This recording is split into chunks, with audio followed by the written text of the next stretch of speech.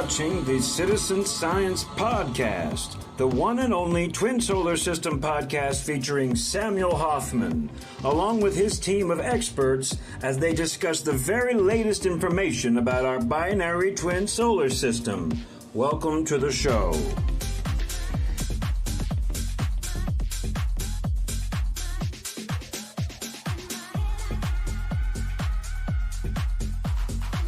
Okay, hello, everybody, and welcome to the Citizen Science Podcast. And as you can see, I'm Rebecca, and I'm happy you are here. We have a really great show ready for you all. I'm excited. All the videos that we have to look at. There's a lot to talk about.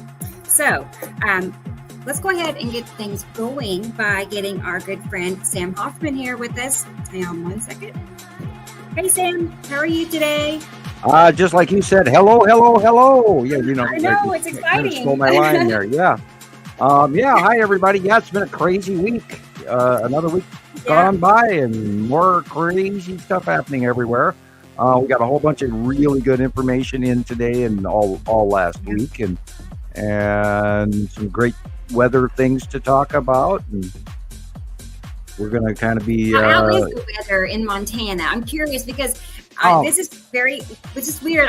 Last night it got down into the 60s, and I woke up freezing. I was freezing. I had a sweatsuit on this morning in August.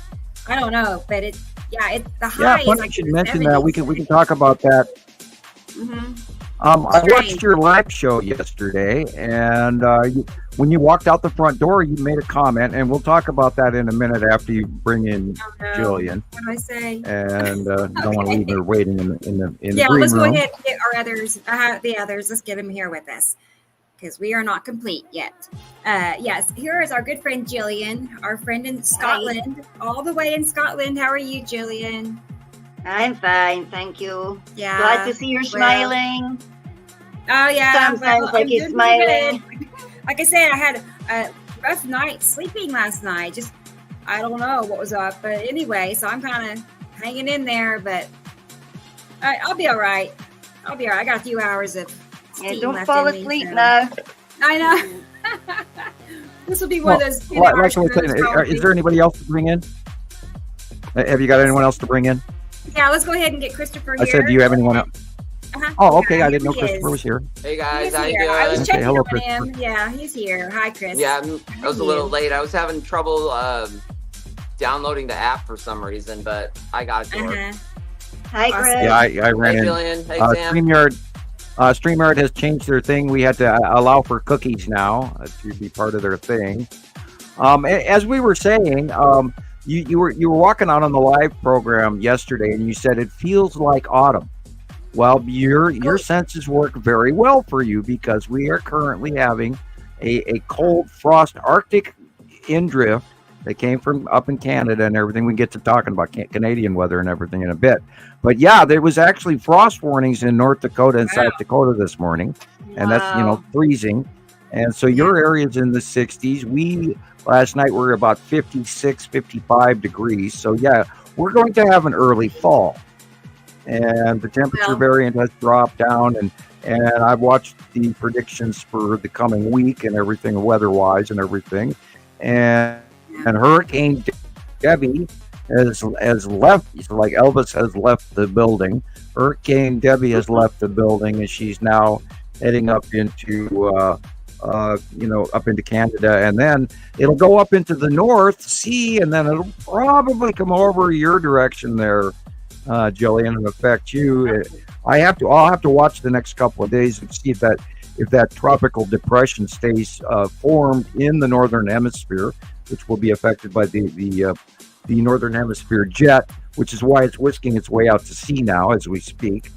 But there's a lot of flooding and stuff, information we can talk about as well. So anyway, I'm glad you guys are all here. It's awesome. We're here for another week. Yeah, I was saying when I spoke sorry, when I spoke to Sam about Okay. my tree telling me it was autumn as well. So you saying it was autumn, it's kind of Yeah. weird. Well, Yeah. one of our listeners on TikTok, hi to our people on TikTok, You Make Me Smile, is mentioning that the leaves are changing. And I've noticed that too. I was like, is my tree dying or what's going on? But the leaves Yeah. are turning orange and yellow. 'Cause it's And, too soon. It's too soon. yeah. And this is crazy. I had to get my little space heater out for the bathroom last night. It was that chilly. So that's unheard of. A heater in August in Oklahoma. I don't know, but that's what happened. So, I'm jealous. yeah, I don't know. It's like, but by now, get this. But next week it'll be in the 90s. Okay, fine. And then the next week after that, it's like 106 every day or something. So I'm going to soak up, go wear my hoodies and everything while I can. No doubt.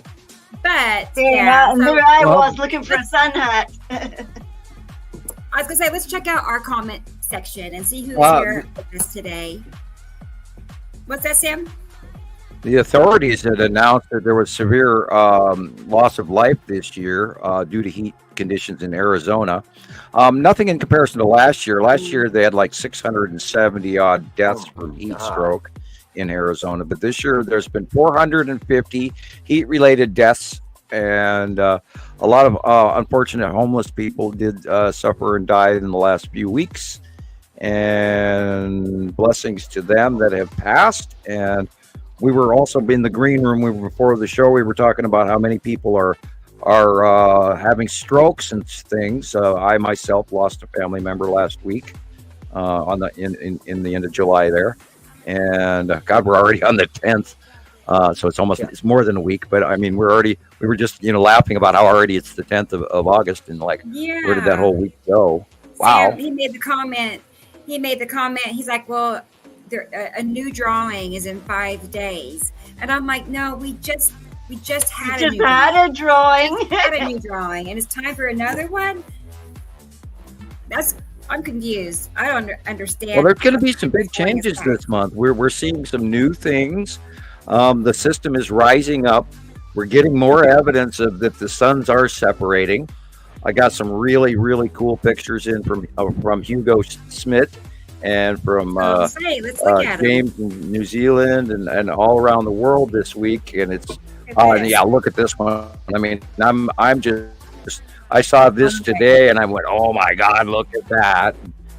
And so I forget. I marked down who this was from, but hey, Sam, before you say what it is, how about we ask our listeners if they have any ideas? Just poll the audience here and see if they have any thoughts or ideas on what you think this could be. Good idea. Think about it.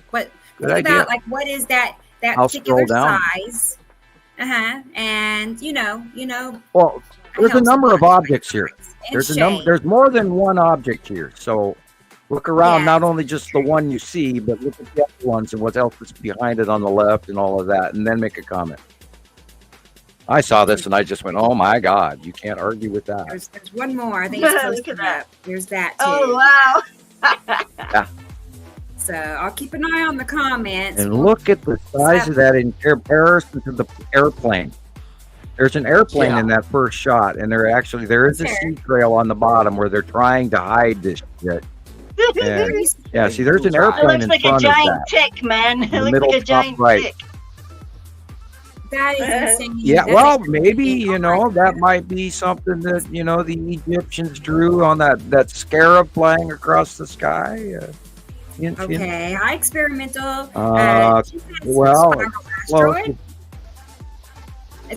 Close. I mean, she's onto it. Close. Yeah. The spiral asteroid is in that first shot. Okay, the spiral asteroid is in the lower middle left.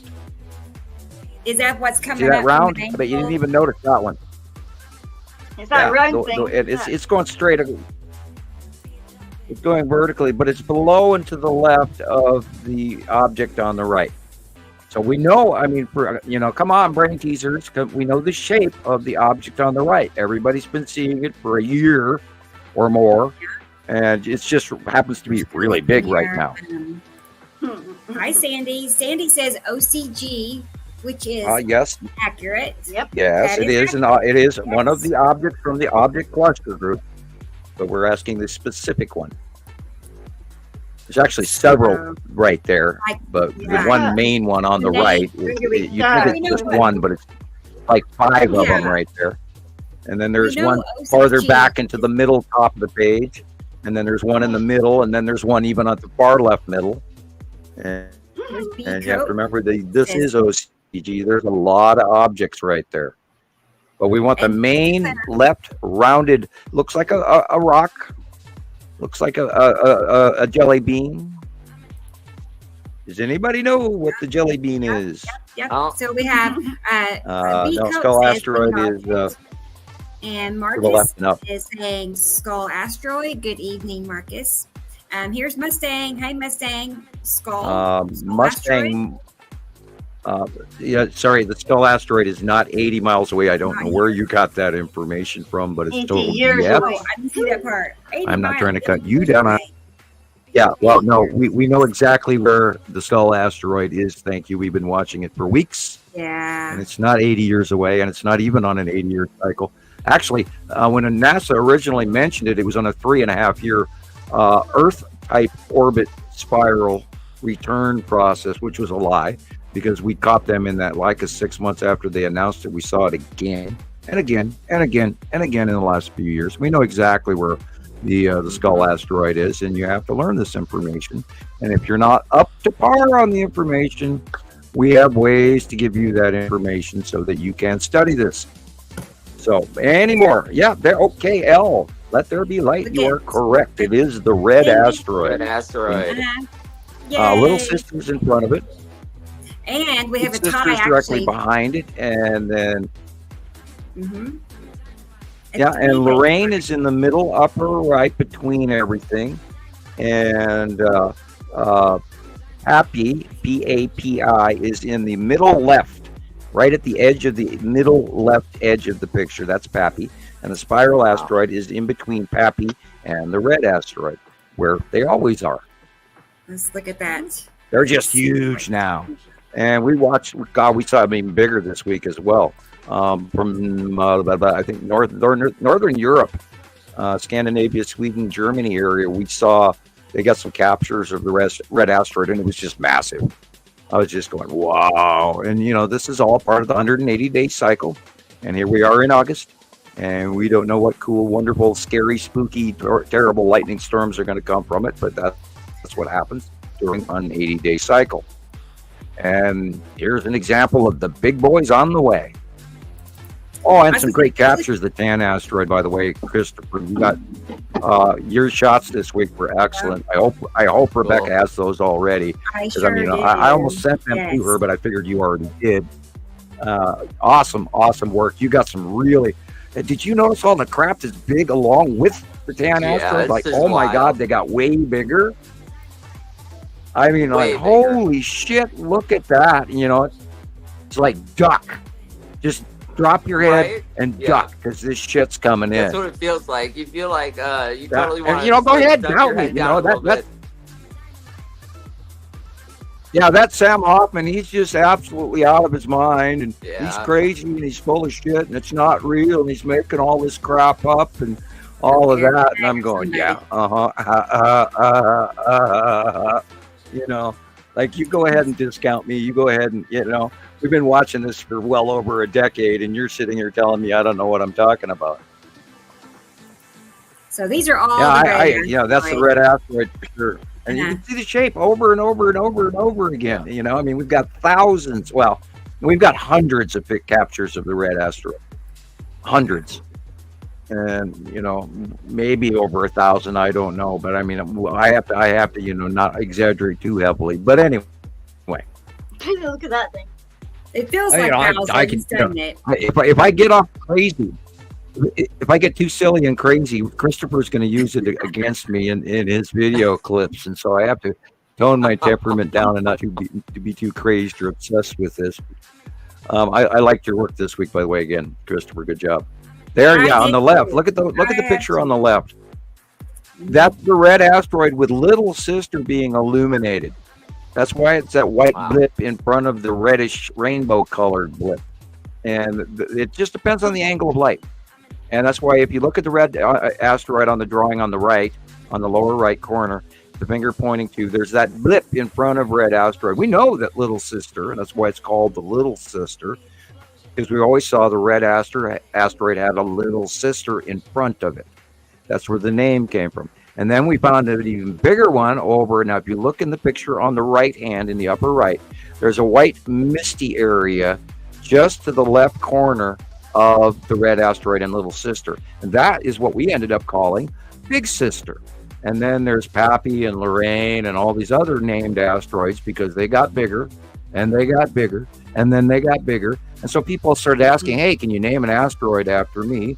So I did that. And, you know, if there's an older member that, or a cherished friend member that wants to ask for another one, I'm sure we can pull one out of the hat for you, because there's 3 in front of the red asteroid per se alone. And if you want to go back to that enlargement of the red asteroid picture, Rebecca, This one here? if you notice on the front of it, yeah, or even the larger one, whichever, but this one works. If you notice on the front, there's 3 little blips in front of the red asteroid. And then we know that there's 3 major asteroids plus a whole bunch of smaller debris in the front of the red asteroid. And here's examples of, I see 1, 2, 3, 4, 5, 6, 7, 8, 9, 10, 11, 12 little things in front of it. And remember, I'm on a 43-inch screen where you guys are looking on smaller ones. And I encourage everyone, if you're really, really interested in this subject, and excuse me, dry throat, talking too long. And yeah, there's more, you know, I just enlarged it, and there's even more there behind it that I didn't even talk about. Oh, there's some pretty ones on the top there. Computer, yeah, there's some dark stuff going on there too, shadowing. If you're really into the subject, you need to view it literally. Oh yeah, hold this picture. You need to view it on a much larger screen, and I recommend that if you want to do some real science, get yourself a home computer, and you know, and a larger screen. And I prefer HP because they last. Everything else is just a joke, and you end up replacing them right away. Computers these days don't last even 3 years, and I have found with HP they can last up to 5 or 8 years. So think about it. It's worth the extra $100 to have a thing that works. Anyway, we lost Christopher. Where was I? I got distracted. Coming, He's invisible, but he's there. Yeah, there's I'm smaller coming. stuff. And it's all getting bigger and bigger and bigger.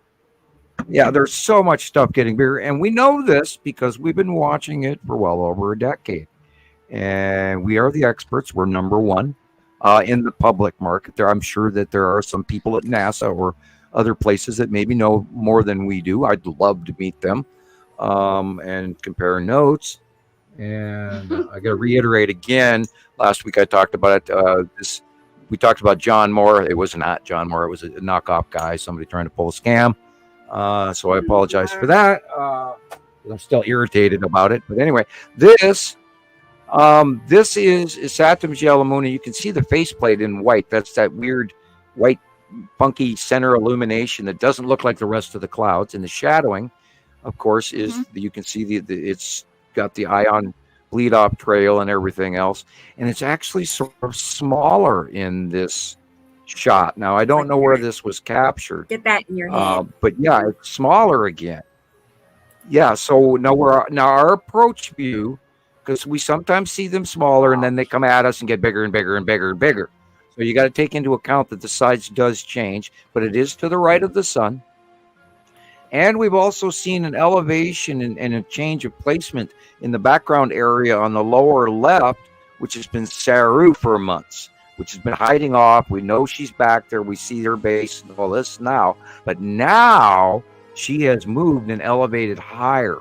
So now she is crossing over the top of the sun in an outward facial view. And this is what I was so excited about today because of Hugo Smith's pictures from Europe, and they matched so many of the other ones, and we'll get to that point later on in the show. Yeah. But this is a smaller version. If you notice that right now in the shot we were just looking at, that Saturn's yellow moon is quite small. But we know, and this month's drawing is going to have to show her the Saturn yellow moon as quite large. So remember that our approach angle, our onset approach view of them will change now because they are raising higher, and their orbit incoming versus exiting versus duration of the day transitions might be changing. And we have to start looking at it in reverse mode, like we did a few years ago when we watched them get bigger and bigger and bigger. So we might now have to take into account that in some cases they're going to be smaller and smaller and smaller in our approach view versus overhead versus what we see coming in during the day. And then, oh, there it is over the top of us. And, oh, there it changes sunset. And some awesome sunset stuff going on. I mean, the other day I saw an unbelievable thing I'll never forget as long as I live, and seriously, sunrise, pre-sunrise, and post, during sunset and post-sunset are awesome for seeing the planets right now. It's just unbelievable. And then, of course, I also have to remind everybody, when you watch the sun come up, if you look pre-sunrise, in the west, because remember the sun comes up in the east. If you look in the western sky, you will see Nibiru before dawn. Very, very large sky filling Nibiru. So don't forget that.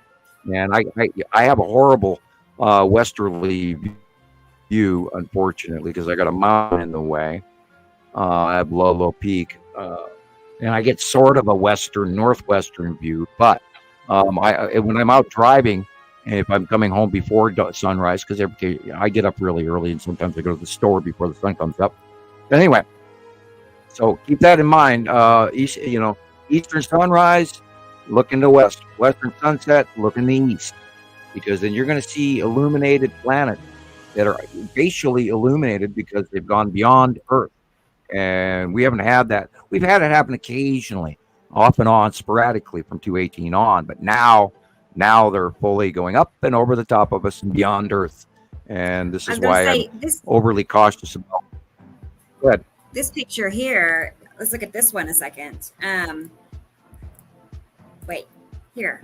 That, when you told me what this was, I bet, well, we could ask our viewers again, you all, what do you think this is? Because you will probably be shocked when you find out what it really is. There are three. There's two planets. There's two planets and a moon in this shot. I'll start with that, and asteroids. Yeah. Wow. Yeah. One's a really small planet. One's a really big planet. One's green and one's green blue. That's a big hint, Sam. I don't know. Yeah. Well, if you're current with the information, then it's a big hint. It is. Mm-hmm.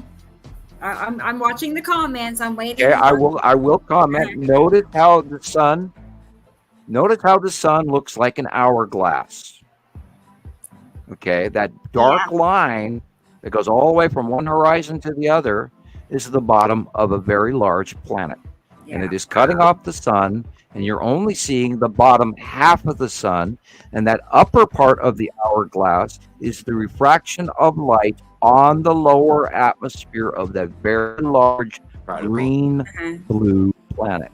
Well, I think for starters, we should say that the entire blue area is other planets, and from the dark line going to the sun down is our sky. Okay, here's another clue for the OCG part. Okay, in the middle left, there is the big three. 1, 2, 3 big asteroids. Right below that white straight cloud, which is the bottom of where does the big three orbit? Below what planet? It's like Audrey and experimental. My got it. I see that now. Attu's moon. I'm sorry, Sandy. Yeah. Attu and Attu's moon are not in this picture. Good job to Audrey. She got that, and also Audrey. Yeah, Audrey is correct. It is. Audrey is correct. And Sarah. The big bottom area is Saru. Nepesity is you can see the best Nepesity core cloud upper center. The big three are in the left hand of the upper center core cloud, and the Saturn yellow moon is in the upper right corner. In front of Nepesity. So, yeah. So let's get this straight. I mean, which shows you how it's weirdly changing. Those vertical lines, they look so much like Nepesity.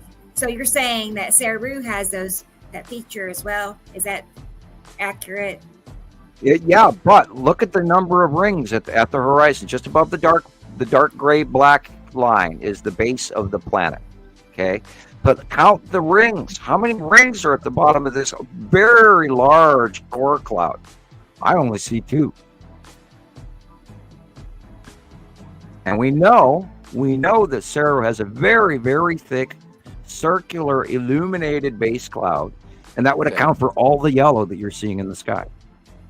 And we have a bunch of pictures that I sent to Rebecca of some older captures going back to 2015, 16, 17, and 18 of Saru, because that's the last time we saw her, and she's back, and she's now in the mix and very close, which is weird, which makes total sense because Nibiru has gone beyond Earth, so of course Saru is following in next, because she's the next big planet. And if you look at that dark, that's the base core.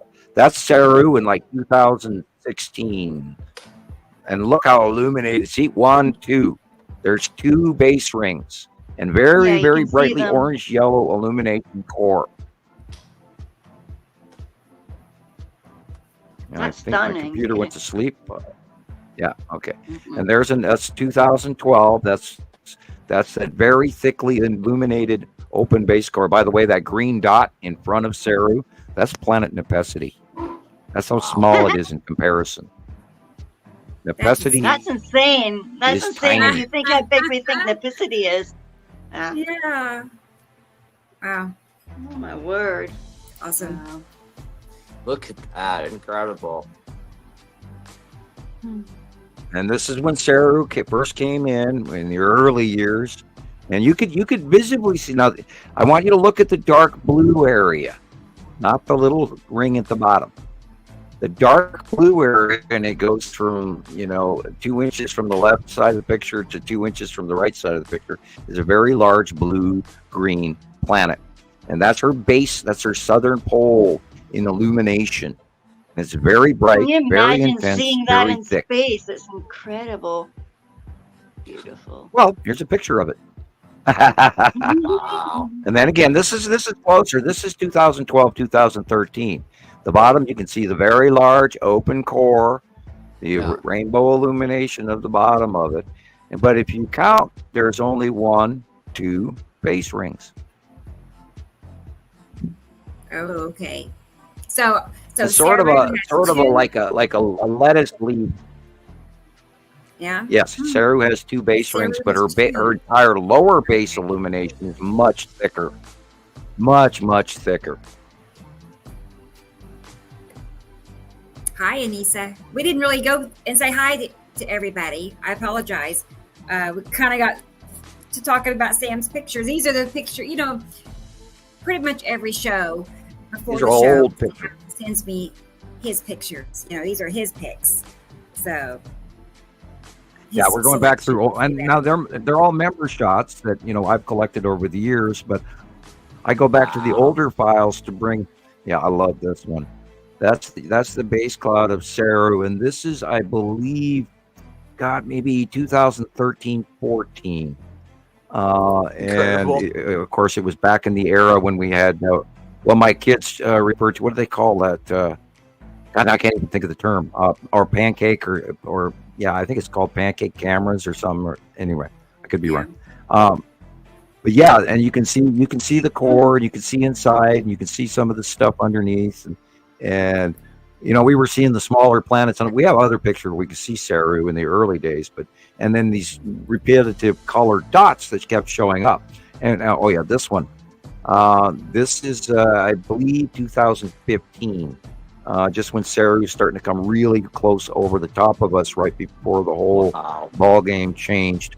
and then they went away from us, and then we ended up face to face with Yuri and Atu, and then we started seeing that part of the orbit model.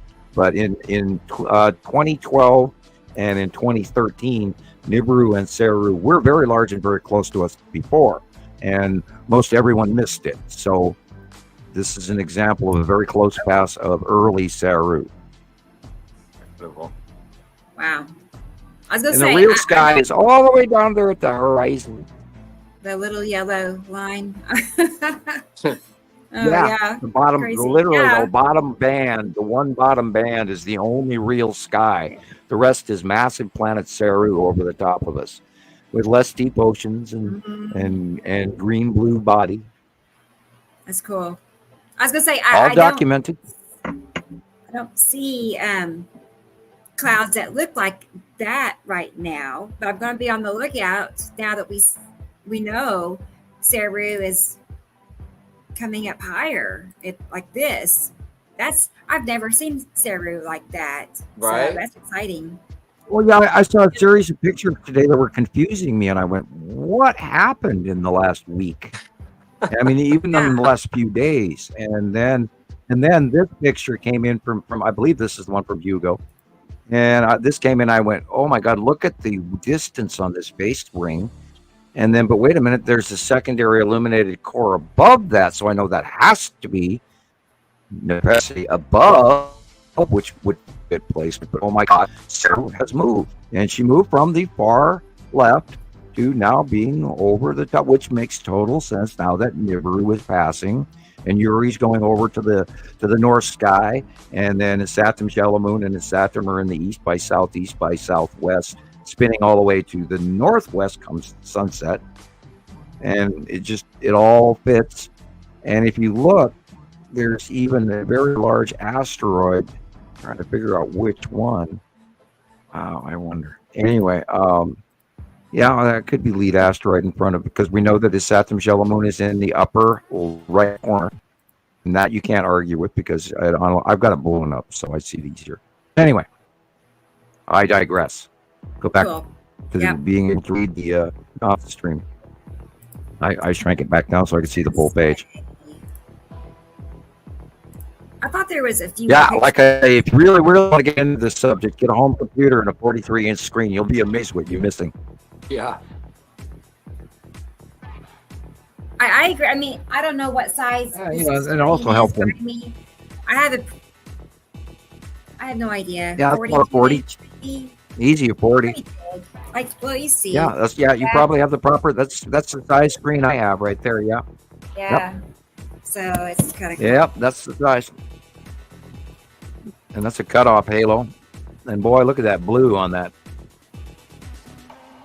What are you looking at? By the way, I was looking at that picture on your screen, and you have to show your last short because it was an excellent short, and you're doing such good work. And I have those ready to go. Actually, material or whatever you want to do. Here's actually it's good because you need to promote. One of them has. Yeah, and then when you play your shorts, it also gives you a bathroom break, or a little scientist room break. And you read my mind, Sam. Did you know? Wow, didn't you know I can do that? I'm not trying to brag, but yes, I can do that. The source tells me. Hi, Maria. That's weird. Okay. Hi, Maria. I just know things I shouldn't know things. That's funny. Yeah. I know. Go ahead and little things. Put on a video and hopefully a long one. And then it's like 6 minutes long, but it's a compilation of my videos.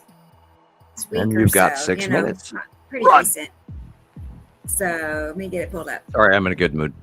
Hopefully I have it already. Here it is. Yep. Sweet. People are not seeing this. Look at this. There is a moon that's not even a planet. That's actually just a moon to the planet called Atu. I won't have to point it out, but I will. There's a round object in the sky. It's very close. It's actually just outside Earth's atmosphere. And technically, these are the clouds from the atmosphere of that planetary object. Wow. Those are not clouds from Earth.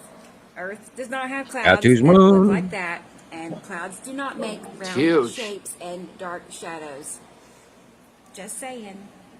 I know he says, that's impossible. There's just no way there could be another solar system passing so close to Earth. And I'm like, look at this. Nah, here's not another possible. planet.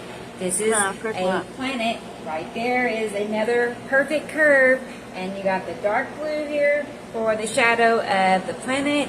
And you have our sky, which is an obvious different color, different everything. And you're like, okay, well, maybe once in a while there could be a perfect curve in the sky, but that wouldn't happen again and again. But, oh, well, just wait. Here we go. See, here it is again. Very same location. Another perfect curve, another shadow in the sky. Here we go again. Here's another one. Yay. It's literally undeniable what we're seeing here. But yes, here is shadow of a planet. This is actually two planets. We have Saturn in front of Nibiru and our sky here. You guys, it's here. Our binary twin solar system is here. And you're like, okay, I'm sure it doesn't happen any more than that, right? Well, actually, it happens daily and worldwide. These planets from the twin solar system are visible worldwide. Here's another example. Here, you can obviously see there is a object there. It is a planet. And these planets, they're big. They fill the whole sky. You do not need a telescope. You do not need a telescope. The entire blue area is planet. Our sky is this sliver right down here. So I think you're getting the point here that we have this other solar system that is passing between Earth and our sun, and what we see are their dark sides, we see their shadows, we see their clouds and their atmospheres. And that's just it. Most of the clouds we see every single day are actually clouds from the atmospheres of these other planets. Here's another example. We have the curve here. We can tell it's there, but this time it's wrapped in its own clouds. Yeah, that's what I'm saying. These are clouds from this other planet. Yeah, wait till you see the clouds going in opposite It's directions. incredible. It's really easy to see them once you understand what to look for. They honestly reveal themselves quite easily. Wow. And we know clouds cannot do this. Literally a perfect curve, literally a perfect shadow. Yep. As suspected, we have a planet here, and then the blue area here, that is another planet. Our sky, remember, is the pale blue area. I'm not kidding. There is literally nobody else talking about this, about how we have sky-filling planets in every direction we look. It is time the world knows what's going on. Yep. And yes, this is the real reason for all the new cloud names, as well as your favorite sky conspiracies. They have to hide this somehow or another. Just saying. You ready to see another planet? So technically, this is a moon in front of a planet. Okay, let's check it out. Oh my goodness. Take a look at that. There it is Our again. good friend Tara in Texas. Day after day, week Proved after that week, a month or after so month, year ago. after year. And this very obvious curve, that is the moon of the planet Saturn. Okay, and Saturn is actually just behind, and you can actually see it quite well. If you look closely, you can see the edge. This is the edge of Saturn, and you can tell right here how there is Perfect. darker blue color behind. That darker blue shadow is the planet Saturn. So currently, Saturn is always located just to the right of our sun.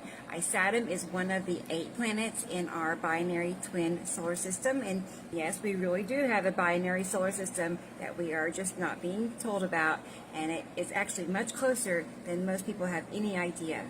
When I talk about these planets being close, I'm talking about them passing just outside Earth's atmosphere every single day. And I know I say this often, Cope, but yes, thank most you. clouds are Yeah. actually clouds from the atmospheres of Alex other is here. planets. It's just that simple. Okay, here's another example. This is Cora? our sky right here. That is If they told planet. you, you'd freak out. That's not our sky. You know that's not That's our Yuri. sky. Nope. How can they not tell us? See the stripes? It's literally obvious now that you understand. That is a planet, and back behind it is another planet. And They're Saru. just incredible. Yeah. And Look at Saru, the right. blue Yuri area. and That Saru. is our sky. And the tan asteroid in Amazing. front with that blue line. Wow. That was it. That Just is the beautiful. Salamander asteroid group and the tan asteroid on the side of Yuri. And this is the thing we keep warning everybody about that's coming and is now over the top of us. I saw some pictures on Newsfeed today, and they were these unbelievable clouds we've never ever in our lifetime seen the like of. And one of the comments down the stream was, "When are people going to stop falling for AI drawn clouds?" Oh, I know. And it's like, oh, now you're throwing that crap out there, and I've seen more examples of that. Where now, Yeah. because AI exists, there's people that go, I'm not going to believe this is real because Right. AI could have done that. Like, oh Isn't my that God. convenient, people Sam? grow a The timing. freaking brain. The timing. It's so perfect, isn't it, Oh my, no Rebecca? It's shit. just No. unbelievable. You know it. Now, You know don't it. believe your own eyes because the computer made this. And that's why they said no one will believe you. That's why they told you that, Sam. You know, Right. they And we had already knew. examples from way before this AI tag came out showing the pictures.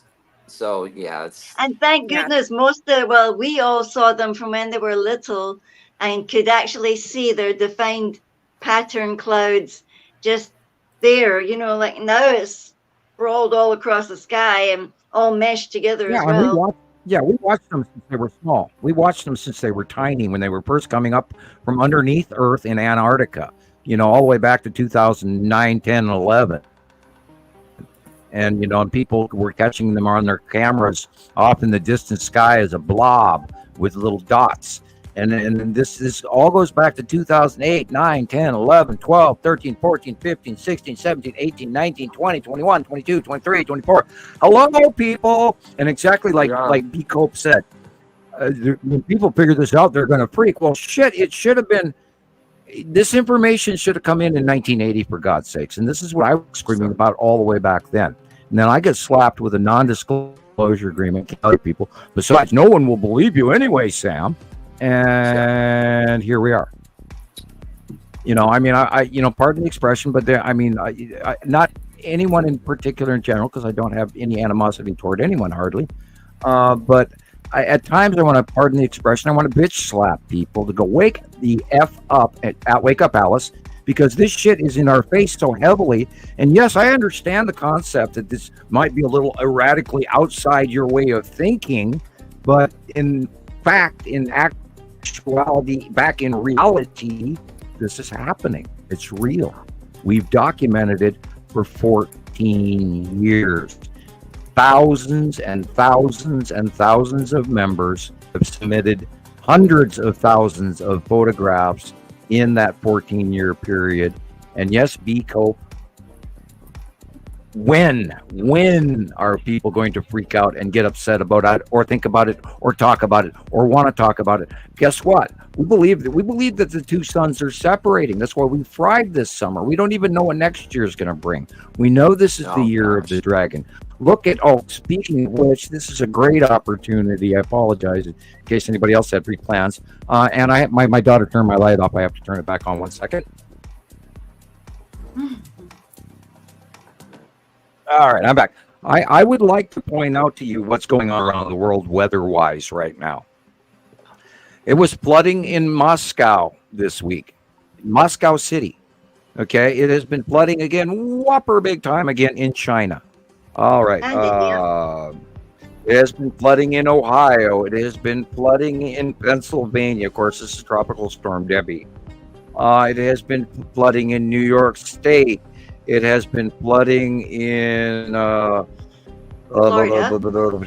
okay. Well, Quebec, and let's see, Pennsylvania, and Montreal. They were playing, and of course, there's also Debbie. Debbie's moved out. I remember that Gillian wanted to talk about the Japan earthquake.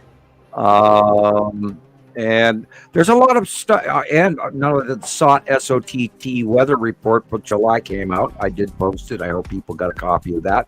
SOTT weather on YouTube. Excellent videos. They put it together in chronological order. I do recommend that if you're not personally looking up this information, you're not going to get it on mass media. You're not, unless you actually go out and search. I've got a whole page in front of me of notes, and I just gave you the fast version of everything. But even in Pennsylvania, those people got over a foot. It was 6 inches was called for, but they got well over a foot in a few hours. And we're talking a month and a year's rain. People, this is not normal. I mean, oh my God, what's going on? Oh shit, what's going on in the South Pole is insane. And the snowstorms and their poor animals freezing in place. In South America and in Africa, and we go ahead, huh? While you're on the topic, I'm gonna pull the I thought video. You were saying something to me. Current events. Yeah, go right ahead. Absolutely. Yeah. I mean, we're seeing freak worldwide weather that nobody's ever seen before, and if this doesn't tell you, then you're full, or you got your head buried in the sand, and it's flooding. So don't bury your head in the sand. This is Pakistan. Pakistan is a dry country. India is just flooding badly. Yeah, Russia, China, Pakistan, all in the same area. I had one of them chase me. Yeah, that's not fun. Oh. But mine was way bigger.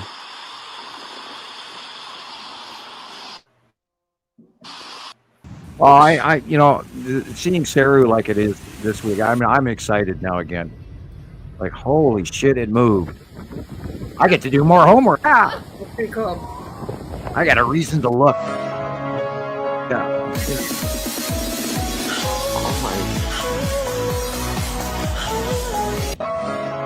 And how about that car payment? Yeah.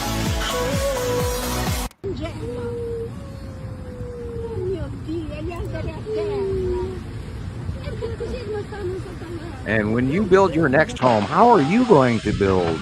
Right. Well, the Romans were smart. They always elevated their boundary area by digging the ditch and then leveling it out in the middle. Right. So they elevated their compounds to avoid flooding. You don't sound too happy. Did you see the planet in the sky shot, that part? Yeah. Oh, yeah. Mount Etna is going, they upped the stakes on Etna this week. She's in a high eruption warning. I was watching the live feed yesterday for a couple of hours, waiting for it to blow again, but it's popping up and burping. Oh, and for the record, all those people that are worried about Yellowstone and that occurrence that happened, it is a normal occurrence. It happens about every 5 to 10 years. It was a steam blast, not a lava blast, so don't waste your time studying that, although I do recommend you check it regularly, Yellowstone, that is, seismographs. And what's going on the West Coast is really interesting. This isn't, anybody that believes this is normal, it's not.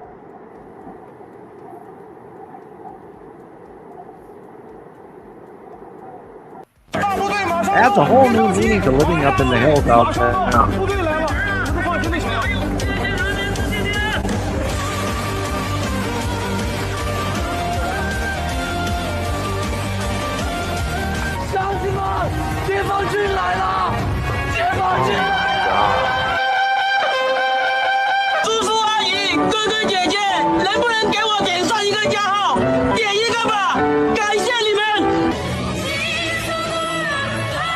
I'd like to point out the year of the dragon.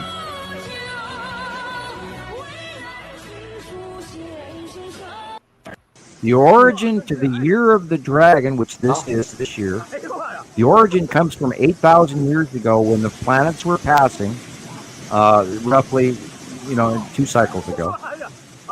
Look at that. And they talked about the Great Flood and the dragon that flew over them and caused the Great Flood. And they actually have a term for that, and I can't remember it. I do need to look it up again. I even mentioned that last week. Yeah, those are carp that are invasive species. But anyway, this is how they recorded that originally. As the dragon flew over, these great floods happened to China, and here it is, the year of the dragon, and ta-da, it's happening. It's been going on to China for 2 years now. There's a drought in the north, and they're flooding in the south.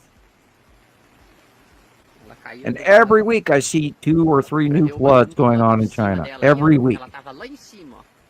For years. Now those people aren't going to have any food. Right. Plants ruined, their crops ruined, the hail. Oh Christ, the hail that hit all the cities around the country. We had hail the other day. It was marble size, gumdrop size. And anybody who's got corn or wheat or barley or hops or anything out there in the fields knows what that can do. And it's damaging. It limits your crop. Oh, and the landslide in BC cleared and minorly flooded. Now they're expecting another one. So for you folks that are following that story.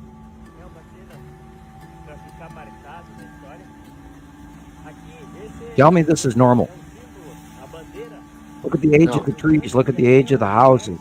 They wouldn't be there if they had normal floods. Right. That's a 100-year-old house, if not older. Either they needed to paint last year, or that there was so much flood water that, I mean, look at the height of the rubble. Yeah. Look at the height of the rubble that all got washed downstream and captured there. And that does damage. And it takes years to clear that stuff away. Look at the water.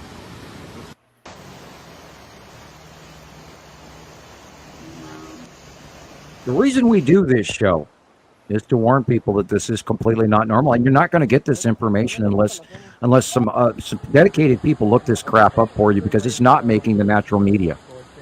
And I think that's a media crime. Yeah. I mean, that's a $30,000 car standing there. Goodbye. And you get seawater or whatever, or even any water in your car like that, and it's going to rust out. All the material inside is going to rot. All the electrical is going to rot. And then be careful when you buy a car, man. If you buy a used car, make sure it's never been in a flood, because there's millions of them on the market right now. Everybody's flooding. Look at the power of that water. Look how fast it's moving. Look how much there is. Wow. Oh, poor guy. Now remember, if you go over the height of your ankles, water can sweep you away. You cannot even, if you go up to your knees, you should expect to fall down and get washed away. Past your ankles is the limit of what you should do, unless it's so deep and so slow that you're like chest deep. Well, then you can walk through it, but I wouldn't recommend it until, and then take antibiotics later, because you're going to be getting all kinds of nasty. Yeah, bridges are coming down everywhere in China. I think this is in China. Yeah, those barges hit those central beams and they damage them. And then I think, this bridge does come down. Wow. Wow. I saw the news reports, but I didn't see this part. I did not see the barges crashing, and I only saw the bridge come down. It's been happening a lot lately. Barges hitting bridges. Yeah. Roto-Rooter, that's the name. You just flush your troubles down the drain. Oh, no.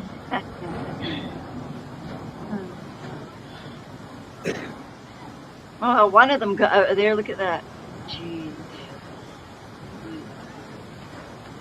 Yeah, later on this bridge comes down. God, are there people Free on commodities downstream. Yeah.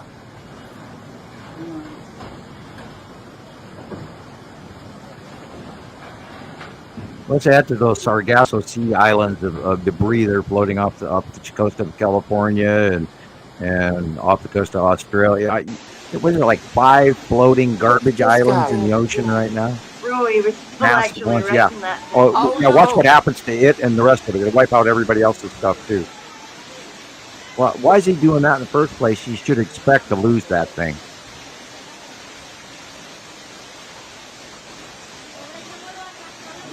I don't think they taught common sense in his school.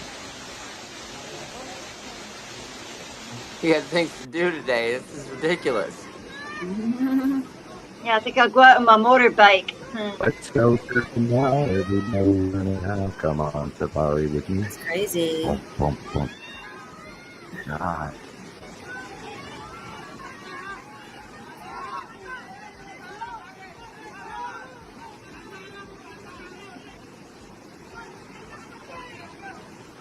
What are they trying to do? I'm a firm believer in keeping a very long length of rope at your house.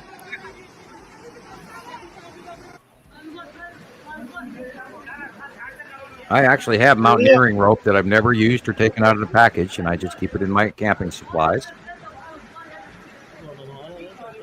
Yeah, I bought rope the other day. When I go backpacking, I take a like a 150 foot strand of rope, and I tie it to the outside of my backpack. Yes, it's about 3 pounds, but that way you've got some real sight, finger thick or greater mountaineering rope. Oh my Oh. god. And you never know, yeah, if they somebody said falls there's off the gonna be edge of a a cliff, you drop the rope down. They said there's going to be a sinkhole in the Wow. middle of Inverness as well. A sinkhole was forming in the That middle means of they've got Inverness. seismic activity. Oh, joy. I'll have to look that up. Yeah. Maria says that Juneau, Alaska's flooded as well. 今天的8点18分，衡阳市南岳区 I believe it. I haven't looked at her weather recently, but 因山洪引发山体滑坡，造成一栋 yep, it's happening worldwide. Everybody's getting more rain because, yes, this is climate change is real, but not for what they tell you it is.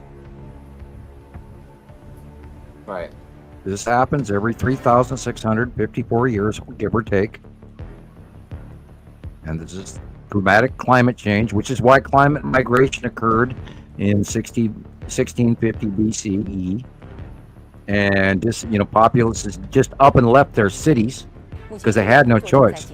Things changed, climate changed. They show these pictures and these studies of archaeology. Well, these people used to live here and they survived living off of goats, blah, blah, blah. Look at that. But what they don't take into account, wow, that's cool. What's that? Wow. What is that? Wow. Oh, it seemed kind of slow, Wow. right? Wow. Well, it could be an asteroid. I mean, We Whoa. are expecting them. Look at that. sorry. I just wanted to see it again. Yeah, look at it. Look how big it is. It's like an Olympic torch, that It's thing. bouncing. Yeah. Yeah, well, that's Oh, probably the what's it shape do? of things to come, boys and girls. Remember, 180-day cycle. The small shit I wonder doesn't where that necessarily thing went. stick. The small shit can come off. Right. Oh, it probably Oh my kept going off. It looked like it was bouncing off the upper atmosphere because it was physically bouncing. So, and they, remember, it's not gravitational, it's electrical. And Earth has an electrical sphere around it. And if it's oppositely charged, it will literally skiff off the electrical outer atmosphere of our ionosphere at the upper bands, like 3,000 miles up off of Earth. Yeah, like So they pebbles do on the bounce water. off. Yeah, they hop like a stone across Like pebbles on the water. Exactly. Yeah. Mm, Right. very Right. cool. A flat stone. Well, Yeah, not and look, very cool, this is but going wow. on everywhere. This is our new normal weather, ladies and gentlemen, and dogs too, and can't forget cats. Better get our Maybe cats iguanas. some I don't. floating baskets, And no eh, hamsters or Rebecca? anything. No. Need something to float our cats in, Rebecca. I know. We need little cat rafts. Yeah, cat rafts, yeah. I I know. have to teach them to jump Gosh. in when they know. Well, I Maybe always we tell do that, everybody, man. we've got a perfect, all those 2-liter, all those empty 2-liter Pepsi bottles around the world that everybody has laying everywhere. If you wire them Yeah. together, you can build an ark. Sure. Yeah, The I've new seen Noah's somebody Ark do that. is wired Yeah. together out of Pepsi bottles. Yeah. You can see, Water World swimming on my Pepsi bottle ark. Have you seen the sky? Like there was a sky thing there a minute ago. Oh. Yeah, our sky was clear today, and then all of a sudden it got really cool, cloudy, and the moisture, that monsoonal flow that's coming up from Mexico, Christopher. What do you think of that? Have you ever seen weather come up from Mexico before? Not I've like never this. seen weather monsoonal flow. Yeah, I've seen minute monsoonal flow in years gone by in Arizona and and Utah, and minute. But we got a repetitive weeks, months long monsoonal flow coming up from. It's coming across from Africa. It's going over the northern coast of South America. It's going onto the Yucatan Peninsula and then going due north all the way up through California and Washington State. And that's what happened in our clouds today. Is all of a sudden we got monsoonal flow from Mexico. Explain that one to me. Never seen it. I'll be back in a minute. The Earth is tipped. The weather's different. We're getting stronger, more severe storms because of the fact that the northern hemisphere and the southern hemisphere wind directions, atmospheric patterns are going the same way. And then what's going on in the troposphere at the equator is just insane. Yeah. There was a couple of tornadoes like in North Carolina and New York State yesterday, by the way, and they don't make the news. There's even like a class 3 tornado. For storms. I didn't. Sam. The most notorious is close past Nepenthe, because it's a smaller planet and it drags up when on a close pass because it rotates faster because it's smaller, and it will actually gather up some of our upper atmosphere, pull it up, and then the oxygen and our moisture and everything gets pulled up way high. That's why we got that. What they refer to as gorilla hail, because it pulls our atmosphere so high up 60, 80,000 feet, which is unheard of. Way, way, way high, and then it creates these big, grapefruit-sized gorilla hail. And then when Nepenthe pulls away, it rain bombs and drops all that crap. So the most notorious is Nepenthe. Attu and Attu's moon caused some rather intense weather. And, of course, the OCG, Object Cluster Group, close passing causes horrendous weather as well. Lightning storms like you've never seen. And they're awesome, but they're freaky and damaging as well. I like watching them. I don't like being under them. I've been under them a few times now. That's what happened to Missoula. I swear we had a close pass. We had class 2 hurricane storm started right over the top of me. And it came off the mountains and then hit the Missoula Valley. And I'm at the southern edge of Missoula Valley. And it came around Lolo Peak, and it started and it nailed us and went on from there. And it caused hundreds of thousands of dollars worth of damage all over a very large area of the county. And it took 2.5 days to get our power back, so we're in our water and internet and all of that. So, How's your thank God we didn't have any there? flooding, but we did it again yesterday. We were pulling all this last of the smaller sticks out of the yard. And remember last week we were talking about how my back hurt and I was having back trouble. Yeah. Well, I got really, really tired mowing the lawn and getting everything going yesterday and carrying garbage can after garbage can of sticks to the garbage. And then I was sleeping last night, and about 3:20 in the morning, I'm asleep, and all of a sudden I hear, as I'm waking up to feel it, my back go pop, and my hips, just a couple of vertebrae above my hips, popped back into place. So today I'm dancing around. It's a little sore, but I can actually walk, and my back doesn't hurt. And it's like, oh my God, night and day. And I got up at 3:20 this morning because of it, and it was like, oh my God, I feel so much better. And yet it's still sore, but oh no, it actually physically, I was asleep, and all I did was turn and roll over, and I heard it actually physically pop, and then it was electrical stinging, so much so that I actually went, oh shit, and I woke up. And I've been up ever since, and I feel great. A little extra exercise made that come back, because I was pushing a lawnmower all morning yesterday from 8 o'clock on. We worked until literally noon cleaning up the last of the sticks, and I had to let my grass grow back because it was mostly dead. I had watering issues with my pipes, which is now fixed, and I brought my lawn back. Now my lawn's manicured and looks good again, and it's being sprinklered as we speak. So, but yeah, it was funny. My back went back. I was just happy as hell. My back was better. Yay! Anyway, and people are feeling this stuff too. They're suffering from passing planet. We're all feeling it in our brains and our bodies. We're nauseous. We got headache. Our ears are ringing. We're getting seasick. We're having emotional clearinghouse issues where shit's happening in your brain and you don't know why. And there's a lot of our friends are dying.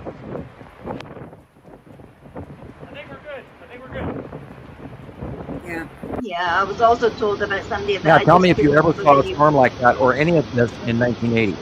Did you ever see any of this activity in 1990? Did you ever see this activity in 2008, 2010? No. This is onset. Never. This is close passing planets, people. Like, I don't remember floods with changed. cars, Not like this. rolling down the street. Yeah.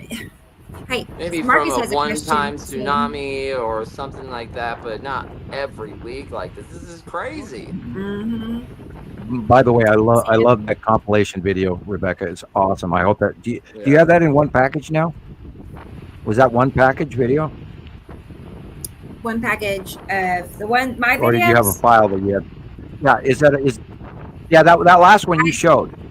Is that one video that's available? I could share it like that. That's awesome. Good. That's okay, I will. yeah, it is. It's It's the best representation I've ever seen of you pointing out the. Yeah, I love it. And is so in the basically way you obvious. say Yeah, it just made me laugh. and I wanted to add. I wanted to talk over and go, duh, Einstein, the planet had been here for a decade, and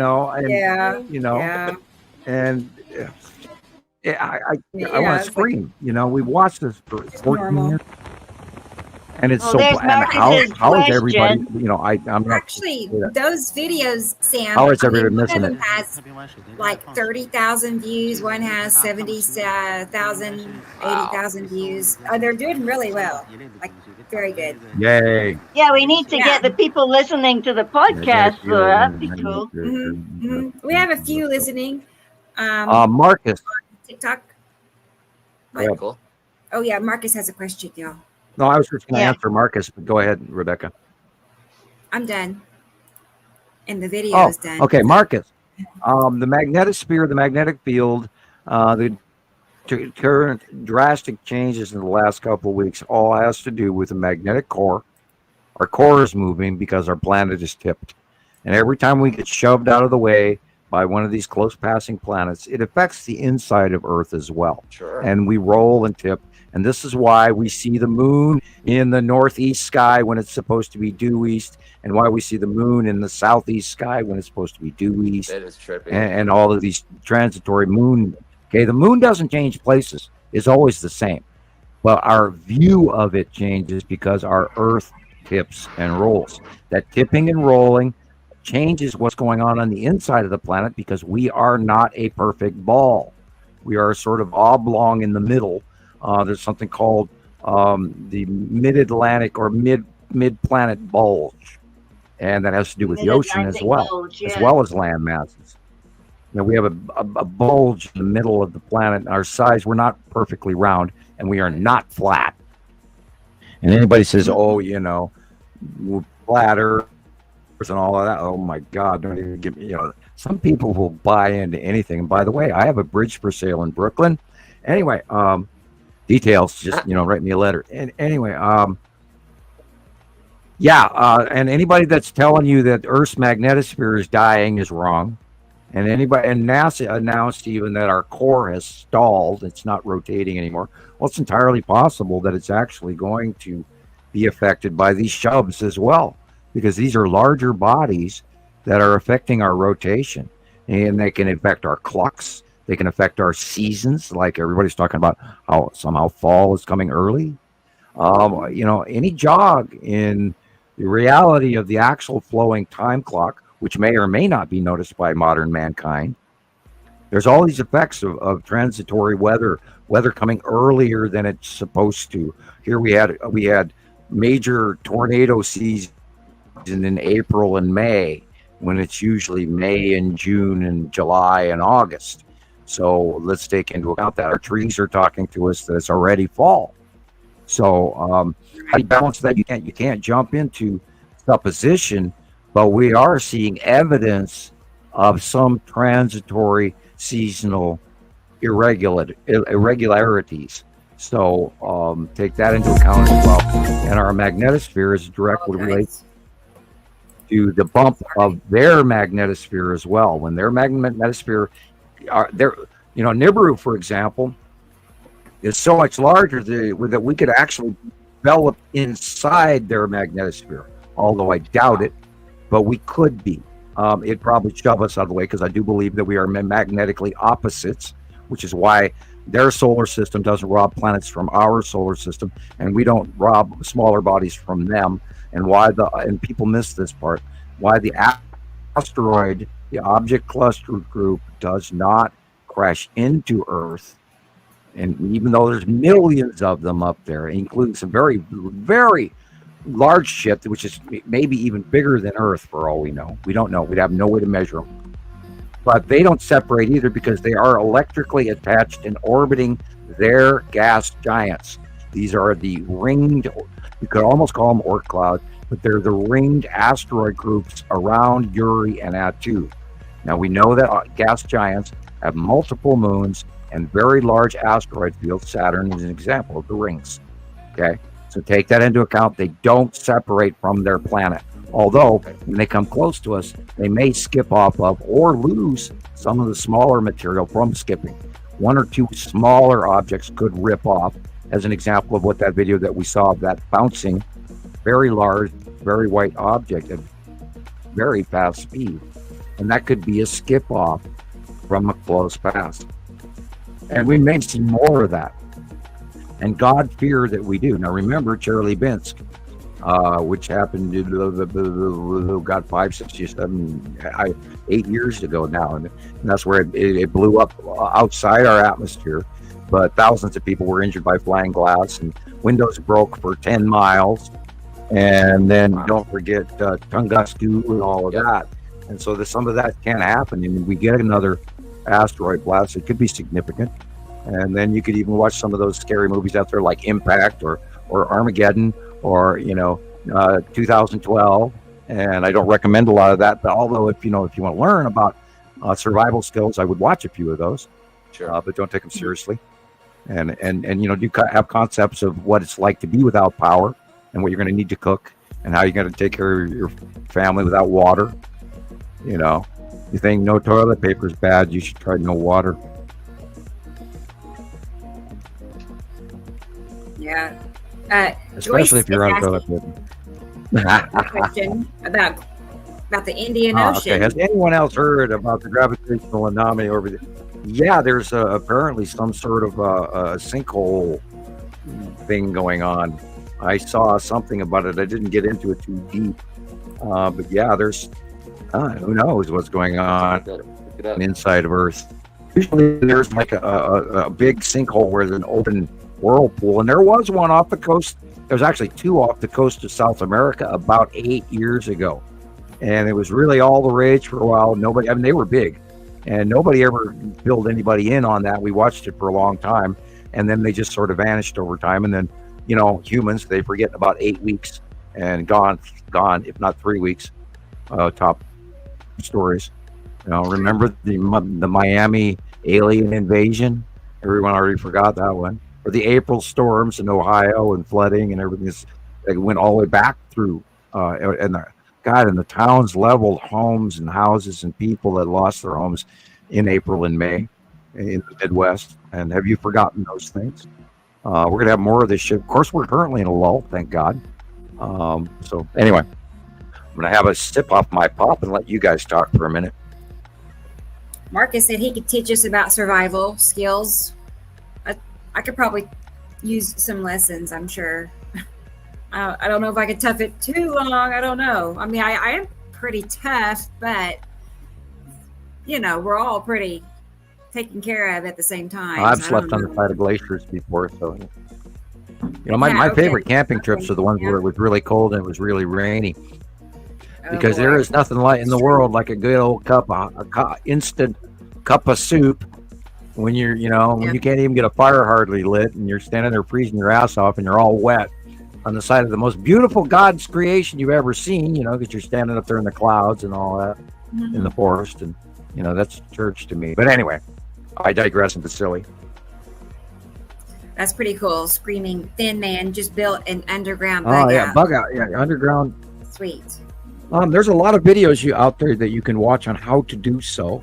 I absolutely recommend having 4 or 5 tarps in the construction, which will last you a few years at most, prior, and learn how to do that. Underground, it's semi-dugout. And there's a lot of videos out there on how to do that. I've watched quite a few of them. And I've known for years how to do all of that. And I'm a firm believer in like a hobbit house. And now they've even got something called foamed cement construction. You can look into that for those of you who have money and can want to build a semi-new home, semi-underground, like a hobbit house. I recommend doing that for anyone who's about to build, because that way your roof doesn't get blown off. And if you do have a forest fire or a drought, then everything above you is the issue. And if you have grass in your area, it'll burn off, go by your house, and then you'll be fine. But if you have a standard house in a forest fire and you have grass and it burns by your house won't be there. And it happens in 15 minutes. And so we have to rethink how we do everything right now, because we are in climate change, absolutely. So, and if you have trees and you have a regular normal house, if you have a yard, mitigate all your fuels away from your home. Keep them the hell, and grass is fine, keep your grass green. That won't burn. But a firestorm is a firestorm. And that means sideways wind at 75 miles an hour, and anything that's going to burn will burn. And they'll leave the trees behind. Everybody goes, oh, it's DEWs, direct energy weapons. No, it's not. It's called a firestorm with high winds. And the green trees in high winds, they'll light on fire, but they won't burn because they're green.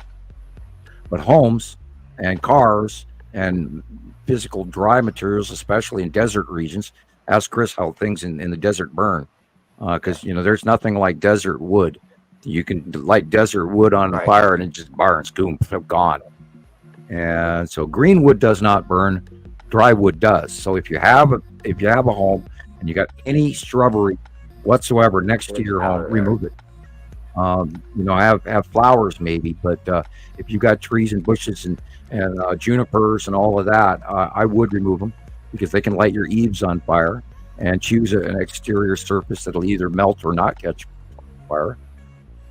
And then I'm a firm believer in metal roofs if you're in a forest, because embers will drop down onto your roof and light your house on fire. So a metal roof will mitigate that. And I also ask that people install roof sprinklers with a separate gas-powered pump if you can afford it. If you own property, you probably can. And then have a containment area where you can pump your own water from a tank over the top of your house during a firestorm, and you'll have a house. And think about these things. Pre-planning, survival skills. I don't know. Maybe I'm preaching here. I don't think so. But I know in North Dakota they repurposed like an old army ammunition site. There's all these like bunkers. You can buy one of these bunkers for $50,000. Oh, I'd love to have one. Right there, I'd love to have one. They're above ground, but they're buried. And yeah, there's a ton of them. It's crazy. You can look it up on the internet. Well, my question is is a Walmart close by? And they're not. That's the problem. That's why I still live in Montana, is because we have. By the way, Montana's population sure has grown. I was looking that up the other day. I was a little surprised. We actually went over 1 million, which tells you that and most of the people live on my side of the state, from the the middle of the state to the west, and it's far less populated over on the eastern shore. We always call that Western North Dakota anyway. So that's that state argument, because we have a bobcat grizzly college issue here anyway, and some people know what I mean, other people it doesn't matter. But anyway, Yeah, living in the mountains, I love Montana. That's why I'm still here. Not only that, we will have the water when other folks won't. And I want to rewarn. 2 years ago, all the major rivers around the planet, dried up. This year, it was the Amazon on the southern hemisphere. And I'm not getting any listings for what's going on in South Africa and in South America and Australia. But if you have that information, please look it up, send it to us. Because I'm probably pretty sure that some of the major rivers in the southern hemisphere this year are drying up and we're not being told. And I don't know them well enough to do a major study, although I could learn. But if you get a wild hair and you want to do that and look that information up for us or for yourself even. Trees are burning from the inside out too. Yes, David. There's all kinds of stuff going on from. And I've seen those videos. Like, what is causing that? Like, why would a tree underground fires happen? Well, because underground fires happen in the tuft, in the duff, whatever you want to call it, or if you have a coal area underneath your city. And there's coal towns that lit on fire 50 years ago and they're still burning underground, and they just bury it all the time regularly. And then it burns and burns and burns underground. And you can look that up. Coal mines on fire in the United States, for example. You can find that on YouTube. The question is, you can look anything up if you want to learn about it. But they're not going to hand it to you. Yeah. Israel, his name is Islam, is That was okay. interesting. Yeah. Nibiru, yeah. Cool. Nibiru is the very large gas giant. It's also known as Hercules. It holds the 2 stars from the binary solar system. Perhaps it is written in the Quran. I do not know. I have never had an English version of the Quran to read. It's the best I can answer on that. I was going to show a video next from Alexander in Germany. I know he's watching, and Yay! he is. It's probably like 11:30, maybe. I don't know, but I thought, well, Yeah, well, it's 25 past 10 here. okay, somewhere in that vicinity. Late enough, but not too late. So let's go ahead, and I have this one ready to go. This is Germany, everybody. He's so talented. Like, he is like a legit photographer. Alexander is. We've got some good, really nice. I watched a video of his on the moon, Thank and he you, can Marquez. post Yeah, nobody thank gets. you. Wow. Did my dog jump up on my chair again? Oh yeah. He made an appearance. I saw this yesterday, and that is the Saturn's yellow moon right there. Faceplate and the ion tail directly overhead where Wow. he is. See the flame-like internal clouds, and you probably also have the long box in there. Looks like it. Yeah, see the straight line shadow with the 3 stripes? Right above the telephone pole. Yeah, that's the Saturn's yellow moon, and that big blue area is the Saturn directly over the top of us. Wow. Told you it's changing. Look at that. Faceplate and all. It's just that white line right there at the bottom right there.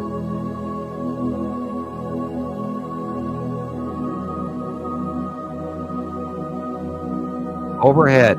Wow. Boy, how am I going to draw that? I know. I mean, it You changed need in a the couple last of week drawings, even. Sam.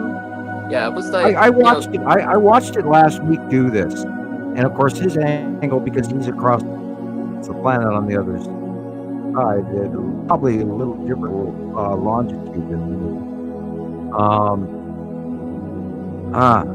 Yeah, I saw this happen, and it was in the north sky and my northeast sky, and I watched it. And it sat there. I described it on last week's show, and then I went to the radar and looked at the storm cloud pattern around it. Yeah, look at that flame-like clouds. That is the Saturn's yellow moon.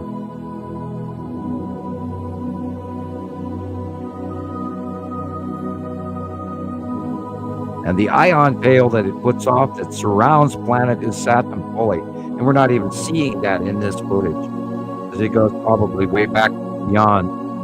Yep. Moon. See the little mini bubbles, little mini clouds. There's the ion tail right there, all those lines. And that's the bleed up that comes from Saturn's yellow moon and goes around the entire very close orbiting planet. Probably see that line right there is probably the edge of the Saturn. That whole deep blue area. Yeah, that's kind of odd. Oh, look, asteroids. And that's from the other stuff behind it. That's not underneath the Saturn's yellow moon. That's far away. Yeah, those are the flame-like clouds of a Saturn's yellow moon. Argue with me, I dare you. On a planet. And we've never seen them this close ever before.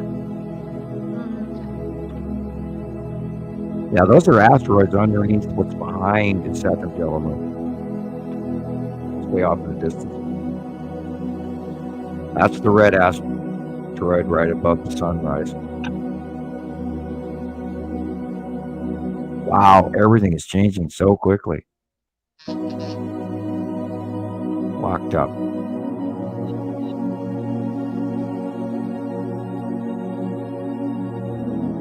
I think that straight line core illumination could have been necessity. Down at the lower right hand. That's the flame-like cloud going around. It's at the yellow moon. Look at the size of that thing. It is huge. And those clouds, they look like nothing that we're, Earth clouds. That doesn't look normal. You've never seen this pattern of this drag off going through, over the top of us through space. No. And then it matches my drawings too. They're It does. All of that. Uh-huh.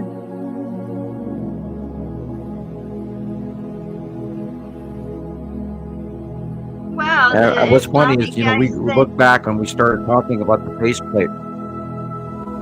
Go ahead, Gillian. So, that guy was telling us the name of that thing, and it's called Altarik. It's the night star, it's called. That which comes in the night, the nightly visitant, the night comer. Huh. Very cool. Well, now interpreted, it does come out of darkness, and it doesn't shine. It's a gas giant. It's orange. That's the orange brown thing that everybody referred to as the brown dwarf, and it's not. What it is it's a gas giant, but it's so massive it holds the two stars. And people have to realize that there are things out in space that are much, much larger than our sun even. And we're tiny compared to our sun. So there are big, huge, massive things out there. That's the stripes of your... that's still the Saturn's yellow moon. Never mind. Get that back. I was thrown for a second. There's so much bigger stuff out there that you wouldn't believe. And comer in the night, that could be a way to describe that, yes, it is coming out of the darkness towards us in a very nutshell description on short. But you always have to think about, what the texts or the scriptures or whatever are laying out and who they're talking to, who is their target audience. And Nibiru is something that holds both stars. Yes, amazing. When you say it like that, it holds both stars. Can you imagine how profound that is? Wow. An electron cluster. Yeah, this is the video I saw of Alexander's. And look, in a minute here, you're going to see how close he actually can get. And he's also going to point out an illumination area on the left of the moon. So watch the moon and then watch the illumination that's going on to the left.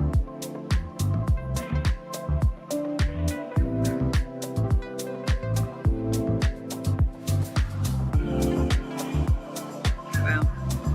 That's cool. That's the moon. It's weird when you see the moon and the sun. Oh, and look how close. I thought I saw a plane. Oh, airplane. Hello, Moto. Is that a bird or a plane or a fly? Superman. Yeah, I've just been Stalling on me, darn. spreading my screen here to see it big. Look at that thing. It's like, I love to play with my camera phone as well to see the moon and the sun. But this is the sun. Look how close up you get. Look at that. It looks like There the you can sun. see. There you can see it's a plane. Look. Maybe it's not the moon. Maybe this is the sun. I could be wrong. I thought it was the moon. This is the There you moon. go. Okay, this was the video I was talking about. I apologize. Yeah, I was thinking, Sorry, Sam. I'm It's so used similar. to taking pictures of mine. you caught me. You caught me in a dumb moment, but that's okay. Sorry. It Yeah, looks watch like how close I'm to this. This is the one Oh, I was there's talking an about. Yeah, this is definitely the moon. Moony. Yeah. Wow. Look at that. You can even see the paw print on the upper right hand corner, right where it's supposed Look to at be. that thing glowing. Yeah. Now What's watch. that? I will restate it. Watch the illumination that goes on left of the moon. Yeah, his equipment. If he can actually get sunspots on the sun, he's got good equipment.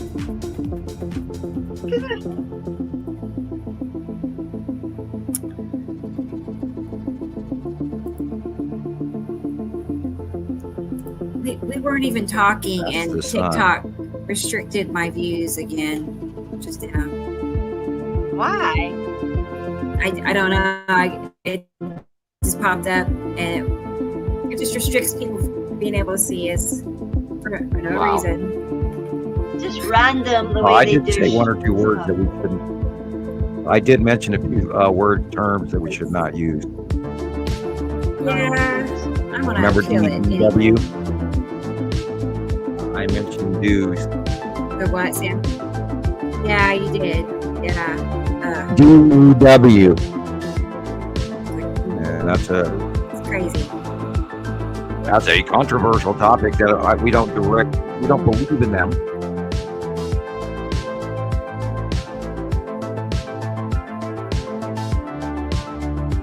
They don't need help screwing with our environment. Thank you. It's doing it all by itself.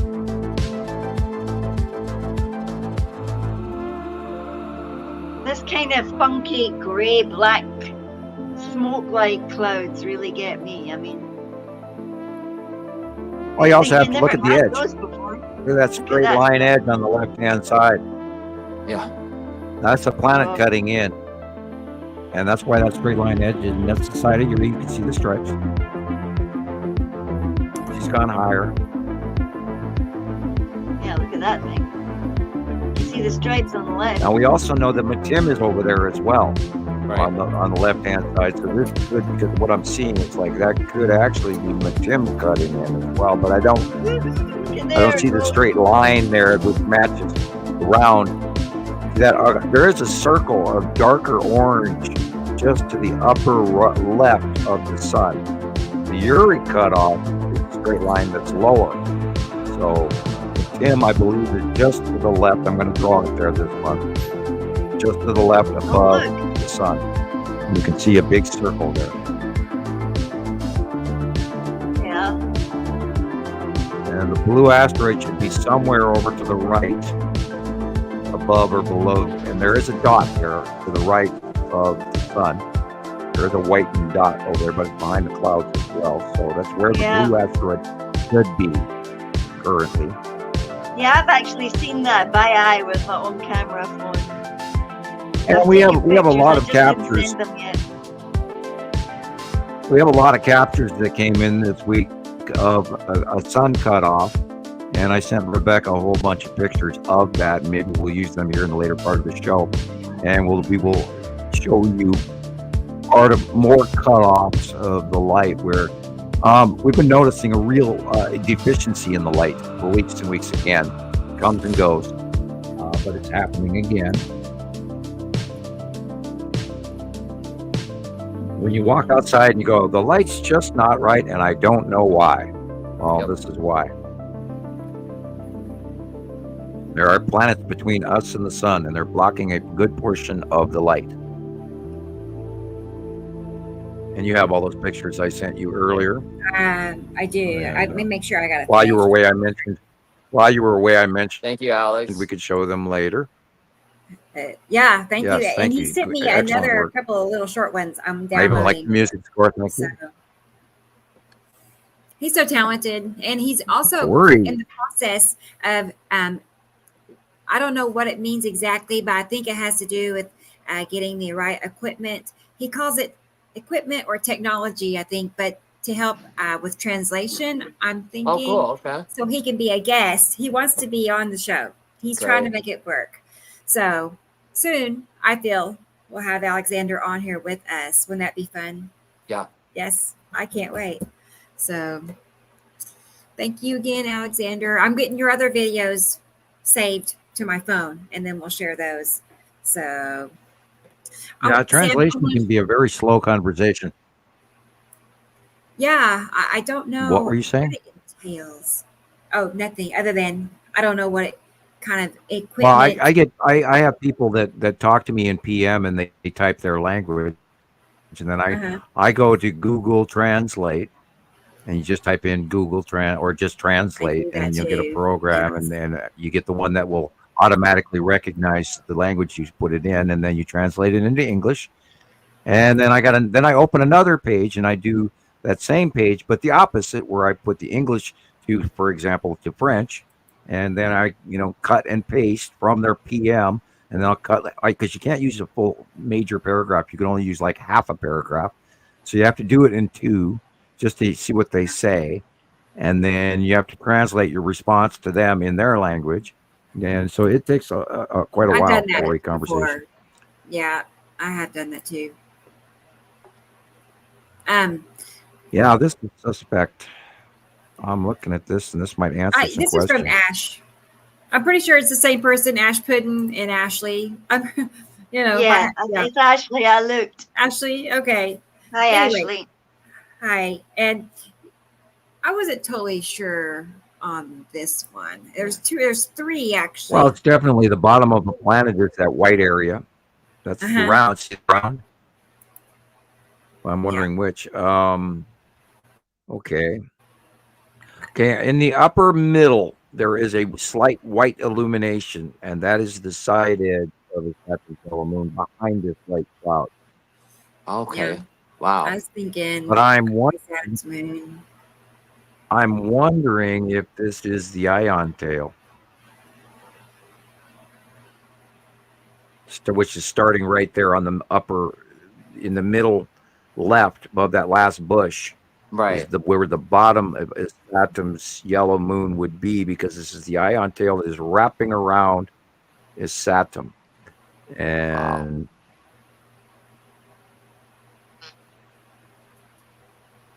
and perhaps that white line in the middle upper left edge, you see that little slight rounded edge there. It's in this picture too, and that picture. Yeah. See that little white area in the middle upper left. Right, above the second tree. And that could be the edge of his Saturn with the Saturn yellow moon and ion tail. Really cool. And there's sort of a green blurb above the white cloud on the left side as well. And I just sent you what I got this morning, Rebecca. Well, yeah, so I'd have to call that the upper half of this white cloud is the ion tail of his Saturn's yellow moon. Okay. And it fits where it's located as well. That is pretty cool. What was that, Gillian? Do you know where you sent me the link, the StreamYard link? Yeah. I sent you pictures now of what I caught this morning. Oh, you did? Just ask the guys what this is. There you go. Cool. All right. I'll get those ready. I'll get them ready. I was going to play. There is a short clip that Christoper made, and I watched it. I don't know, like 5 or 10 times probably. I don't know. I just loved it. The timing, the music, everything that he did was just perfect. So cool. Let's get that. Okay. Yeah, I love it. I mean, I love them all, but this one just really Am I going to be embarrassed? Chris, no. When the music started playing at the end, at the very end, I got goosebumps. I don't know. I loved it. Let me get it here, and everybody can have goosebumps together. So, I still get goosebumps every time I watch your aerial views from an airplane view. Yeah, I those watch are that awesome. video all the time, and that music score, that music score, and that airplane view. And I suggest everybody go to Nibiru Followers Anonymous on YouTube and look that one up too, because I mean, I literally get tears in my eyes every time I watch that airplane view and that music score. I do. I've watched it a lot. Thank you, Christoper. That's cool. I'll shut up now. It's all right. Yeah, Chris has been making. I talked him into setting up a YouTube channel soon, so he can put these videos on YouTube also, because there's a whole different crowd. Yeah, that's gorgeous. That. Yeah, 1, 2. Well, no, 1 is of course a moon. 2 is a planet. 3 is a planet. 4 is a planet. 5, 6 different planets in this shot. This was exactly my sky after everything was said and done. Right at sunset, I had these exact same colors as well. Okay, in front of the gas station sign, mid left, you have Attu's moon. That's the light blue circle with the lines going straight up. You have Attu behind that, and then wider, and then farther over to the middle right. I don't know why it green does that, Nepacity or did sticking that. out from behind Attu and Attu's moon. Who is that ghost? Middle left. I have Behind that, no the orange idea glow on what was the happening horizon and why. level. It's so That's the embarrassing. tree line and No. the poles and going all the way to the other end of the left-hand side of the horizon. No, it's just bottom of looking the really where intensely. Saru is. Cosmic It's part of the observation. illumination that goes all the way to the center with a little lip of white in the orange. That's sunset. And then I have no you idea. go over to the right-hand side, and you have the base cloud at horizon of of Nibiru.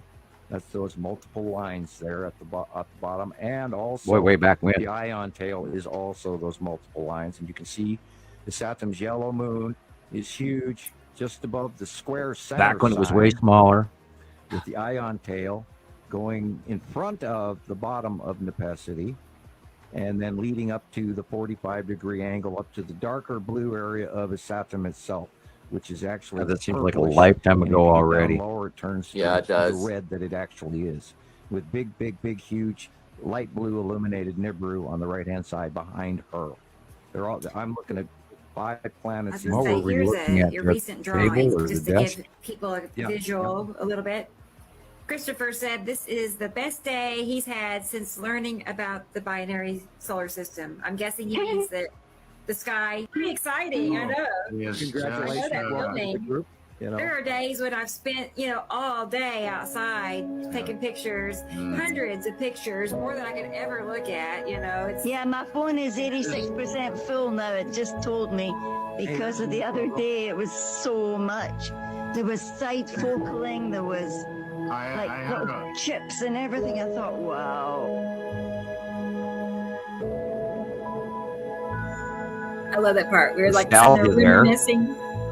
Yeah.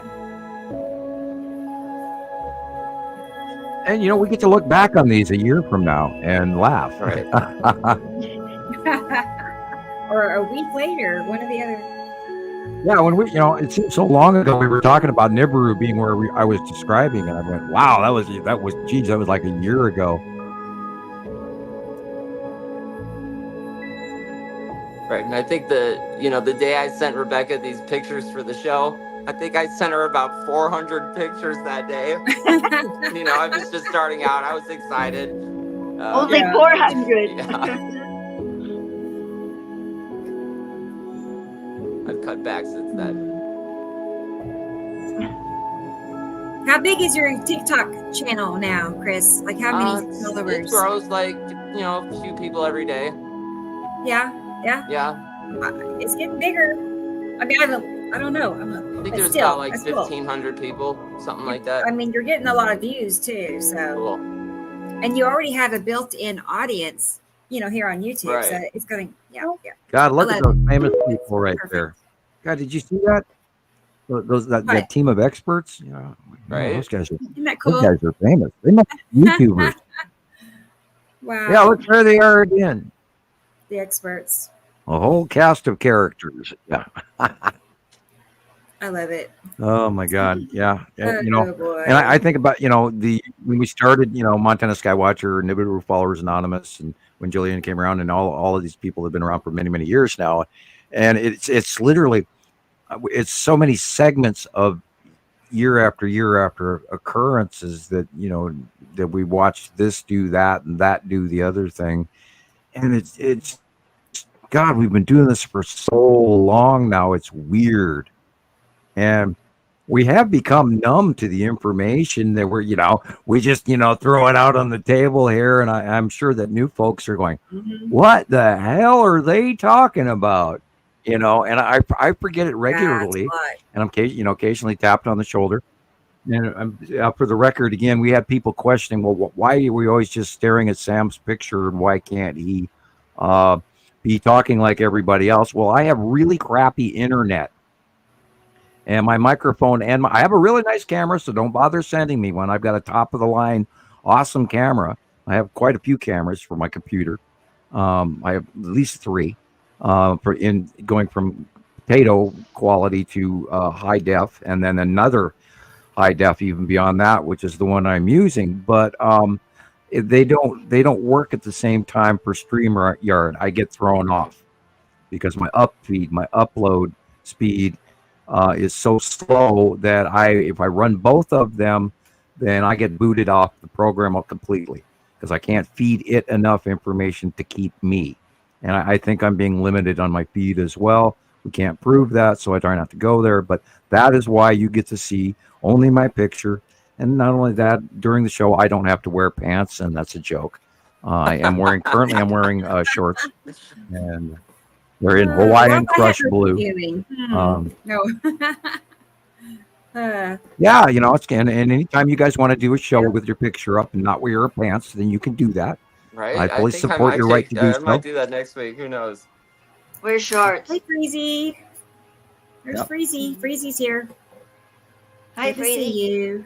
Yep. And I will back down to small screen so I can read the comments again, because I get stuck on the big page and then forget about the comments section. Okay. We're going to have a part 2.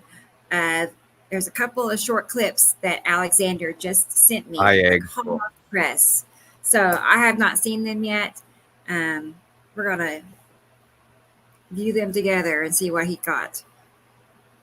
One of them has like some special filtering on it, it looks like. I think he said HD. Let me look and see. High definition. Yeah, look fancy. Hang on. Well, most cameras have gone to HD nowadays. Right. It's pretty seldomly rare that you get anybody with less than HD anymore. And he said, I look back at some of the photographs of my drawings and site drawings that weren't in HD, and I'm reminded, and I chuckle at them, going, "Oh yeah, that's pre-HD."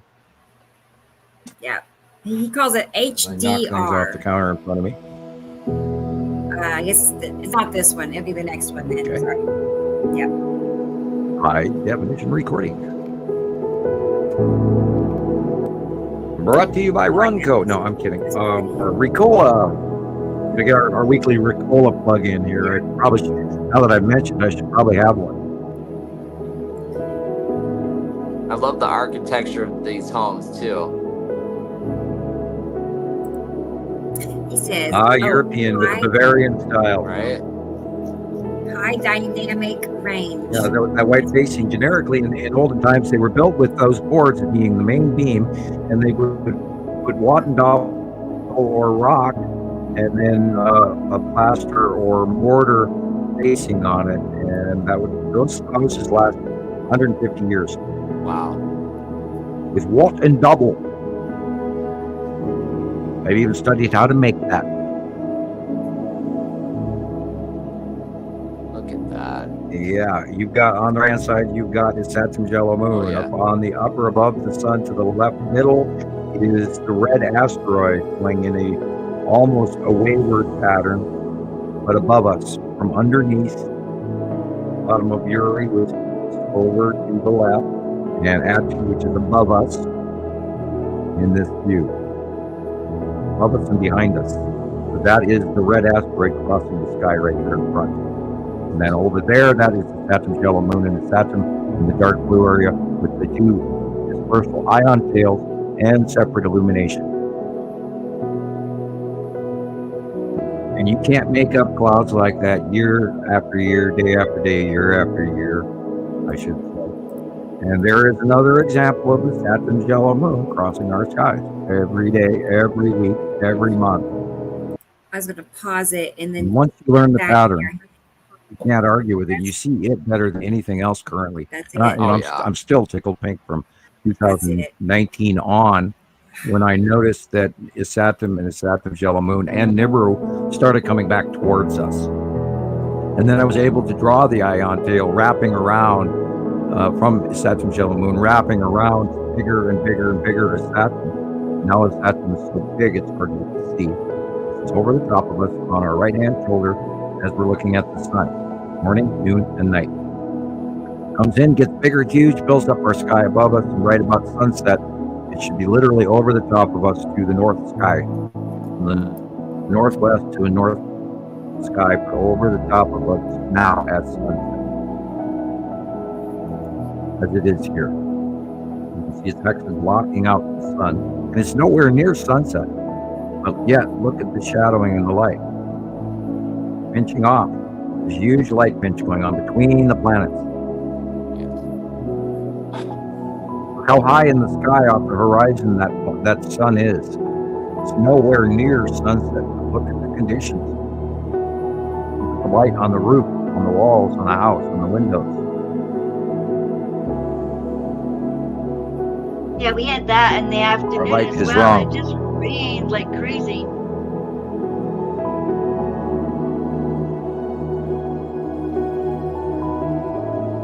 And the shadowing is adding to our jet stream issues.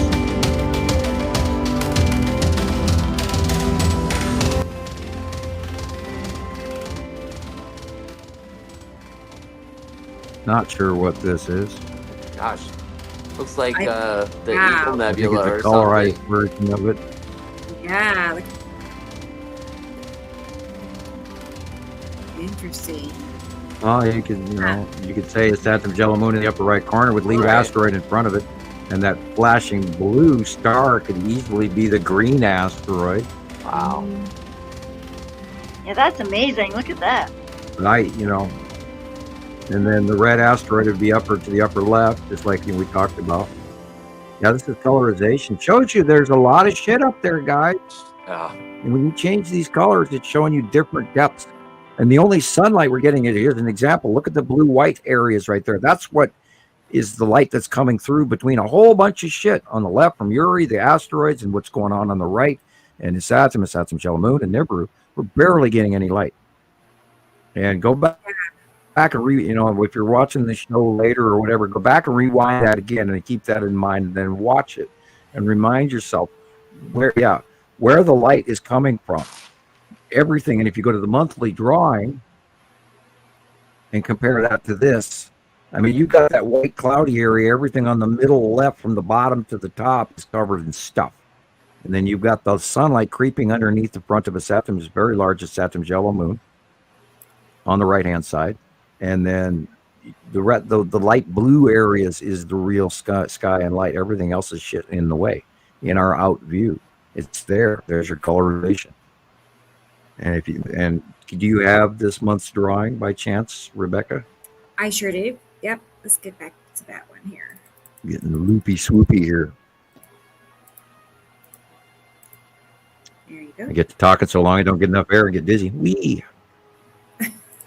And Slow down. if you take that in comparison, what we were just looking at, the whole area, everything in the out view is down to the left corner. It's all blocked, and then we see the coming in the upper right area where the sunlight is stored of a little bit more area of light. It's the same shape, and our light is poking between the out view of this month's sight drawing, and you can't argue with that. No. All right. Well, thank you again, Alexander. Thank you. Awesome. It's always a treat. high quality. The transition, the colorizations are awesome. They're awesome. Do them longer and slower in the transition between. I can almost talk really, like who took all the air out of the room here? I'm dizzy. Here's some cool pictures I've seen out and about. This was in Canada. One of the members in our group shared these 3 pictures, and I was blown away. Like 2 or 3 days ago. Remember, Canada. It depends on where. Depends on where in Canada. They have a lot of fires going on in Canada, so they're going to have a reddish smoke. But remember, Isatum can put off a whole lot of red in the sky too, and they're up north. And Isatum is above us, so it would have a higher quality of refractivity the higher north you go. That could easily be the bottom necessity right there.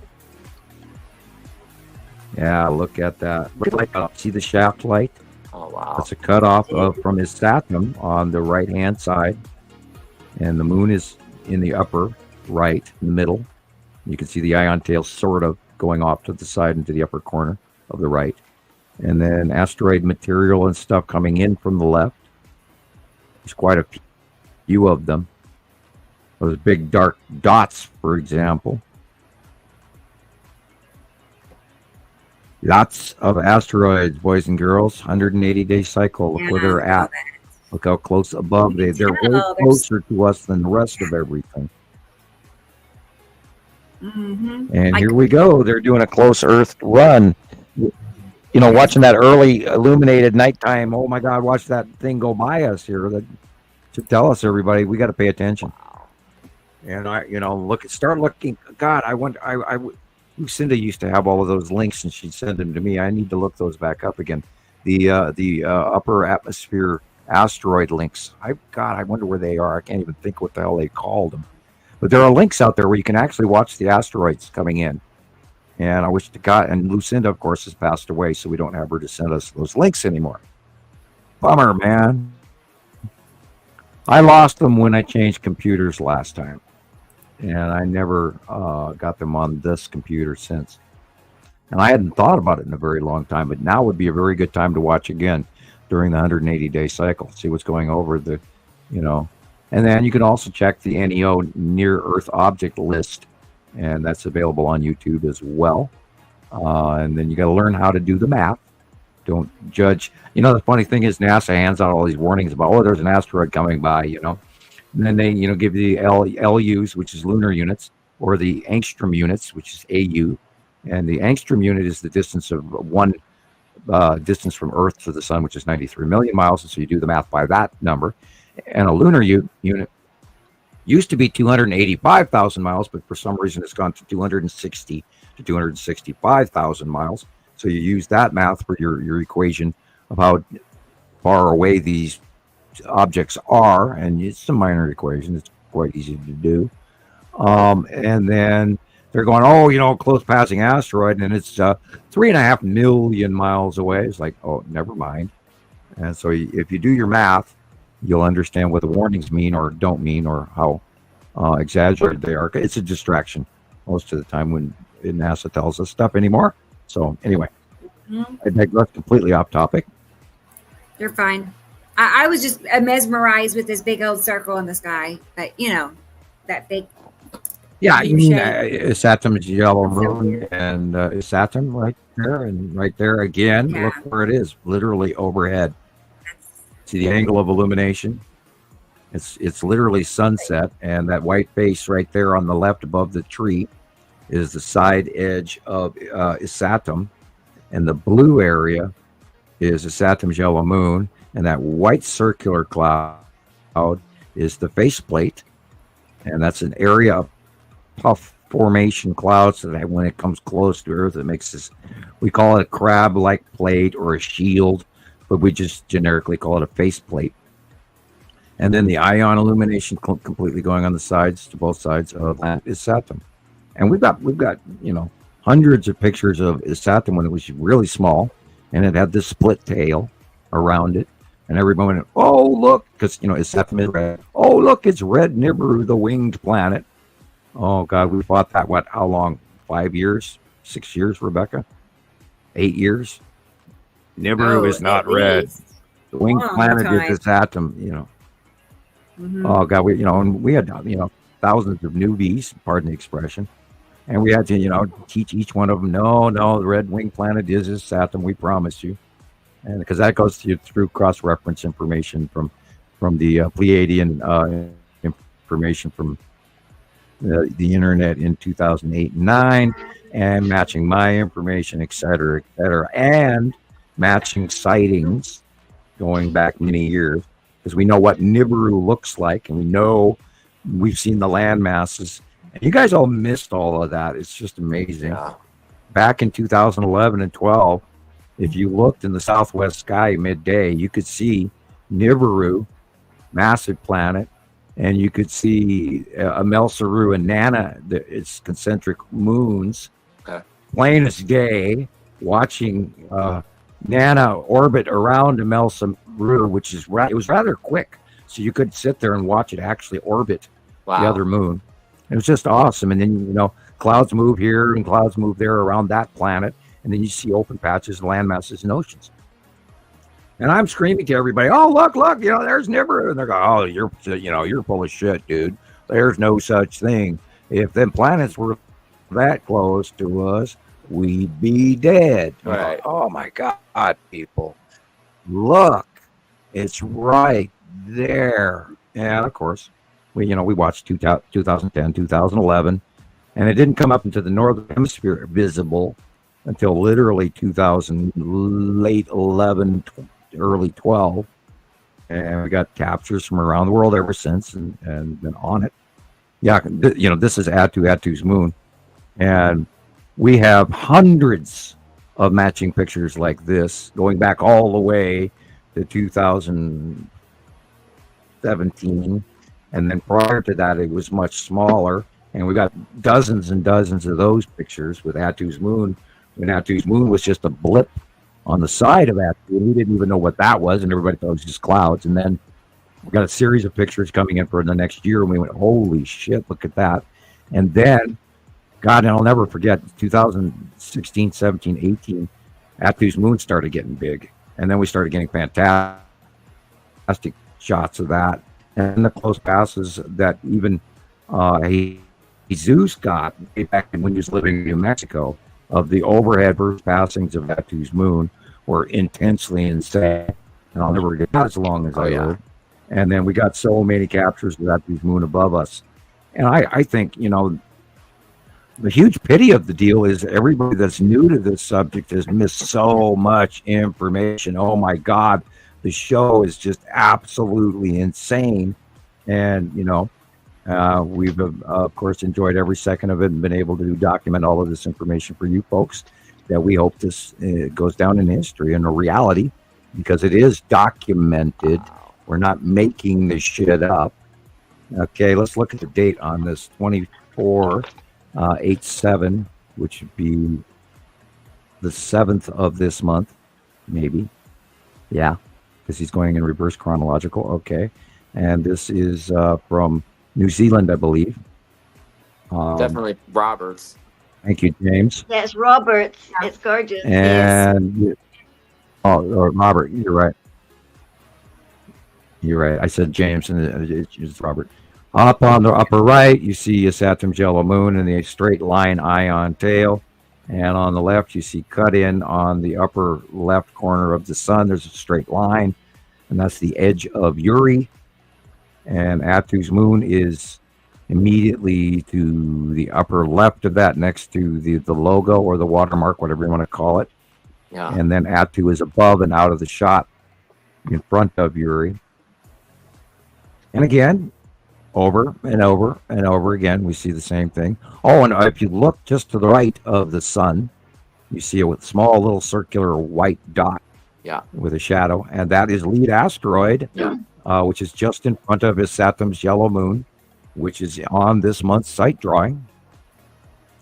And there it is again and again and again and again.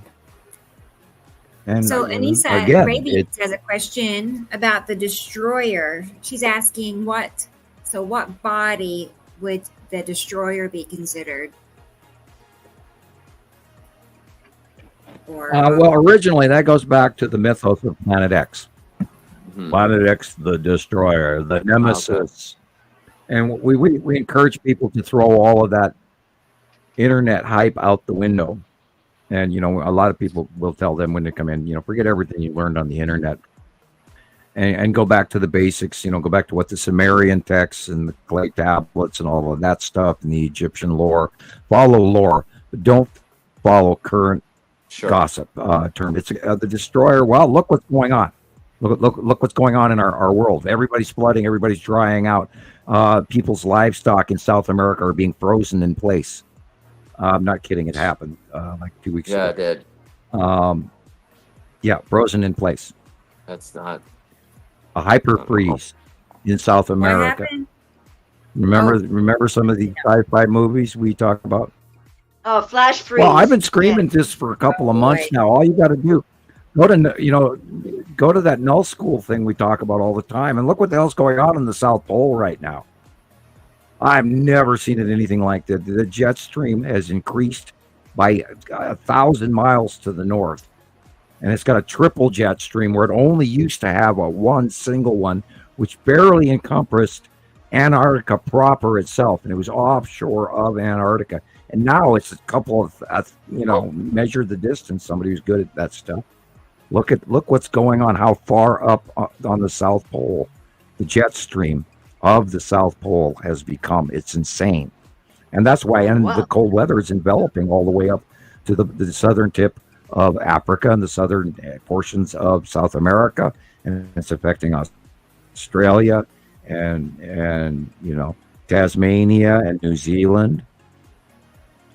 Check the weather. South Africa's having a very bad normal for them either.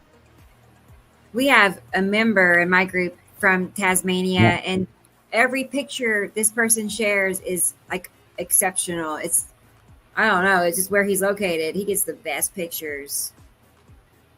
Pretty cool. Yeah, look at that. That's incredible. And they're down at the bottom. I'm wondering, is this back to Saru and Nepicity? Yeah, I'm looking at that. I was just staring at that. I think you're exactly right. I think the light is shining under Saru and illuminating the core of Nepicity.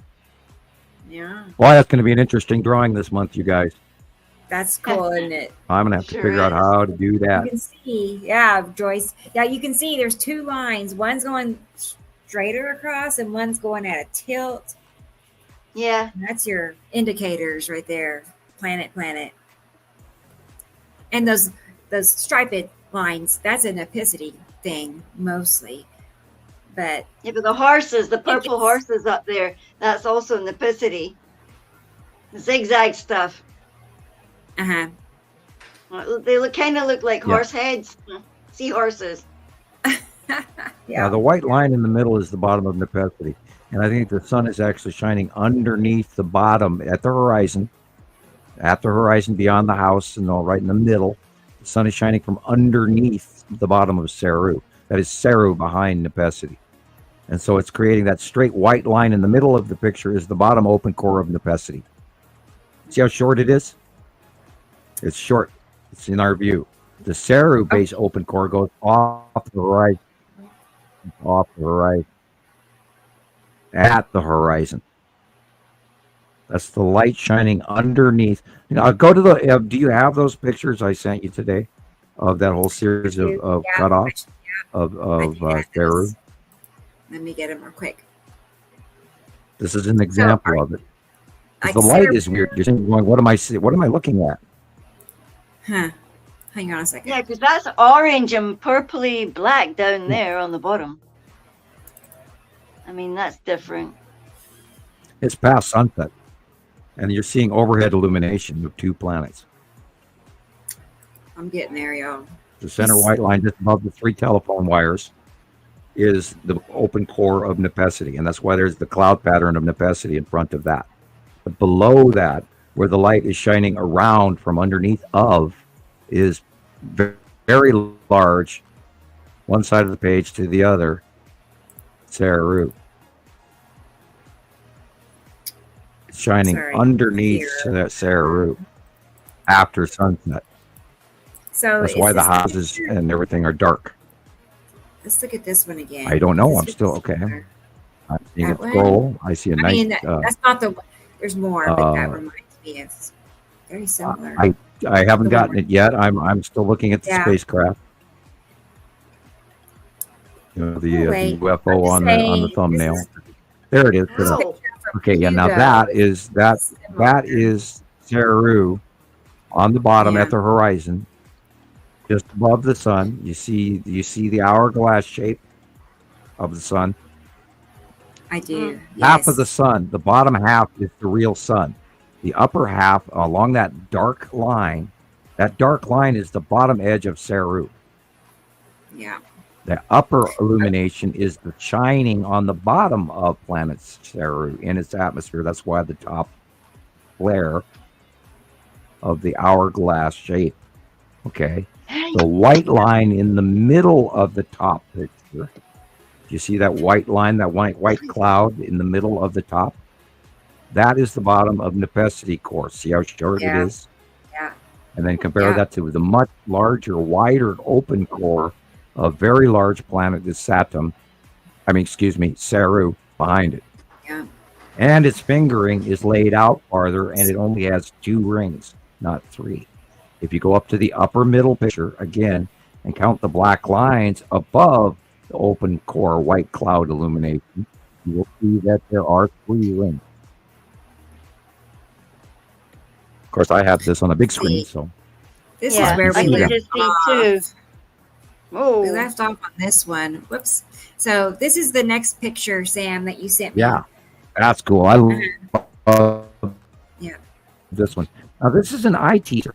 Color illumination is messing with your eyes because you think this is a cloud bank in front of you, but it's the opposite. It is Uri in front of Saru. It's arguing with your eye. Oh, yeah. Huh. So the Wow. gray If If part you is look at the Yuri. bubbly face of Uri in the middle of the picture and imagine that the gray white area behind it is an object behind it, your eye will grab it.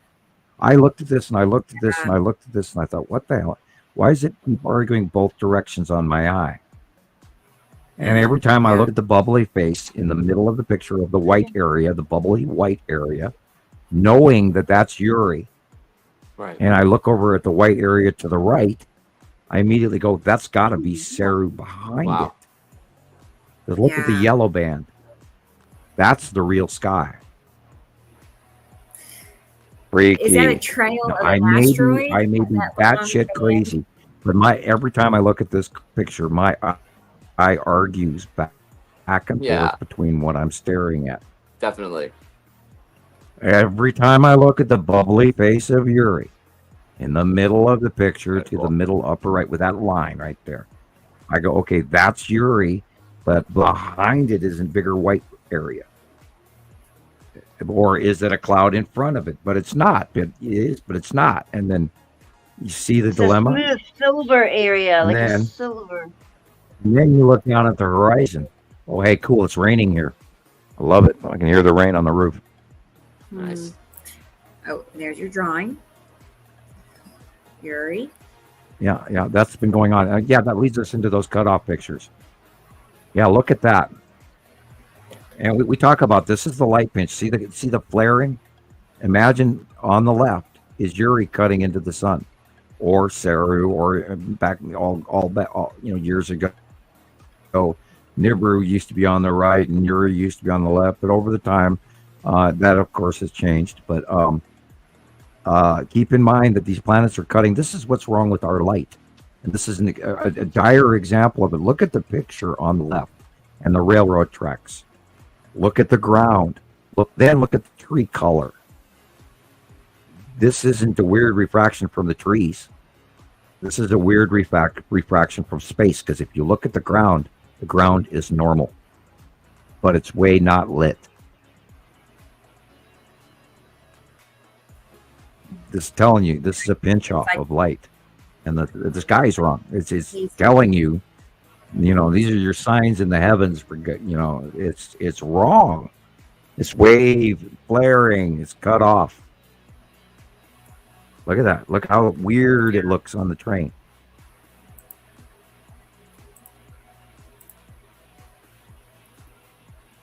The pinch off in the one on the coming from the train. There's a straight line on the upper right, and that's a cutoff from Saturn's yellow moon cutting in from the right. I have some other light pinches. That big flare is very important because it shows you the direction of the flare. It rounds around things. And if you follow the flare and you look at the dynamic of how that flare is laid out, you can identify what it's going around. Because the flare occurs from a cutoff. In a lot of cases, you'll get a halo. Now, remember, you can't call it a sundog. The sundog goes actually a product of the camera and the viewer on the lens, and it goes down below the horizon line. That's a sundog. If you're seeing a halo in the sky that doesn't go below the horizon, then you're seeing a spatial halo from cutoff. This is another example of something crossing in front of the sun, which would refract it and break it down. I believe the object is coming in from the left. If you look to the left, there's a circle, or a large circle. Now here again, to see that straight line on the right-hand side and on the left. On the left is the Texas cube, by God. Look at that square. And on the right is Saturn in this Saturn's yellow moon and Nibiru, if I judge this correctly. And this picture is probably a year old or less. If it's new, it's Saturn's yellow moon. Yeah. Wow. But that's the Texas cube for sure to the left. You can see it. Yeah. Straight line. You can tell on the right side also that blue area is got a curve in it. That's not the sky, because the sky doesn't curve.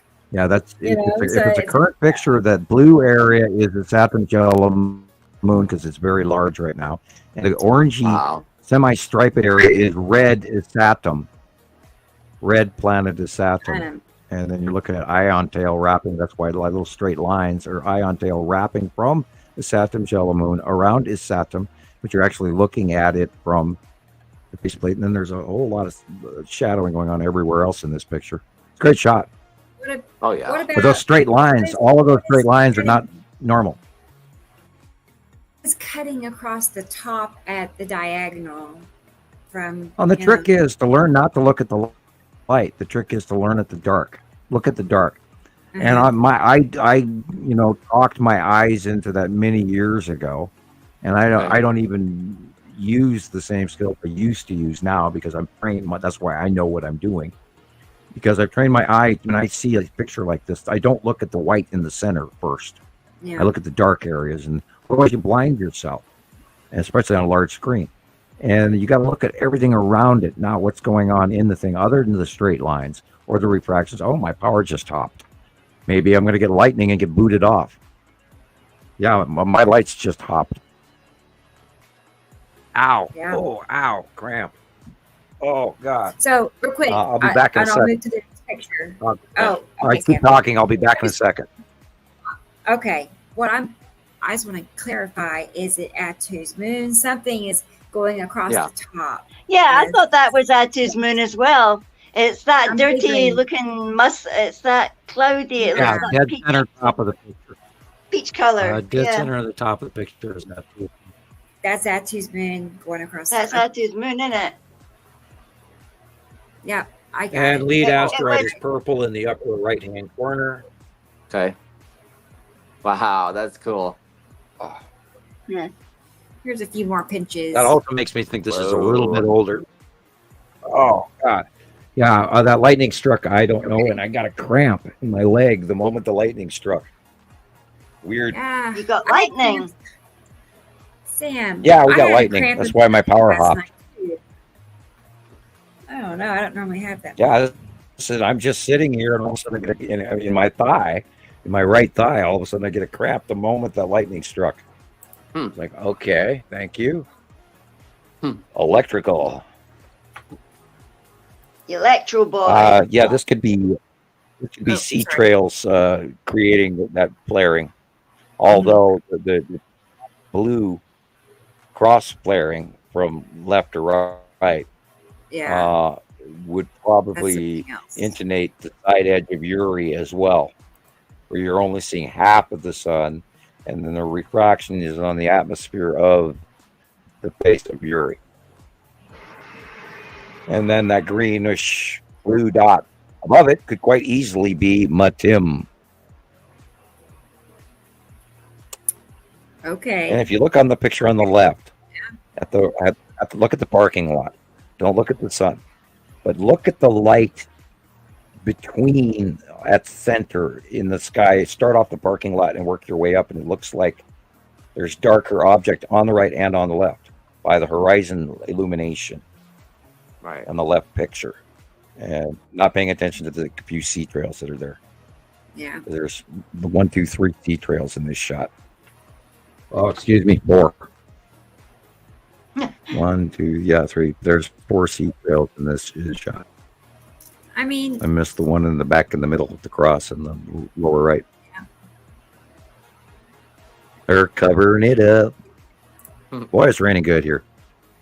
Cool. all right. Let's Oh, go look back at to that. the pictures. Oh, yep. There you That's go. a really good example, you guys. Light pinch. This is what's going on. This is why our light looks weird. Look at our photographs. If your photograph does not look right and your sun is doing this, now you know why. Because shit's in the way, man. Mm-hmm. That would also add to an early fall as well, because the plants, trees would think that we're getting diminished light, which we are. Great example. Look at this. I love this. Beautiful. Yeah. I believe these came from Neo Indigo Star. I could be wrong. I did list them. I don't know if Rebecca retains that listing. Oh, my computer went to sleep on me. Wake up. I Wake up. should Okay. have Oh no. You know, it blacks out if you don't touch the mouse every so often. It goes to sleep on you. Yeah, you were looking at the bottom of that tipped axis, white illumination just above the sun, and look how big it is. Very large illuminated area, and I'm gonna scream Saru. I have to. I saw like 7 pictures first thing this morning. It's like, oh shit. I can't argue with that because it's so big. And if you go up to where the purple and the white start, Right. there's another different tipped axis illumination, which is short, almost snorkel developing base cloud of planet Nepesity. Wow. And I love the objects in white over there, man. I could scare the crap out of people and go space worms, but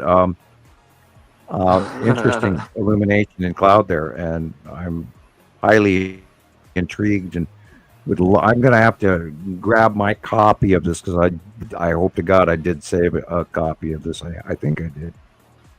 I'm going to have to blow it up even more because this is worth looking into. I mean, and that dot on the left in the upper blue in the middle. Yep. See that dot in the middle of the left side, upper middle left, right before that very dark area, Right. which would be most likely Atu. Oh, okay. That white dot right there is one of the big 3 that is orbiting in front of Nepesity, and that's why Nepesity got a snorkel cloud going here, and that's one of the big 3 that they're there. 1, 2, 3, but only one of them is illuminated, and that leads me to the tipped axis of Nepesity in front of the very large tipped axis of Saru above the setting sun. And if you look, there's even an asteroid above the refraction off the water.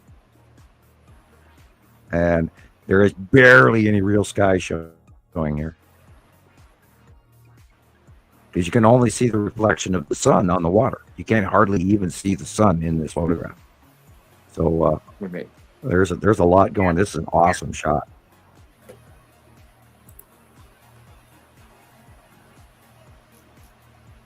Another example.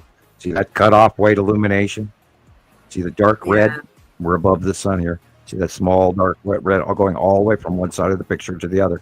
Yeah. That's Saru. You go up to the white illuminated area in the middle picture, you see another weird white line. That's the bottom of the Nepesity core. See how it's short versus how it's long? Yeah. Man, they like.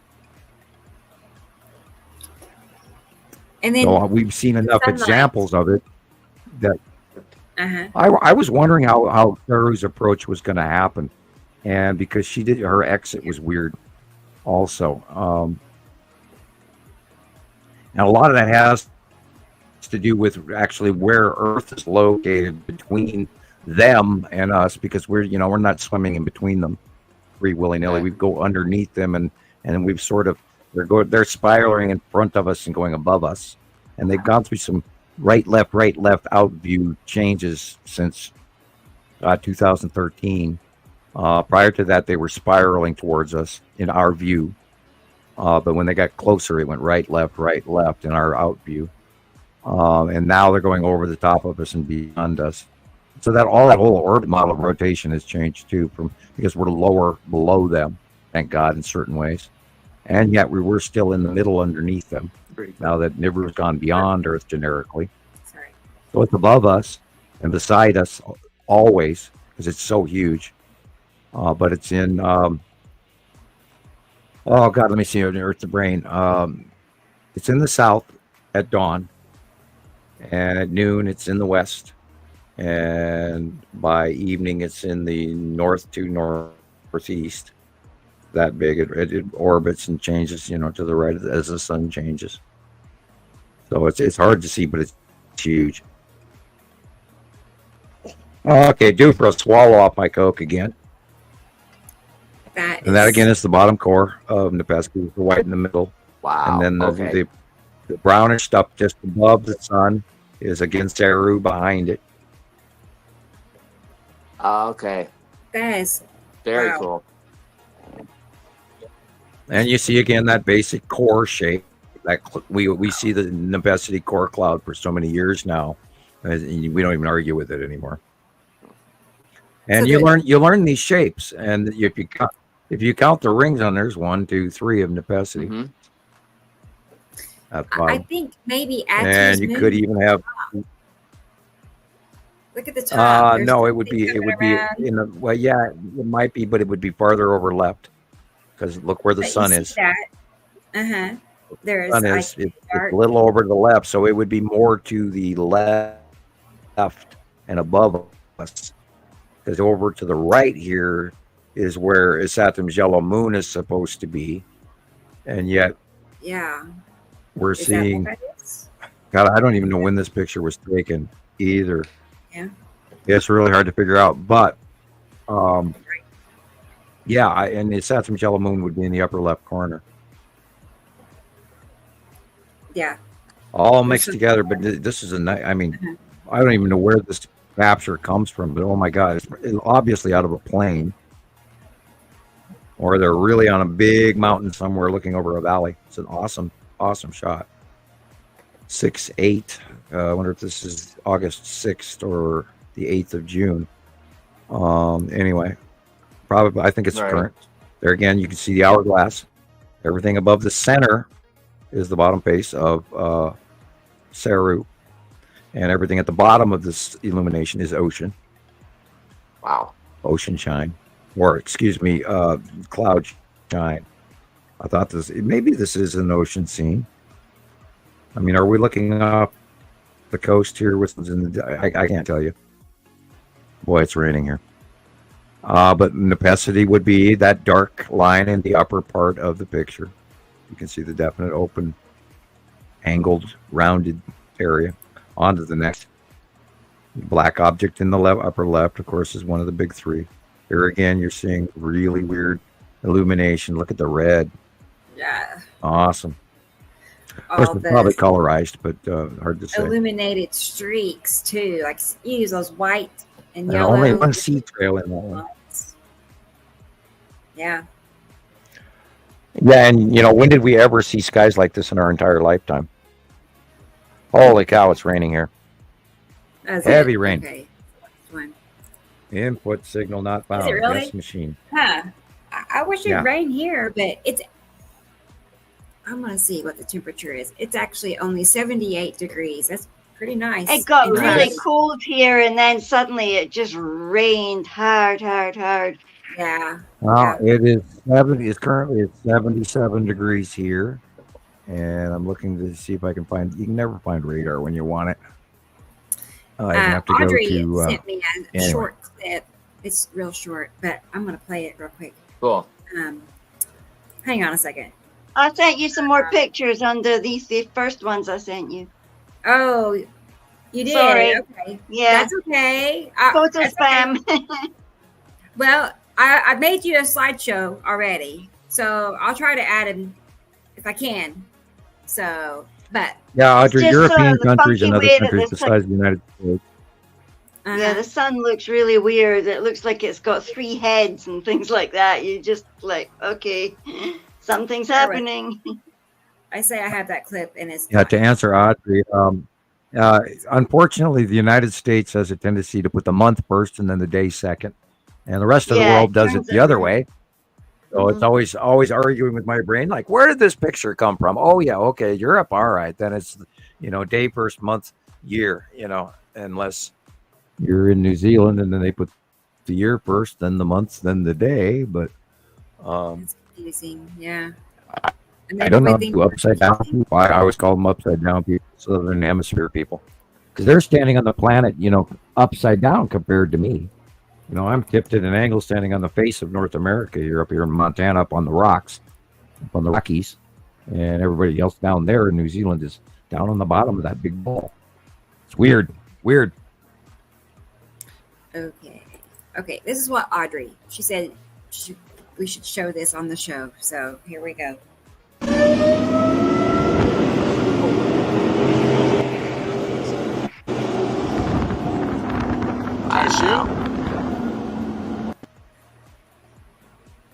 That was it. It's short, but I have some more like that. We're going to watch in a second.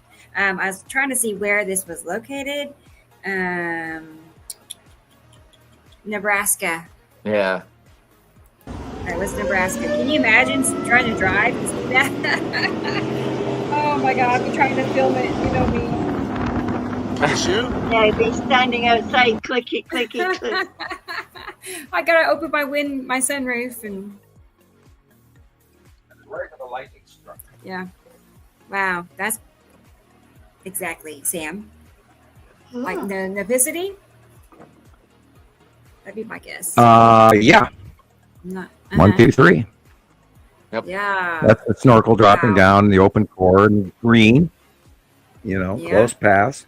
Now the reason that Navicity is so small, and if you guys go back, go back to any YouTube footage from 2008, 7, 6, 5 of any supercell tornado or anything. Yeah. And you won't see these.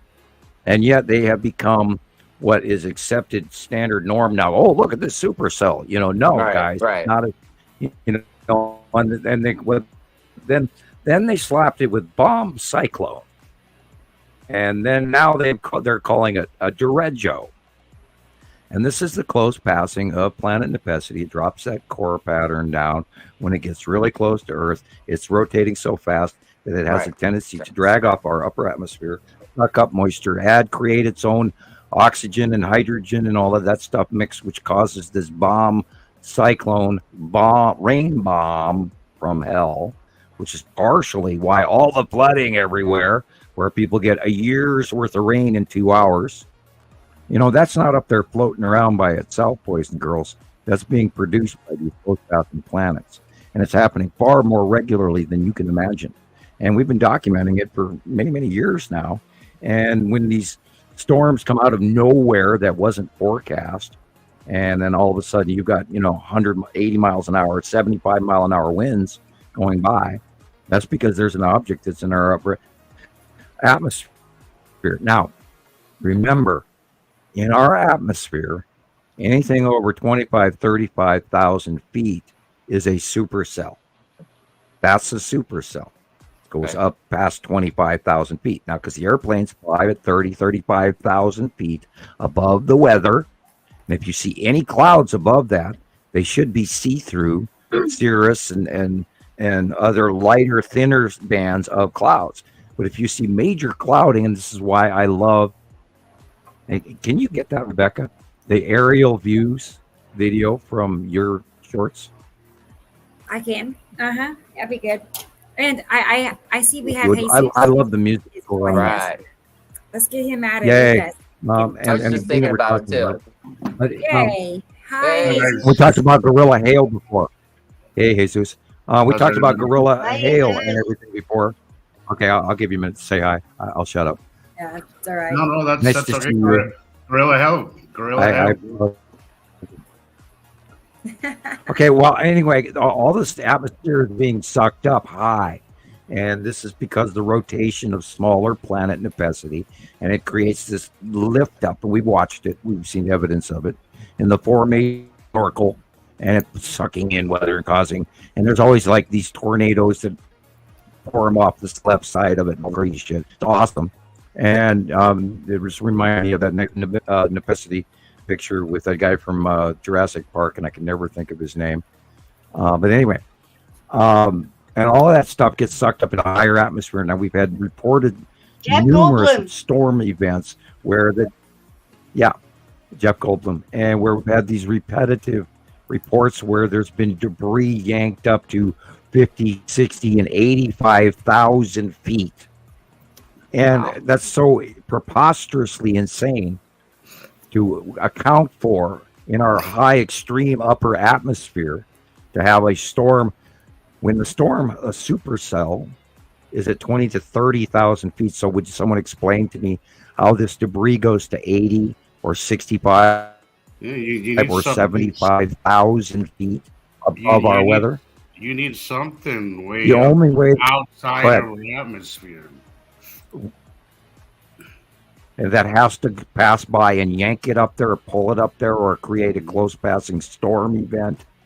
And this is where the close pass of Nepacity and the snorkel and then the rain bomb falls completely into explanation. And we documented, we watched the storms, we watched it go by from one end of the country to the other. Oh my God, is that Nepacity over Washington State or California? Oh shit, Chris has seen it go over the top of him in Las Vegas. We documented in Oklahoma and around the world. And we've seen these events, and yet it doesn't make media and they go, oh, look at that supercell. Yeah, right. Supercell, my ass. Or tornado, or bomb cyclone, or, Always something. Yeah. Always something. I was out here for a little bit trying to wonder when to jump in. I didn't mean to. I wanted to see. I saw Audrey's video, and I was like, okay, I think after Audrey's video, I might be able to sneak in without causing too much commotion. But please do. You can talk for a while. All right. How's everybody doing? How's doing good? Christoper, Gillian. Yep. Doing good. I was telling everybody that last night it got so chilly here in Oklahoma. It was in the 60s. I had to get the bathroom heater out. Oh wow! Turn it on. Is that really? And this morning I had to get my hoodie and my sweatpants out and my little slippers. Wow. I was freezing. I don't know what was going on. That is weird. Crazy. Oklahoma That's is weird. very chilly. That's so weird. I was telling somebody last night that when Attu's moon came so close in 2018, it literally dropped the temperature like by 30 degrees. Wow. During when it was already cold, I couldn't hold my camera with my hands. I had to go inside to warm up my hands because it got so frigid cold so quick. Wow.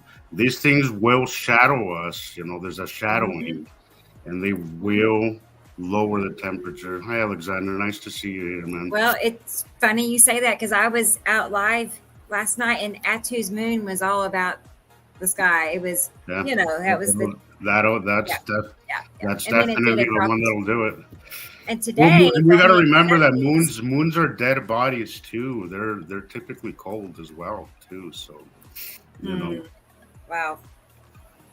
But I sent you some. I sent you just now that I woke up. I sent you some stuff that I ran across last night from 2018 that I thought was really cool. Awesome. I don't know if you have time. I have them ready. Actually, I just now sent them over. So let's take a peek. Yeah. I wanted to see if people can guess what this is. Let's see which one. The ones I sent you a picture and then a video of the same thing.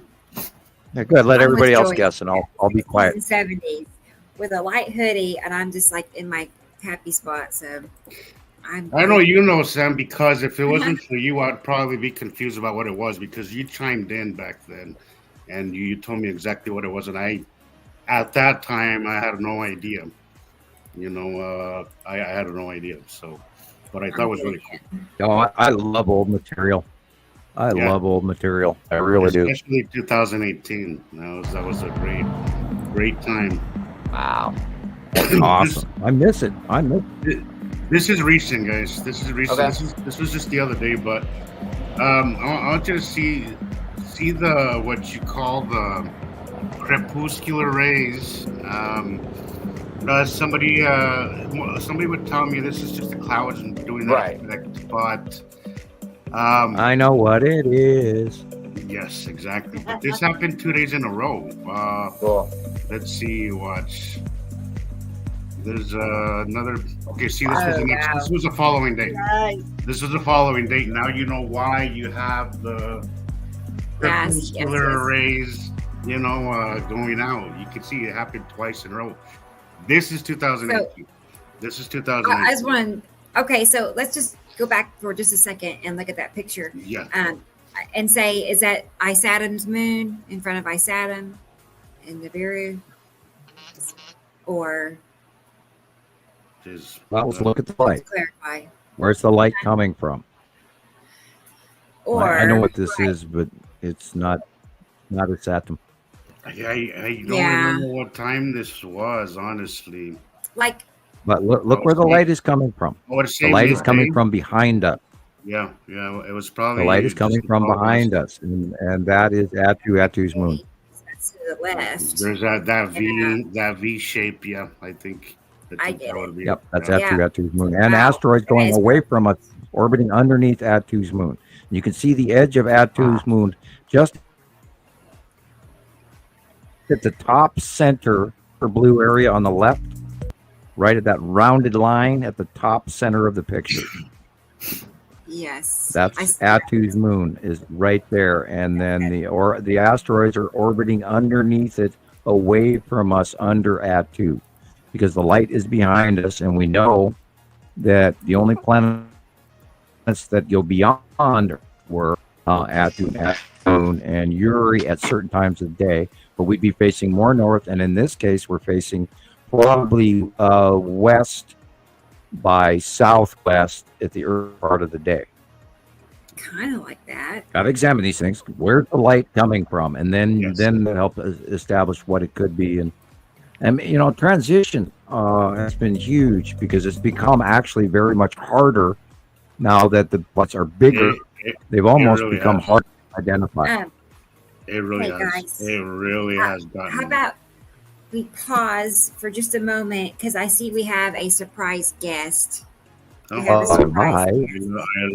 Don't you love it when that happens? I'm sure you all probably by now know when I say surprise guest. There's only one that just pops in on us like this. So. I love his energy. Come back. I love when he pops in because I love his energy.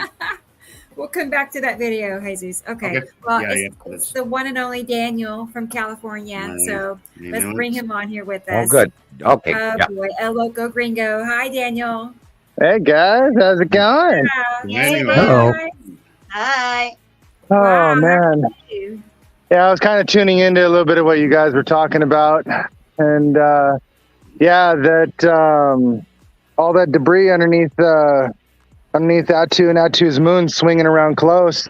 Rebecca, I sent you a big grip of photos to the Sam's email at Gmail or whatever it was from the fourth, 5th, and 6th, and it shows all those real close. Like it was right above. It was right above us. And then like right now, what he was talking about, the light source being basically kind of like behind and showing. So this is current right now, California, 3:47.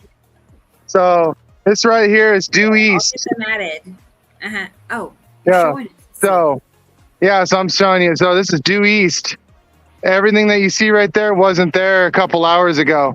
It doesn't hardly change shape, and you can see underneath as it's moving across, and this will move this direction and come towards us. And then, sure enough, there's the wind. That's the base cloud of Atu. Yes. Yep. And Atu's moon is that going to big be dark area is Atu, right up. Yeah. Right here. This whole area right here, you can see it. It's just starting to be just a giant shadow.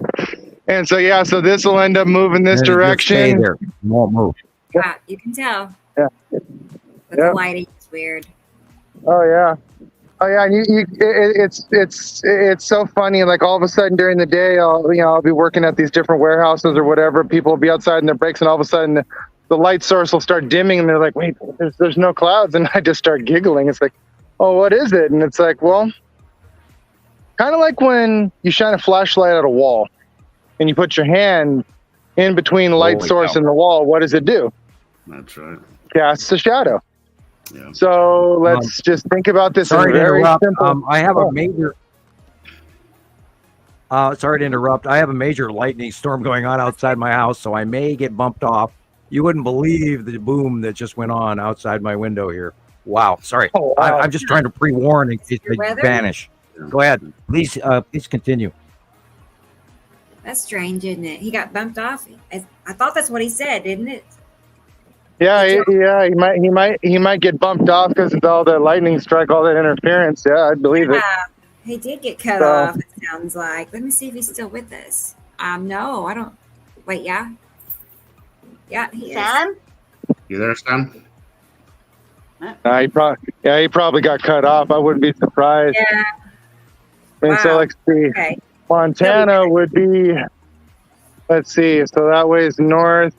So so all that dark area on the other side there, that's more or less. Let's see. So that's north. Let's go back. Northeast. So all that dark area up there, that's his realm. That's where it's affecting his weather way out that way. So he's probably got a moon bubble over his head there. But anyways, I wasn't able to post any of those photos to Facebook or to any of the other science groups. I haven't had a chance. I've been so busy. Yeah, I am saving them to my phone right now. So, I want to go back to what you were saying, Daniel, about the flashlight and the hand, because that is such a great example. Yes. That's how I kind of think of it in my head. You have to kind of think. You have to simplify it. You have to simplify it, exactly. Yeah. And that'll help you understand that. I think that's where people get stuck. You have to kind of think a little. At the same time, you got to think big, but at the same time, you got to think small as well, so you can simplify and understand what the light is doing. You have to realize that it's very simple. It's just on a very, very large scale, world-size scale. But if you think I had a thing as well that I did. I had a thing that I did, but I didn't realize for a while. So I try to explain it to people like that. Like I had the preschool, so I figured there was an easy way to explain how, how if you go into one of those houses, if you go to a fair and you go into that hall of mirrors and it does all these fake ways that your shape looks, especially through the atmospheres. If it's water, our atmospheres are all water, like theirs is water, space is water. Yeah. So that means it would look like something like that, like different distorted shapes that's going past. But even the distorted shapes have a regular shape, because even way back in 2018, there was a weird Pinocchio looking lump of rock. And it had something that looked like a great big long snout on the front of it, like a unicorn horn. And every time you seen it, it was small at first. Now when it comes up, you see this like great big long thing, and then the body of it. And that's why it's so difficult to judge size and to judge distance, because we do have that fishbowl. You have that fishbowl effect that you have to consider. But you have to visualize it in your head, guys. Kind of just, I always do the flashlight thing in my head. Like, okay, so what would it look like if you had something pass by in front of a flashlight? What those crepuscular rays, again, it's the same thing like a flashlight. You take say just a tennis ball in front of it, and if you put it at the right angle, you're gonna see those light rays kind of go under and over it, and that's what we get as crepuscular sunrise, crepuscular rays, which again we all know is just another bullshit term, Yeah, it really is difficult, Marcus. It is genuinely difficult to see these things very little, and then on, like Sam says, on his big screen, it is so entirely different. Even just having the tablet and being able to spread the picture open a wee bit, you can actually see more details, which is quite shocking. Like even your own pictures, if you go and put them somewhere else, somebody else is seeing your picture to better advantage than you, and you go back years later and go, "Oh my God, that's what they meant." It's that guts me, man. It's like, well, on my PC, on my PC, I can go back to these pictures that, and I don't have to do that a lot. I can go back to pictures that I have in my save file. I click on it, I bring it up. It's on a 42-inch screen. And because it's a saved file picture, I can scroll in on those things to minutia. And this is why I keep trying to tell everybody, if you're really seriously into this, you should have at least a 30-inch screen or larger to view this material on, or at least a laptop. And that way you can look at this stuff in a larger picture. If you're living off your phone, you're not getting anywhere near half of the education that you could be getting right now. I like to see things in every screen possible. Thumbnail, TV, my laptop, my thumbnail phone. Shows a lot. Thumbnail shows a lot. I'll turn my phone around, see different angles just to see what is there, because sometimes and this is why I have multiple cameras when I'm out there, because each one will interpret it differently. Some will pick up something that the other one won't. Colors are different. The colors are amazing. It's mostly the same, but slight differences. So the more you study it, big screen is always the best. Sometimes a small thumbnail will show you a lot of detail as well. That's a lot of times I've seen more sightings in thumbnails. That's right. Daniel, have you seen the size and overheadness of Saturn's yellow moon this week? I have some. Yeah.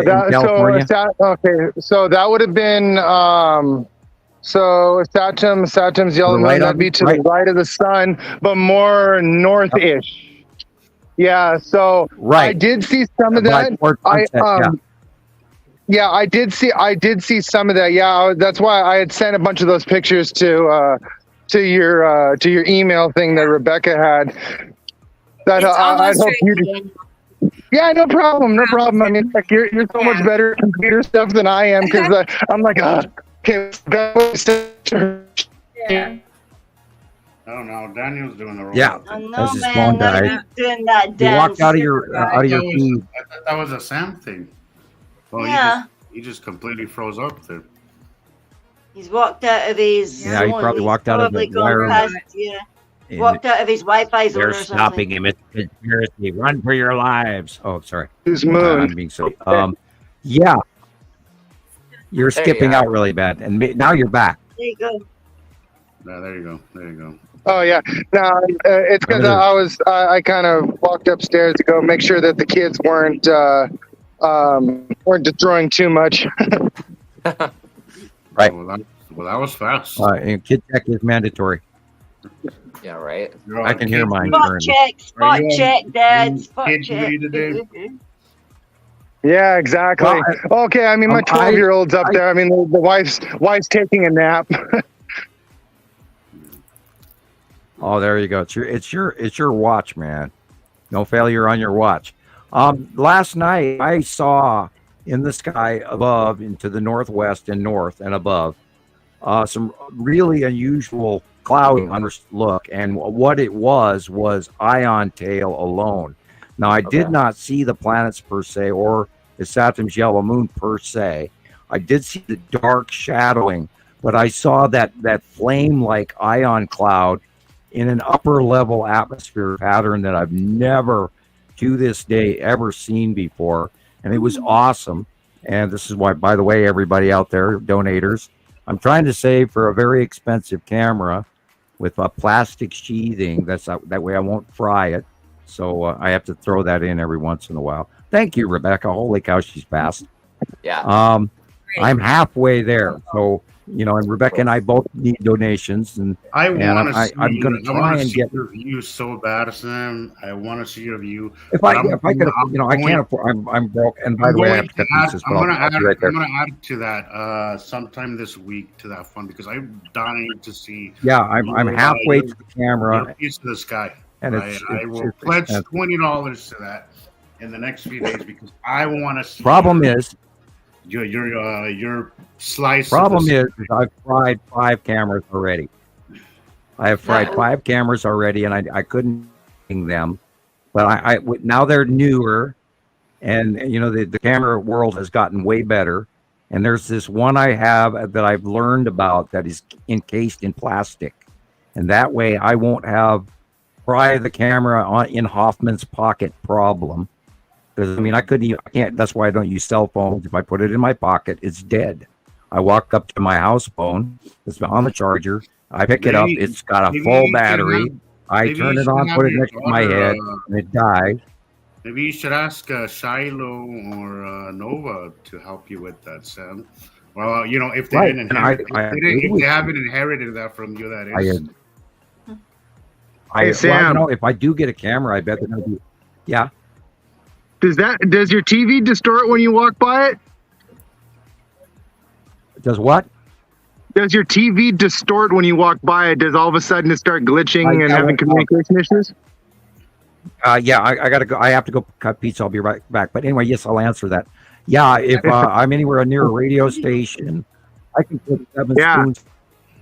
It's your own energy. It's you. Because I know that happens the same thing with me. Any computer monitor I walk by, even my TV, like unless I'm completely calm, it distorts. Right. Bingo.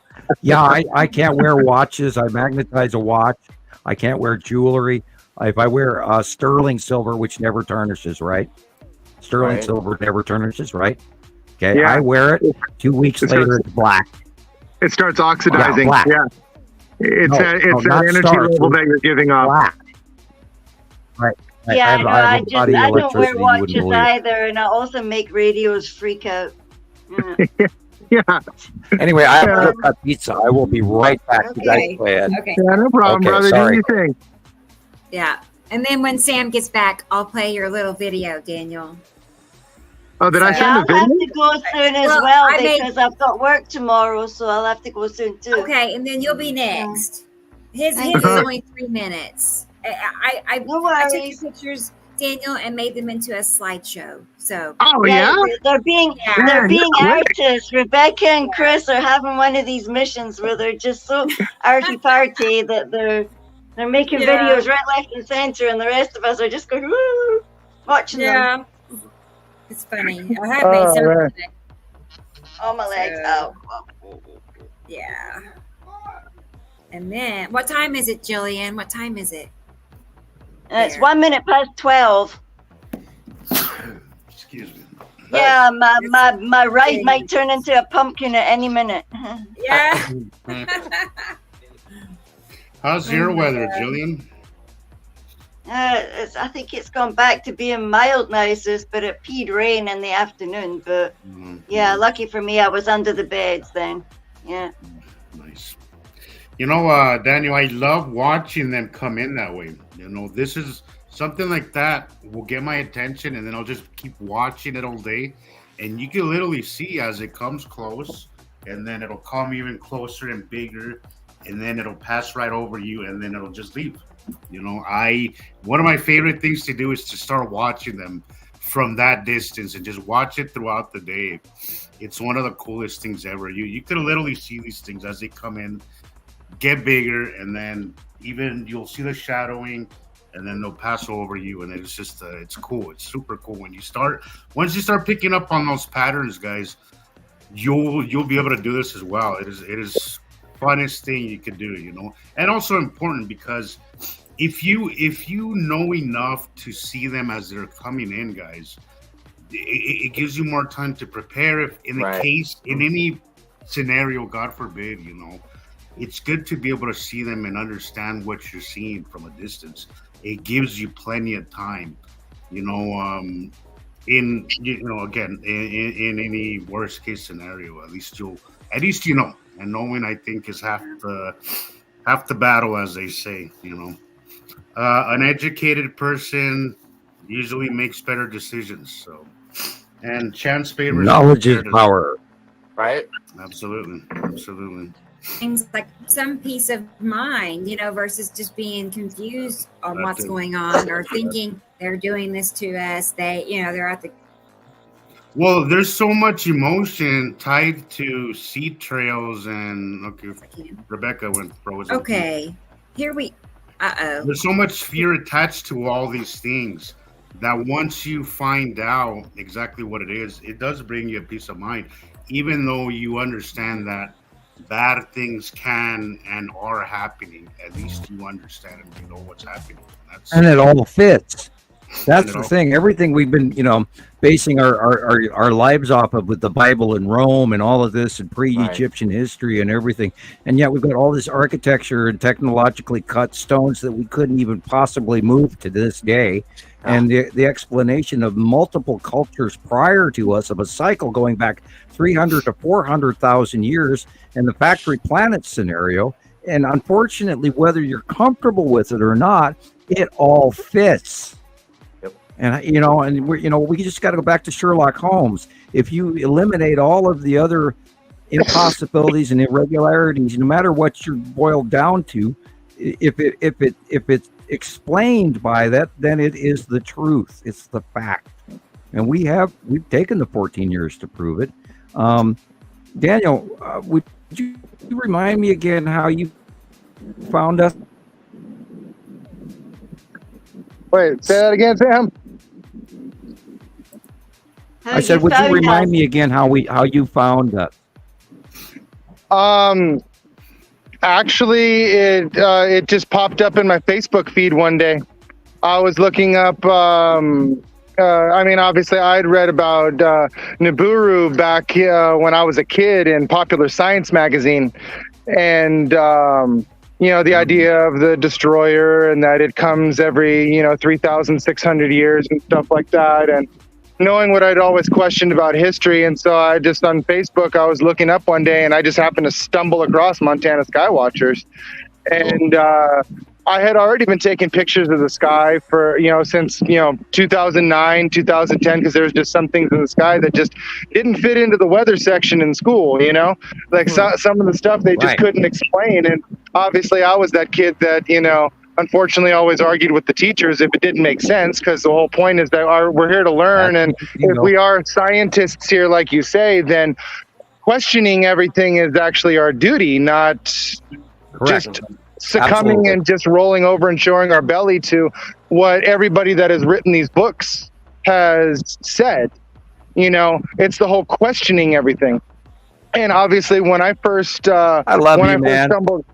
when I first stumbled across your page, I thought it was absolutely nuts. I thought the idea of everything was completely crazy because it just completely defied anything and everything that I had ever learned about space, about physics, about chemistry, biology. Everything was just completely questioned at that point. And being like how I am, I sought out to do like what I had done my entire life, and that is, well, if it's crazy, then you got to prove it wrong.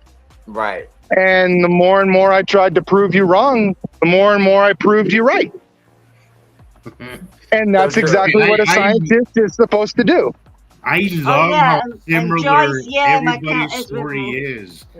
Everybody has the very similar story that for years you just saw something, you started taking pictures of it without really understanding any of it. That is the craziest thing. But also, the fact that the last thing that any of us would have imagined is this, because it goes against everything we've been taught. And indoctrination, guys, is a real thing. It is an absolutely real thing. We have been indoctrinated. It's the reason why they told Sam, in 30 years nobody will believe you, because they knew they would ingrain that, hardwire that into our brains so much that a lot of people wouldn't even notice it, wouldn't question it. But I love hearing people's stories because they're always so similar. Yep, and the whole indoctrination thing is 100% true. I mean, just like what Sam was just talking about, how megalith structures were constructed thousands of years ago, but yet our largest crane would just completely obliterate and snap, even attempting to move some of these structures. It just shows you that harmonic frequency was the way to go back then. That was the only way you were able to achieve 0-point energy fields large enough to be able to move a structure of such size.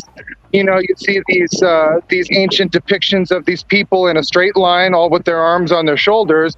A dude with a funky looking stick in the front and a dude with a tambourine looking thing or a cymbal in the back. And they would have these cymbals coming off of their head, which would almost look like music notes. And it showed what they were doing is they were humming. Every single one of those people was humming at a certain frequency or a certain tone, and they'd be able to touch these structures and be able to. Did you ever see, Daniel, the 1957 films of the Buddhist temple people that did an Om chant and they lifted up a 57-ton stone using Om chant? No, I have not, but I'll look that up definitely. Because actually, I'm not sure of the year. It might have been 1937. Somewhere it's like in the sevens. But many years ago I saw this video. And that, I was studying Buddhism at the time, and I watched this video. And back then, of course, with black and white, hand crank reel, which makes me think it was the 30s, filming, where they're doing the drums and the Om chant, where they actually do harmonically lift a very large stone. Mm-hmm. Yep, that's how they did it. That's how they did it. Heck, there was a guy. I want to say he was in it may not have been Montana. It may have been a different state. But this dude had giant megalith stones on his property, and people would come out and see him. They'd be in one place, and the next day they'd be in another. And they'd always ask him, "Hey, how the hell did you do that?" And he's like, "Well, I'm not going to tell you." And because he figured it out. Well, yeah. I've seen that as well. He figured it out. Yeah. Now, also too, one real big thing that got me always questioning everything was movies, because that's my random little talent. I can watch a movie and then I can hear a line in the movie and it screams out to me, and I know that that's a message. Right. For example, if you watch Star Wars Episode 3, that's the one where Anakin finally turns into Darth Vader. Padme Amidala says a line. Says, "Have you ever considered that we're on the wrong side?" And he looks at her, and the first thing he says is, "You sound like a separatist. Like, you sound like the enemy." If you look at the way society is right now, a lot of people have questioned, hey, have you ever considered that maybe all these people that have been in charge for so long, maybe they're not quite the good guys. Maybe we are on the wrong side. Absolutely. I completely agree with that. And that's also exactly what I experienced from 1978 on, with my interaction between the U.S. government and me, and where I got forced into a 30-year non-disclosure agreement, and I was threatened with violence to my family. And if I said word one until that period of time, and this had to do with the Farseeing project, and you guys, and I try to explain this to people occasionally, that you have no idea what it feels like to discover that the system is not exactly what you were raised to believe, that they're not actually interested in your best interest, period. And the U.S. government and all governments are not listening. And I'm not trying to down the U.S. government per se, because as part of I don't really wish to do so. But when you discover that, it's an eye opener. And then I've met a few races, and so I've been booted out the door of a moving railroad car onto the ground. It's in the middle of the Rocky Mountains going, oh shit, here I am. And it's a different world. And I try to express that to people and where, all of our studies come from and everything. But we are being, and I that's why I said earlier, I love you, man, because you are a free thinking scientist. And what makes a scientist is a person that free thinks away from societal norms and walks away from the taboos of society and says, excuse me, but I choose to think about and ponder something other than what you, the guy that wrote this book in 1987, is telling me. And once you get to a certain age, you start to think about other people and their actual credibility and reputation versus just some other idiot that published a book in New York State for, whatever book company. So you have to realize that not everybody out there is, and boy, have I, not everybody out there is as smart as they are rich or money savvy or in control or government job or whatever. Yep. They're not that smart. They aren't. You got to consider agenda. Free thinkers don't take those crazy ass jobs. You got to consider agenda as well. If something is, and I think agenda is, the more and more I think about the whole agenda versus evil thing, Sam, you're right. You're absolutely right. Well, evil is an idea that was created by Rome. Yeah. It's not evil. It's actual agenda. Originally, when you said that, I didn't really give. I was like, I don't know. I think evil does exist, but no, I am a firm believer now that it is agenda. It is agenda. People are capable of horrific things in the name of their interest. Yes. Right. Now, going back to what Sam was talking about, my father spoke a lot about that. Sorry, go ahead, Sam. Please go ahead. Well, my father spoke about the evils. My dad went through World War II. My dad, so I'm of this older generation. By the Germans.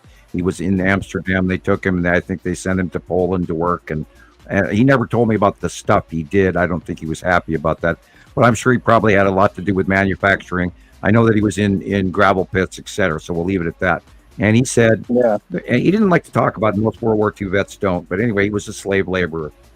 And he would always tell me, you have no idea how evil some men can be. And he said, that's my greatest warning is like, you have no clue. And don't, he said, love people, but don't trust them.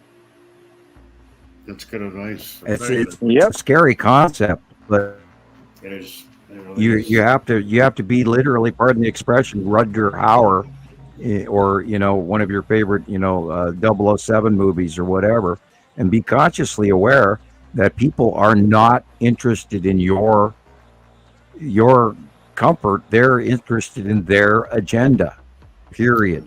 And you meet all types, and it's really scary where we become. And I think the planets do directly have a great deal to do with that, what's going on in the world as well. And I'm, of course, watching all the politics and all the crazy shit going along with that, going mad like most everyone on the planet right now, I'm sure. We're being bombarded by all kinds of, oh my God, I've never seen the level of propaganda coming from our people on top of what's coming in from the people we don't want to be associated with. I've been telling people that for a while. We live in a time of major propaganda, and if you don't know that, you are going to be clueless. Everything from 1938. From our health to world wars to everything. We live in a world where if they're telling you, we are exactly where we were in 1937, absolutely. 1938, 1939. Yes, and I hate to say it, but the world Hitler is only just as volatile right now. Hitler only wishes he would have reached the level of propaganda that we are seeing today. And also, I want to add to that, right? Because it's in everybody's hand right now. I want to add the fact that you say this all the time, Sam. listen to yourself and believe in yourself. That little thing that tells you pay attention to this, like you said, you watch the movie and then you see a line and you're like, okay, that's a message. I love that because that is how it works. Like there's certain things that just pop up in your mind. It's like, okay, I know.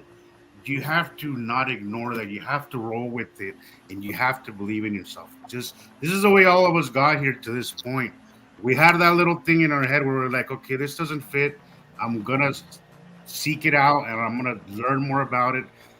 Just follow that, and believe in yourself, and just follow that, and you'll be surprised where it may lead you. So I love when you said that, Daniel. So I wanted to just reiterate on that, Oh yeah, and what I was going back to was what Sam was talking about with that video from 1938, and it's more of that specific time frame.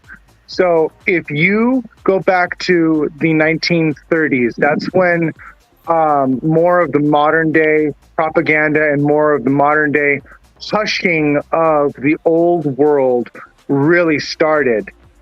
For at least our generations that we know now. Because if you look back into the early 1900s, 1905 to 1915, during those time periods, we had a lot of these things called world fairs.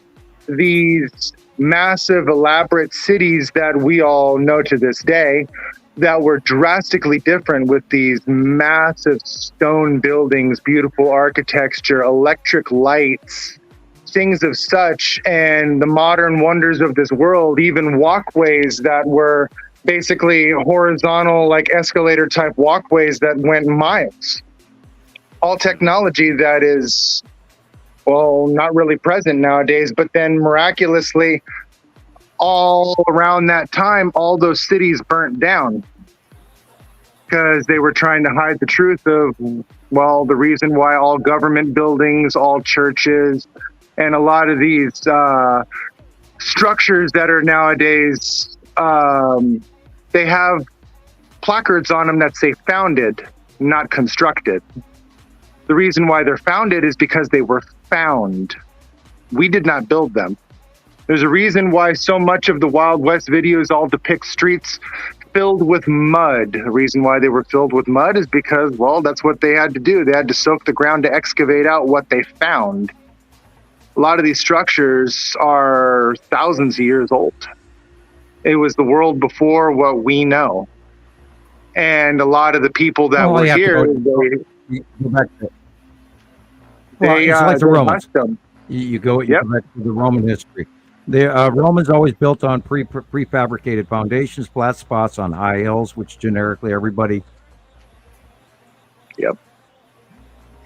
In the Bronze Age, and then if you go back in history, there's this big chink in they talk about the Dark Ages and everything, but that was anywhere from 450 AD through all the way to about the 1000s, 900s. But anyway, and that's according to European history only, because it's not how the rest of the world actually worked. But anyway, unfortunately, we follow the English doctrine of disinformation as well. But if you go back in history, there's what they call the glitch in the Bronze Age.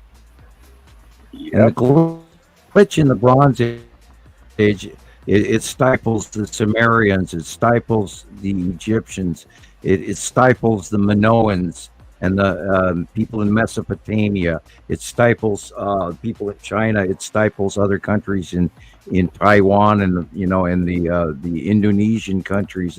And if you look at Indonesian temples, they're dating them at X and X BC and stuff, when in actuality they're probably 4,000 to 5,000 years older, and have just been continually added on.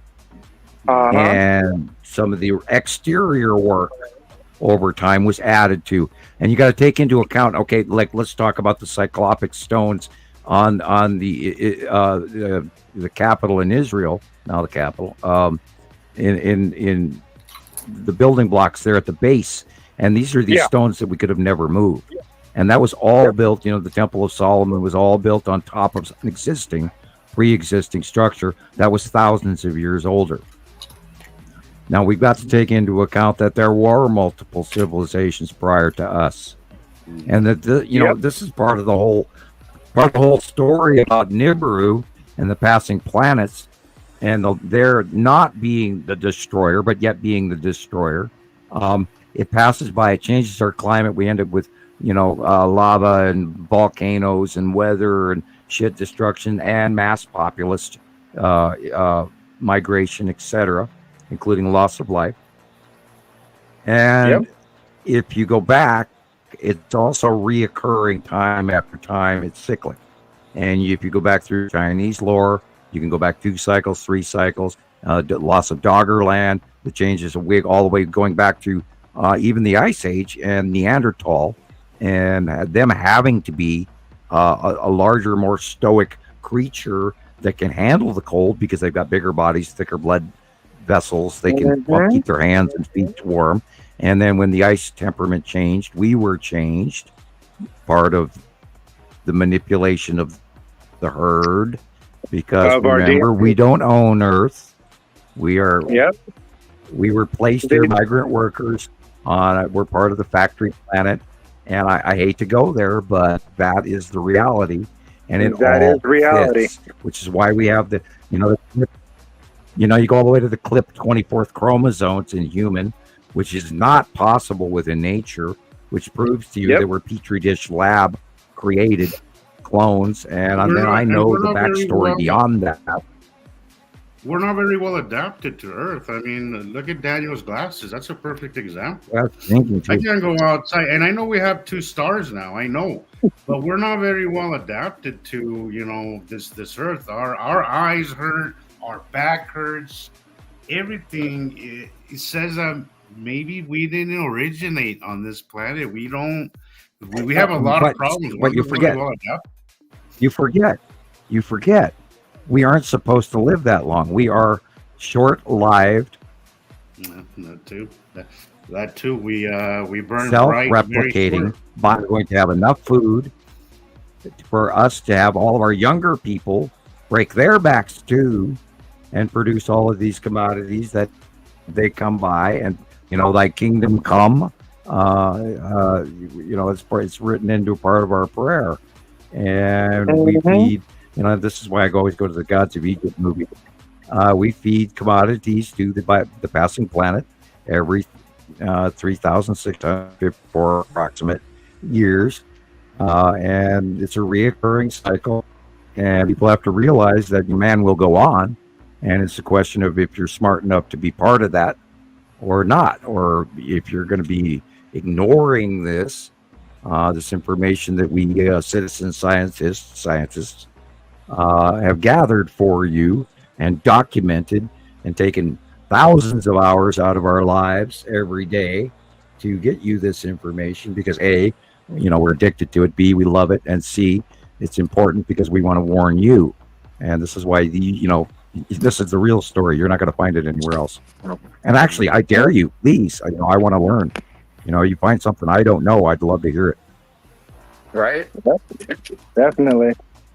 So, well, anyways, guys, I'd love to hang around more, but I got to get going. Rebecca, I guess whenever you want to throw those photos up there, by all means, let Sam and everybody else pick them apart. They were pretty cool photos. Cool. So, but anyways, guys, it was a pleasure being on with you guys. I got to take off. Always love the pop-ins, man. Yeah, man. Pop-ins. All right, everybody, take care. Have a good one. Bye. Next time, Daniel, I'll have your slideshow ready. We'll do that then, okay? Okay, cool. Yeah, or if you want to pop them up whenever, or if you want to throw them up on Nibiru Followers Anonymous, I don't care. Go right on ahead. You got my permission. Sure. All right, sweet. Cool. Take care, guys. See you next time. Bye-bye. Bye. That's always so cool when I see him pop up. I mean, I'll never, ever forget the first time it happened, though. I mean, because nobody has the ability to get into that. Yeah, what happened to Rooster? Where did Rooster go? I guess he's still out there. I don't know. We just kind of cross paths, And then I was just going to say Chicken Man, and then I said, no, he's Rooster, not Chicken Man. We also had that one young girl that popped into off of TikTok. Remember? I don't know if I ever saw her again.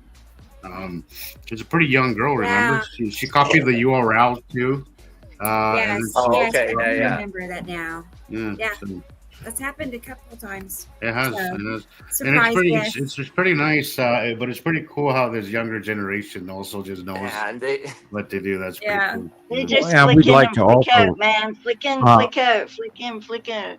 Well, let's also reiterate that if you guys are out there and you are listening to us on a future, off YouTube, we're on TikTok, and want to get a hold of us, there are ways to do so. And if you'd like to, you don't have to be a knowledgeable guest. You don't have to actually even see the planets. But if you're interested and want to be on next week's Saturday show, do try to arrange it.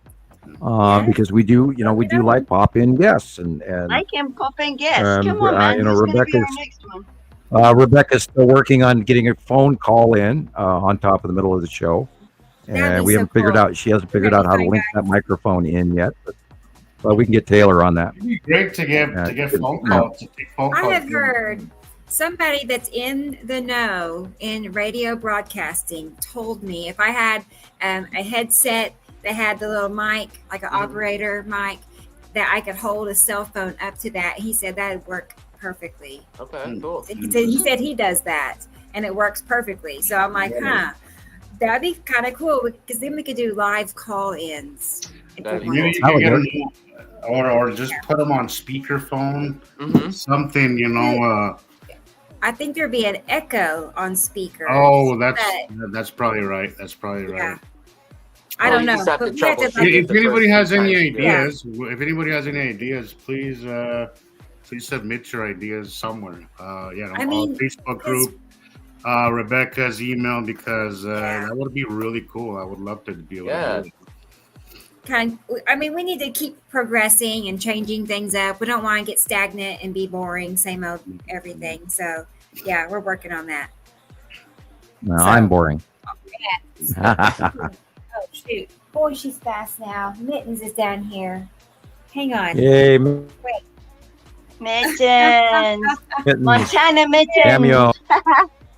Montana Mittens. Hello, baby. Look at her clothes. She looks so healthy. Oh, yeah. She is. She's wrestling her mommy there. I think my favorite part, I don't know if she'll pose or not, but she has, like this white tummy, and the whites go down her arms. They go, like, she has these white lines that go all the way down both arms, both legs. I mean, if you laid her flat, it looks like a skeleton shape, but I'll try to get a picture one day. It's interesting, her markings. Yeah. But she's super healthy. She's super happy. It's an omen. Our official podcast mascot, right? Yep. It is an official mascot. Nippins. That's so cool.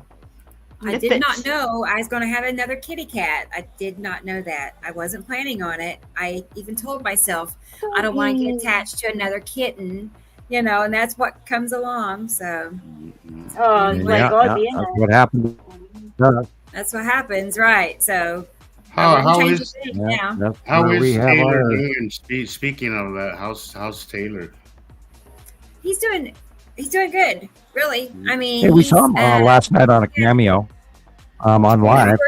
He was on live last night. Oh, he was on your live. Yeah, I turned around and said, "There's Taylor." He was on the phone with somebody, but no, he's doing good. He's had an interview a couple of days ago, and so he's looking for work. So going okay. Well, that's great. Really, yeah. Tell him we all said hello. I will. I keep telling him to come on the show. Hop on the show and 5 minutes. Regardless of where he stands and all this, so. Show him your compilation video of you pointing out with your finger, doing the Jesus index finger move. Show him the planets. Honestly, they watch this, damn it, and then tell him. He's like. Then tell him, have him do a cameo, and what do you think? So what you showed him, that'd be a great show right there. Well, to be honest, he supports what I do like 100%. He loves what I'm doing. He loves it. And he's like my critic and everything but he doesn't totally agree with what I'm talking about. Like he sees what I'm pointing at, but he doesn't understand what they are. And that's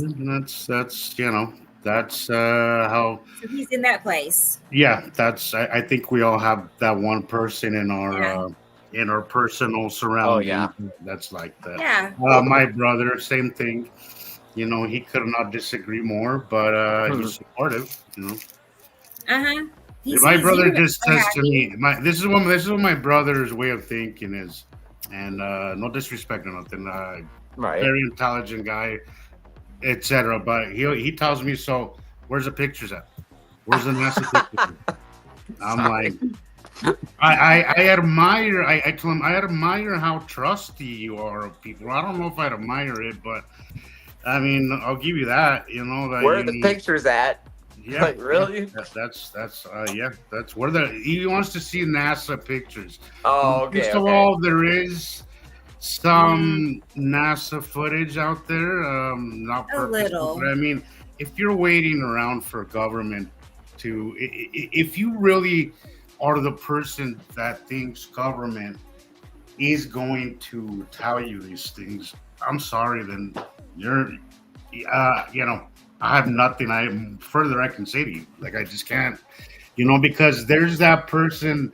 I think the difference between some of us that have made it here and those that don't is that some will not question the mainstream way of seeing things. And I think a lot of people are stuck there. The fact that the government doesn't tell you, the fact that TV doesn't tell you, it's not happening. And personally, I can't wrap my mind around that. I just can't. I use this example all the time. If Mittens, clearly a cat, right? Clearly a cat. If the government told me it was a dog, I would still say it's a cat because it's a freaking cat. But there's people out there that be like, okay, the government tells me it's a dog, it's a dog. Right. I'll show you the study. I don't get that way of thinking. It looks like a cat, but it's a dog, right? No, I don't get that way. I don't get that way of thinking. If it walks like a duck, it talks like a duck, it walks like a duck, it's a freaking duck. I don't care what the government says. I don't care. I just don't care.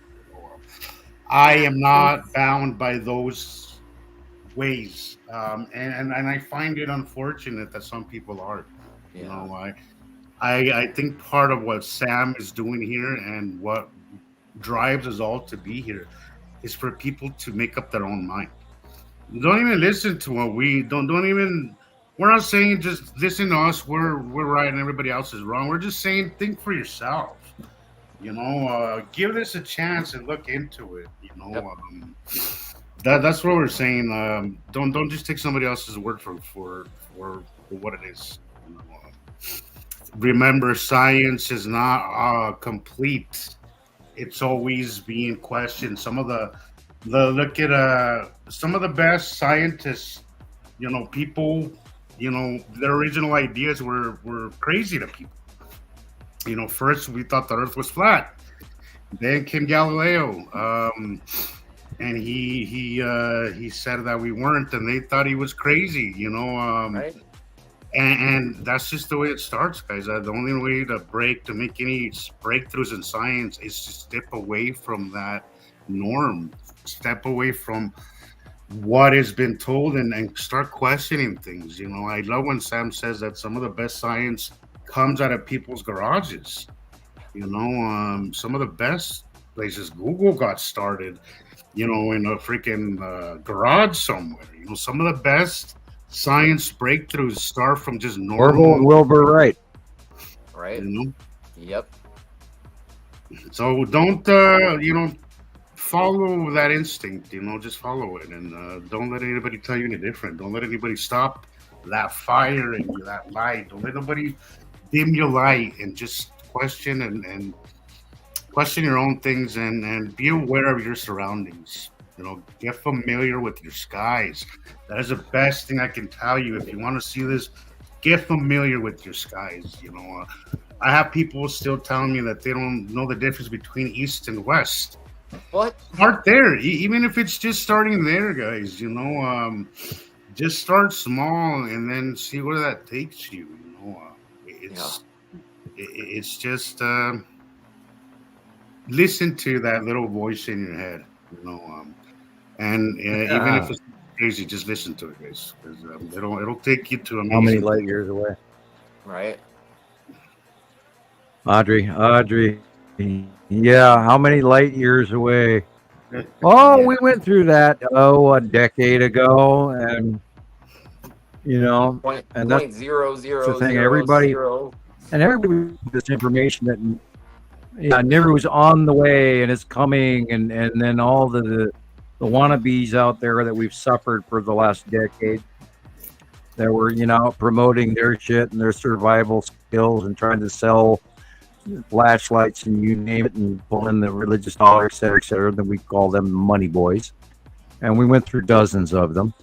And we went through, at least, 20 or so waves of, pardon the expression, newbies that hit following the information. And there are people that are so not prepared for even the knowledge that there are people that don't even know what binary means, meaning two, binary meaning two sons. I saw somebody. And there's people out there that don't know them. I saw somebody in a comment section have to explain that to somebody else. I'm not sure who it was, but. And 83.3% of all solar systems have two or more stars. We are not the exception. We just happen to be a teeny part of a other larger binary solar system that swings around every 3,654 years. And there are other life forms with higher level technology than us that live on those planets. And those are known as the Anunnaki. And the Sumerians talked about them, and the Egyptians talked about them, and the Mesopotamians talked about them. And they're carved all over the planet. And you take in the Nazca drawings in the desert and show you that there were aircraft above us for generations upon generations. And you look into the Mayans and the Incans and any other damn religion around the. Well, look at the Sumerian tablets. How they depict all of this. They depict the planet count. Planets that were only discovered by telescope. In our modern day, it depicts all the planets. Well, and even one. There are cultures in the Mayans and the Incans that have mathematics that we barely have today. There are astrological representations in the Egyptian and the Sumerian, and people always forget about the Hittites. The Hittites were very, very technologically advanced, and they're barely even in the history books. And there's all these other cultures, the Chinese included, etc. And we, of course, are not taking into the Philippine Islands and all of that, because that, as the planetary water level, ocean levels rose in a few cycles ago around the planet, other cultures have been lost and buried under the water level. And so most of our archaeology of the known civilizations is, probably under 10 feet or 30 feet of water. And of course, they don't do all of these archaeological studies offshore as well as they do onshore. So anyway, point is there's so much information that all fits that this does reoccur. And if we talked about this 100 times, if you go back to 1650 BCE, always got to put that estimate in there. Anyway, BCE, 1650, and you look at the records for climate. There's a climate change in 1650 BC. And it's also what they refer to as the great breakup or hiccup in the Bronze Age. And if you notice that same date, you see a whole bunch of civilizations that are recorded in history that start up just after that. And then you hear about the lost civilizations that end right before that. And so you got, and then when you go into the Copper Age and all of this other stuff, and you've got to take into account the real science, not the average science that I wrote a book 2 years ago, is telling you, but the average science, middle of the road, real science. And you could see that this indiscriminate weird shit going on, and everybody talks about it, but nobody ever describes what the breakup in the Bronze Age was about. So anytime that you see that or you hear about that, check the date. And if you want to see what's going to happen this cycle, just look what happened in 1650 BCE in recorded history. And there's a whole bunch of things going on. And I suggest you look into it, because then you have the answer for what's coming. Because through the past, we can see the future. We are a society with amnesia. I'm quoting Graham Hancock here. He calls it the Dryas period. He puts it at 12,000 years ago. But I am convinced that what he is pointing out is the last cycle. I really wish he could put that together. That'd be three cycles ago. I wish he would take our information and put it together. I think it would really catapult this information. I really wish. But I do agree, regardless. I agree with what he says. We are a society with amnesia, and that is because every so often things do get reset, and we go back to basically the Stone Age, and we have to start over again, and et cetera, et cetera. It's the reason why we find building techniques that make no sense to us for that period, because people reach a level of technological advancement and then they're set back through the cycle, etc. And this happens over and over and over again. Right. Look how far we've come just in the last 200 years. Can you imagine in a society prior to us that was just 2,000, 3,000, years into their society, this is the reason why we're seeing a lot of things that don't make sense to us, but they keep telling us we were cave people with no knowledge of anything, up until, we got out of the caves. But no, we are not the first people that have made it this far technologically. We have societies that were more in tune with the world around them. Technologically, their technology wasn't as destructive as ours. I think our technology is going to be the variant thereof.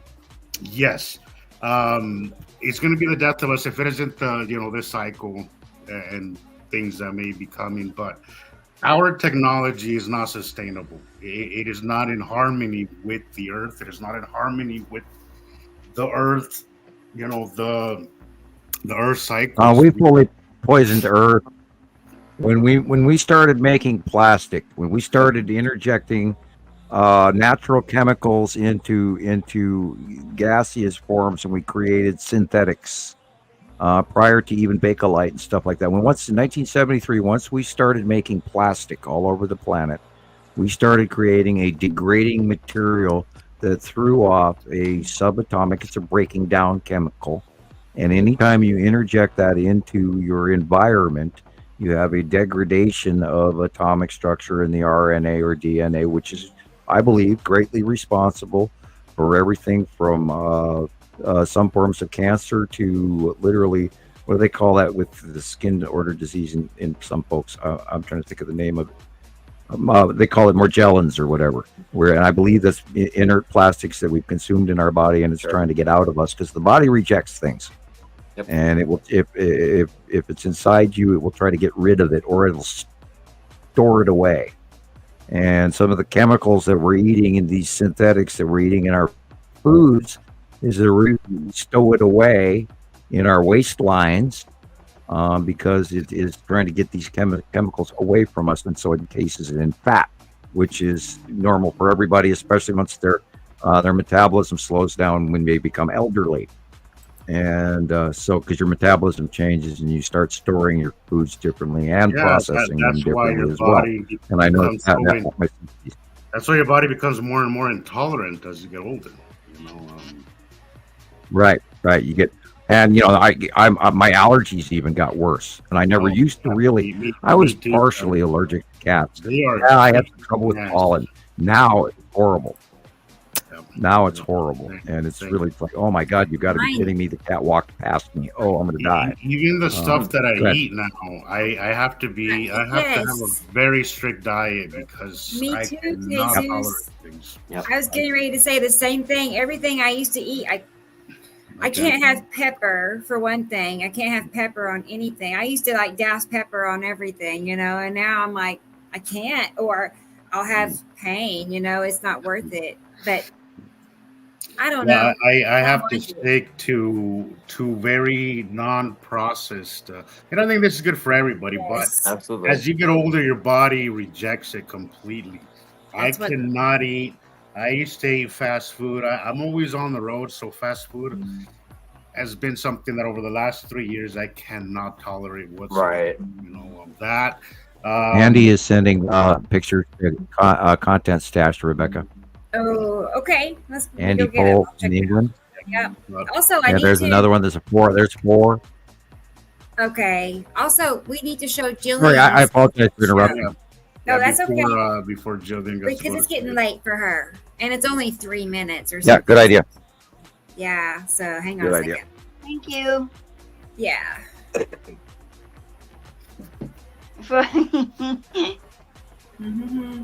Wait, I thought no more yawning. I have to be awake. I thought it. Hang on. Yeah, my dogs have irritated. They've gone to sleep.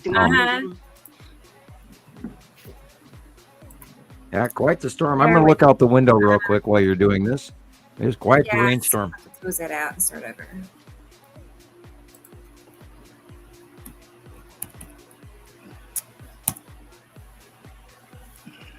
I thought it was all ready. Sorry. I have sent it over though, so it should be here ready to roll. Yeah, here it is.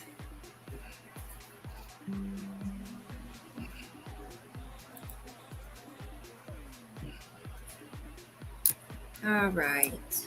I've had a fun show today. Yeah. I mean, I feel like it's been interesting the whole time through. So. I worked very late last night, and I totally forgot it was Friday. I worked till 8. I worked till 8 this morning, and then I was talking to somebody on Messenger, and I was like, "Holy shit! It's freaking gonna be 9 a.m. almost 10 a.m. I need to go to sleep. I forgot today was Saturday." And the show is Saturday, so that's why I told you there's no way I'm gonna get up at 2, Rebecca, because it's just I'm gonna so I just stayed asleep. But anyways, on with Jillian. And I'm back. Jillian show. It is still raining.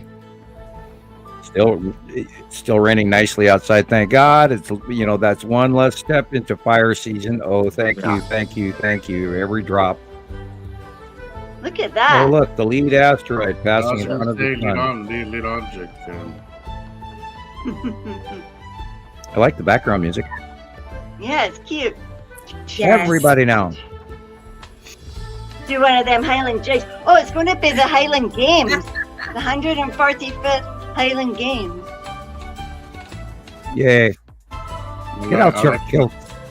I like the background music then. Wow. Yes, awesome. Yeah. That is the lead asteroid. And now look what's behind it, that big blue area. Behind it. Wait. Yeah, everything behind it. That's Saturn's yellow moon, very large. Wait, stop. Okay, I mean see the blue versus the light blue. So obvious.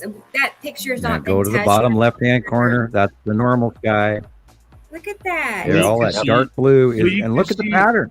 Right where let me make an example here. Look, sometimes when the sun comes in through my blinds and I have them just to crack open, you'll see the light rays, the sun rays, just like you see here on the left corner, coming right underneath that curve of that dark circle behind just the side of the sun. I mean, you can see it so obvious. But you can see how light will just bend just around that curve and basically funnel in there. I think of it like light coming in through my night shades.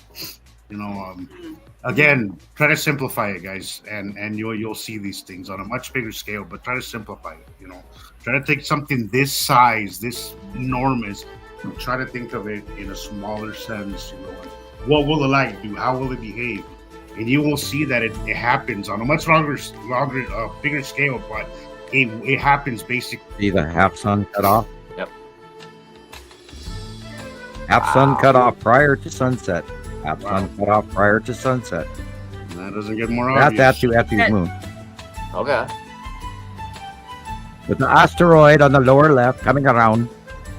Everybody add your, Spanish, your Scottish, I almost in Spanish. Your look at Scottish that. accent, which I'd probably trash. Look at that. Oh my goodness. Oh, What is boy. that? What is that? Kind of square. Kind of square, but it can't It beat the is. long box. It can't. Or Why? can it? What is? Or Oh, can it no. be? We don't know. Boy. Yeah, that's Invasion! different. Run for your bloody lives! Yeah. That is the red asteroid dead center. Wow. Spirals over in the middle left. And the upper right corner is the Saturn's yellow moon.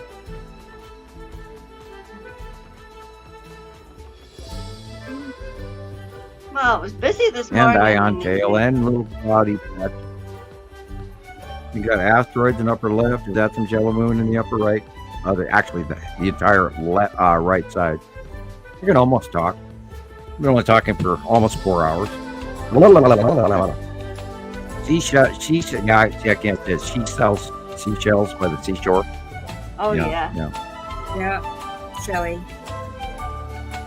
Yeah, that looks very suspect. It, Or as these guys say nowadays, which is already out of favor, looks sus, man. Looks sus. Stuff, man. Is it the long box cube? Again, Under the the Saturn's sun? yellow moon. Isn't that weird? If it is, Sam, under the sun, I've never seen it there before. Have you? Right. Well, look down at the, that would be Saru in the background. At, just above, cutting the sun off at the top. Oh, you mean this? Yeah, under the sun. That's why I said this looks very sus, because that's not where it's supposed to be. Right. It's supposed to be farther over to the right and up. And this is rather square, but it's also really long box cubey. I mean, we could It's just really call it a square long, club, and it's but got wow, a wee that ball looks like on the the long end box. there with the tendrils. Right. I was looking at that Yeah, look too. at that one blip with, it screams side orb. That's one of the 2 out of the 3 criteria. And holy cow, as the long box cube dropped in altitude and they're doing whatever they're doing, which we have Came to seen Scotland before. for some commodities. I'll keep an eye out for that next. Yeah, well, yeah, or the ships to fly up to and offload or whatever, or a show of force, but it's in the general right area. But wow, look where the sun is, and if and we've seen it before. We've seen it happen, so I'll keep an eye out for it next week. And you can see Ice Atom really well, or its moon, Right. one or the other. Something is going up, cutting up against the top right of the sun. I see it. It's darker. Yeah, I think. there's a darkness over here, but it's all chunky looking. What is that? So It's all about the light. it's All always about the there. light. I mean, I'm not. It's not like I'm surprised. It's like it's there. Yeah, that's nice. Yeah. All right. Well, that was. Oh, was thank that. you, Audrey. Yeah. It's The great stuff stuff. just hangs out, and I just go click, click. Great stuff, Gillian. Great stuff. Yep. Oh, Joy, holographic faces, huh? I bet a lot of people see faces, Joyce, just based on what I know. That about is people referred out to there. as pareidolia. I have, And I we do- try to avoid that generically, although there have been instances where we have scientifically discussed certain anomalies that we have witnessed over the years, and we will occasionally bring that up when we get good examples. Generically, but yeah, everybody grew up their whole life looking for elephants and trucks and fire engines and stuff flying through the sky. And we grew up staring off the park grass, looking up and going, "Oh, I see this. Oh, I see well, that." you didn't lie on a blanket and go, "Oh, look, I see." Well, we're genetic. Also, we are genetically that it's in our DNA, guys. That when we're born, we seek out. It's the artistic brain. We seek out. It's kind of like the way we like ducks and birds get imprinted into the first person that they see. Yeah, we're programmed to see our mommy's face because our mommy's moon face hanging over us. Yep. Okay. Exactly. So it's ingrained in our DNA from day one. So it's not beyond us. Speaking of this, I have a question, Sam. How long was it before you realized that the school asteroid was not pareidolia? The skull asteroid was not what? Pareidolia. Was not what? Pareidolia.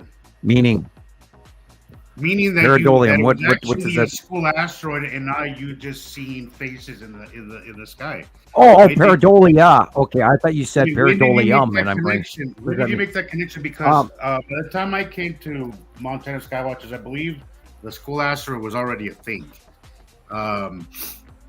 I think. I believe.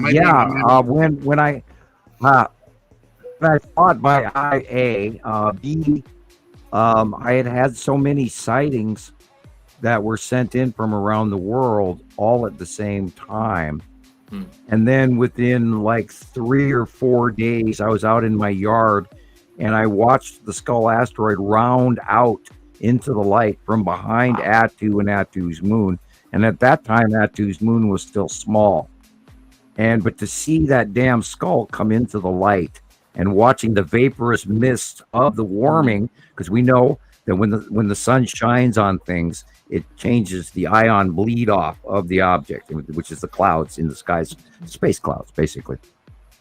And when I watched that thing come into the light and watched the clouds burst out of the eye sockets and the nose, and then the last thing that came into the light, because it was tipped at an angle, was that jaw, and it was open, and I'm watching the cloud, and I mean, I'm seeing that, and I'm just like shaking in my boots, going, "Oh my God, it's real!" That must have and that's got to be creepy, man. I find the school asteroid so creepy. Yeah. But before I'd ever even seen it by eye myself, we'd gotten so many captures of it that it became topic of exploratory investigation. And then all of a sudden, boom, I saw it by eye. And then it took like 3 years before NASA even announced it. Wow. And like this guy earlier tonight on one of the comments, it'll be here in 80 years. Well, what they announced was it would come back, and it was in Earth's orbit, one of these asteroids in Earth's orbit. Whatever he said. They say everything is light years. Yeah, NASA said every 3.5 years. NASA said every 3.5 years, but and like it was in Earth orbit as a normal asteroid. But we know different. We know that the skull asteroid is attached directly to Attu and Uri because it sits in between Attu and Uri, and only when Attu moves away or around as Attu and Uri rotate, they're very close. They're always in proximity to each other. Yeah.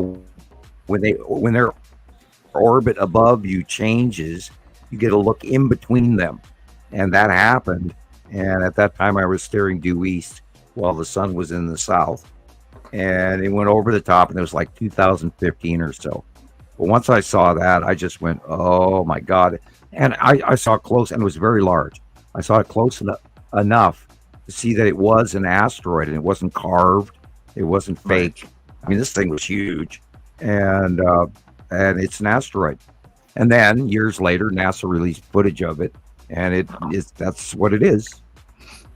And we've had hundreds of sightings of, if not thousands, hundreds, multiple, not two. That belongs to, Sam, or is it its own? They don't tell you that detail. They just announce, "Hey, this is here," and wow, we saw it go by, and some of you guys maybe saw this, and so it's okay. It'll be back in 3.5 years, blah blah blah, and then they make light of it, they announce it, and then they get away with it. by giving you a half truth. Well, I'll be honest. Because there were so many I have sightings. not done my homework a whole lot on the school asteroid. I just find it, I don't know. I just find it a little creepy, I guess. But what asteroid group? I wonder. Is it?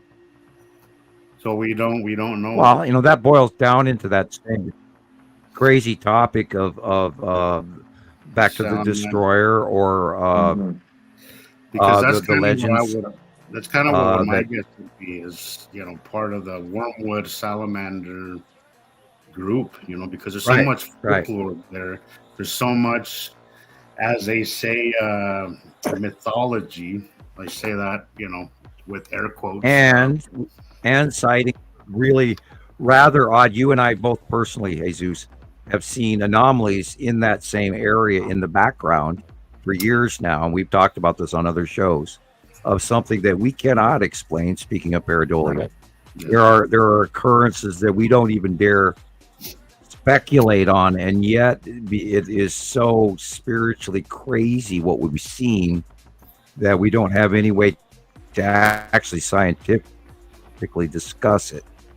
And there I have my across the dinner table conversation topics, but not something there's a lot to what's going on between Uri and Atu and all of those asteroids. And on top of it, we know that the cubes are hiding up in between shit.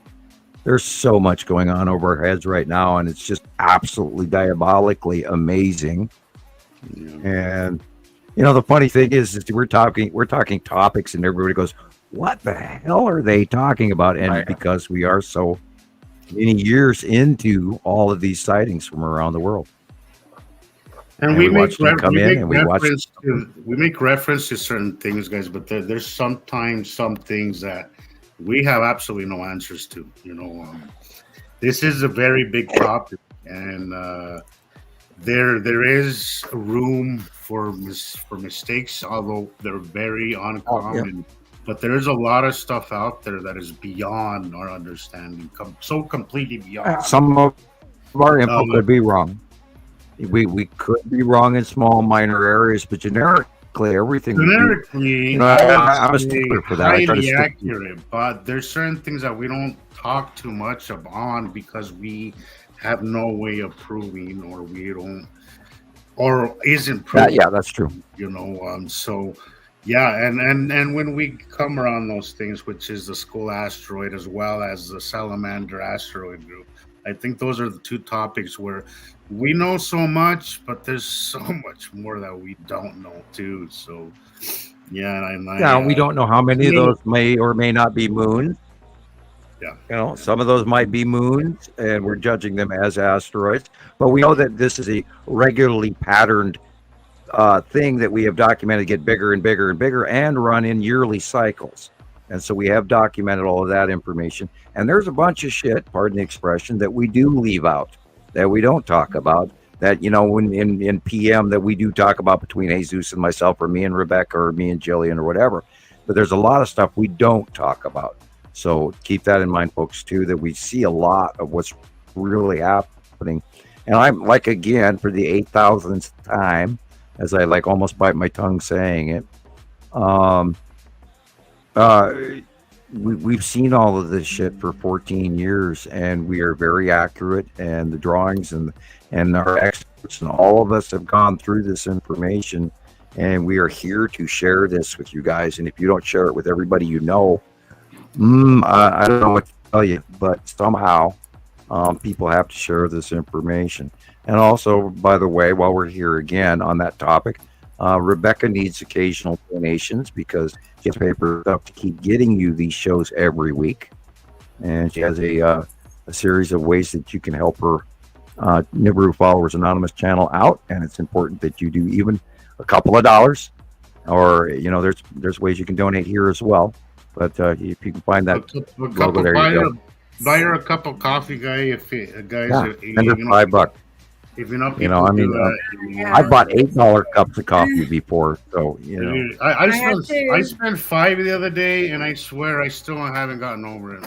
I just can't. It's rough, isn't it?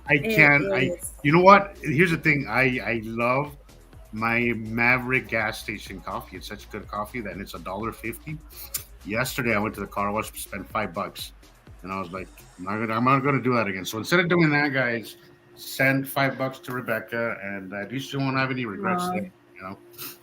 Well, thanks. Let me get the donation information pulled back up just in case, because yes, I definitely need assistance now, more than I used to. So used to, I didn't, feel pressured to have to ask for money, and now I do feel pressured, and I don't like they it. Should. Yes, they should. They should feel pressured because you're providing information for them for free, and they can buy you a cup of coffee. I know. Yes. I know. I tell myself that I should not feel bad. I should, because I am providing a service. We all I'm telling you something you don't know. But I understand, Rebecca. Like it takes a lot. Sometimes you're someone you get independent, and sometimes I had recently some of my medications quadrupled in price, and I had to go out of my way and ask for apply for certain helps, and hopefully they go through. I believe they will, but every so often we need a hand, and that's you'll get it. But it is hard to ask for that hand sometimes. It's and I'm the first person I that I hope don't you get mind the help, Shane. at all. I'm like super helpful to others. I don't hesitate for a second, and so I know there's people out there like me, that are that way, and etc. So yeah, because my financial situation has changed drastically.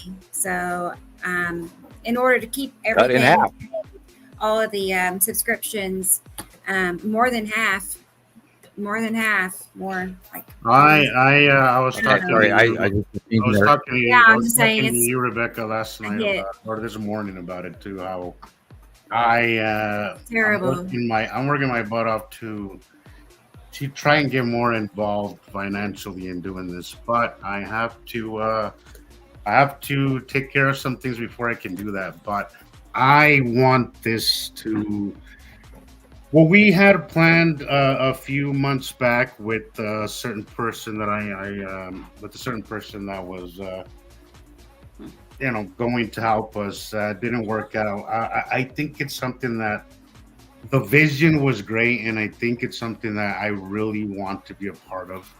And we're gonna have to make it happen ourselves, Right. And if we can get any help along the way, that'd be great. But I want to involve myself 100% in this. So I'm taking. What did they say? That no one's coming to save us, so we have to save ourselves. Right. There's saviors inside yourself. Pretty extreme steps. Subscribe. Hit the like button. Watch these. Share it with people so we can get more views. That's right. That's right. We all could put our little. Got up to views. Get up to membership.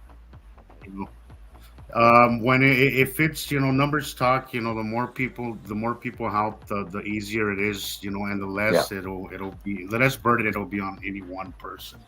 Guys, I need to go to bed. Okay. Good night, Gillian. Gillian, good seeing you again. Good night, Gillian.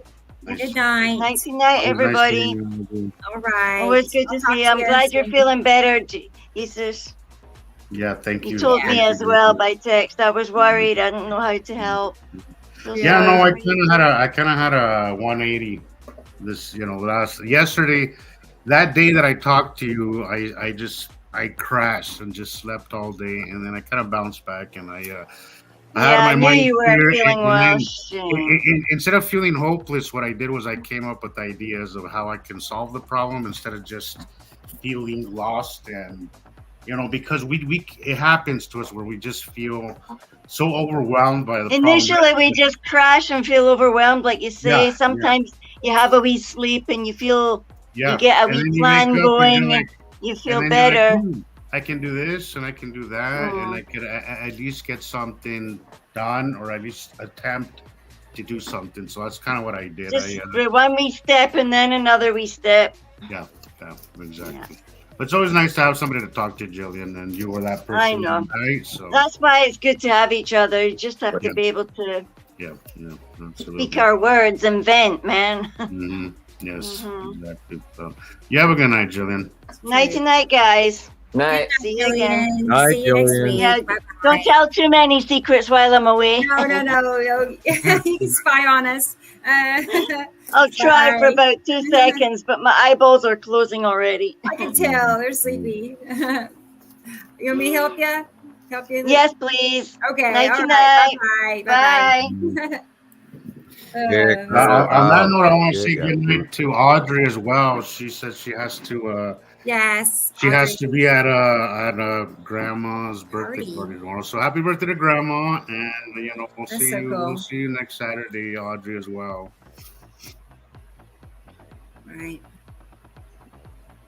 I was thinking, I was like, I wish I had a grandma. I don't, I mean, both my grandmothers died when I was like 5. Me too. I was really young. I didn't have any grandparents. I had my grandma for like 3 years, and then she passed away, and then I have known. So, yes. Yeah, I think about that whole grandma. Are you the baby of the family? Because I'm the baby. I'm the youngest. I'm the middle child of 3. You're middle. Okay. Yeah.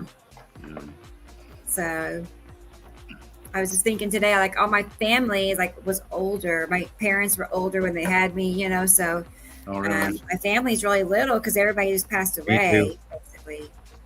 Yeah. And both my parents were basically only children, so there's no aunts and uncles, there's no cousins. My grandparents passed away in the 70s, man.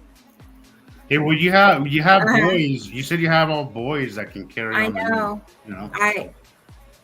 I'm believing it's going to happen. Hasn't happened yet, but yeah, it has to. Out of 3 boys. Oh God, don't you? Right. Well, one of them is married, right? Yeah. I think maybe I saw something. Yeah, yes, he is my oldest. Yeah. He's been married like. Don't jinx it. Don't jinx it. Right. So. Yeah, I was married 18 years, and that's the one thing my mom didn't get to see her grandkids, and it happens. Like I get asked all the time. I was married 18 years. When do you have kids? I'm like, well, sometimes it's something that happens that way. I don't question it now because things kind of went different ways, so it kind of worked out better. Worked out for the best. Be thankful you're not laying out child support and living in your van. That's right. Because being a parent in this day and age, my respect to you, Sam. I tip my hat to you, Rebecca, for raising 3 boys. It is not easy. It's I was very involved with my nieces and nephews, and my ex-wife nieces and nephews, which are also my nieces and nephews. I was very involved in raising them, but it's not the same. It's not the same. At the end of the day, I could always give them back. Yeah, that's the one. That's the one. When all the hard stuff comes, I can just give them back. So it's not the same. So I tip my hat to both of you. Oh, diaper here. You are a single father of 2 beautiful girls that I practically saw grow up here on Montana Skywatchers, and sometimes I run into the memories and I see how little they were at one point, and now they're teenagers, and that's awesome. That's fast. Yeah. Nova turns 18 this next year. Jeez. In February, and wow. And she was, when we started doing this, she was literally 4 years old, running around while her sister was in diapers on the floor in front of me here most of the time while I was typing, and talking to people and trying to, hey, by the way, all you have to do is look south, and there's that big huge ass planet called Nibiru, and I'm talking to 80 people, and then being trolled by 20, and all those years ago. It goes by too fast. Today's my youngest son's birthday. He turned 29. Happy birthday to you. My youngest son turned 20. And I'm like, how can my youngest be almost 30? And my oldest is like 36. I think we went to sleep and somebody switched planets on us. I can't believe it. It feels like that sometimes, right? Something's not right here, man. I think our timeline is speeding up or something. I don't know. I do too, because these shows are like one after another. I'm like, it's already been a whole week. I'm like, it's as I said last night, I went to work. Like 74. and it's like, holy crap, Yes. today's Saturday. I'm like, holy shit, I am so not prepared for this. No, but I'm usually not prepared at all. I wasn't I hate either. to say it. I kind of trust that Rebecca to the up Yeah, until now. I stay up late She and prepares I for it. cram it in the last night usually. So again, Rebecca, thank you very much for all you do. Yeah. Thank you. Well, Because of course. I certainly I love would not have the time to do so. Yeah, But I know. hopefully, come December, after December, I'll be a little bit more, a little bit more time. I'll have a little bit more time on my hand. I'll be a little bit more relaxed. Right now, I'm working like 50 hours just to kind of get ahead of some bad choices. Well, not bad choices, but things that just didn't work out. Yeah. Right. I want to blame the C word. The issues we had in 2020 with that whole period. That I want to blame that. That's basically the root of the problem. When I was in Vegas, I was still new. It was in 2021, so I was still. It just ruined a lot of things. My brother almost died of it, so it was just. It was out. That was where it stemmed from. That all the disaster that I'm dealing with now. But I am already knocking that out. I've got 2 credit cards already, 3 credit cards already paid off. I got 2 more. By December, I'll be done with that. At this rate, by December, I'll be done, and then I'm gonna grab those credit cards. I'm gonna cut them up, and never again. I might keep one with like a low limit just for emergencies. But yeah, I'm done. And I advise anybody, if you have any ideas about credit cards, get them out of your head. If you can't afford it, you don't need it. You don't. It's not worth it. The last 4 years for me have been so stressful, guys, because of this credit card debt. It's been just basically pain. Yeah, you're signing yourself into a prison you can't get out of. Exactly. So for 3 years, it's been just paying basically, mostly interest. So what I have to do now is work twice as hard. That way I can pay more towards the principal and get out of it and get on with my life. The highest credit card debt we've ever had, over $1 trillion in credit card debt or something like that. I think they really 11 that in Congress. 11. There should be some relief because people are drowning right now in credit card debt. They are just absolutely drowning in credit card. I don't think anybody's really. We need some relief. I'm almost out of it, but I think there's a lot of people out there that are probably that are way. Well, if people focus on the swing of the economy and actually bailed themselves out with credit cards, that was not a smart move because the interest rates did go up, and now they're about to go back down again because we have cycled through. Although it's still recessionary, it's not deflationary, and you got to watch that. That takes a series of anywhere from 3 to 6 months to actually determine the economy in that manner. However, we are leveling off, and money is really tight, and everybody's broke. It went down 1%. It went down 1%.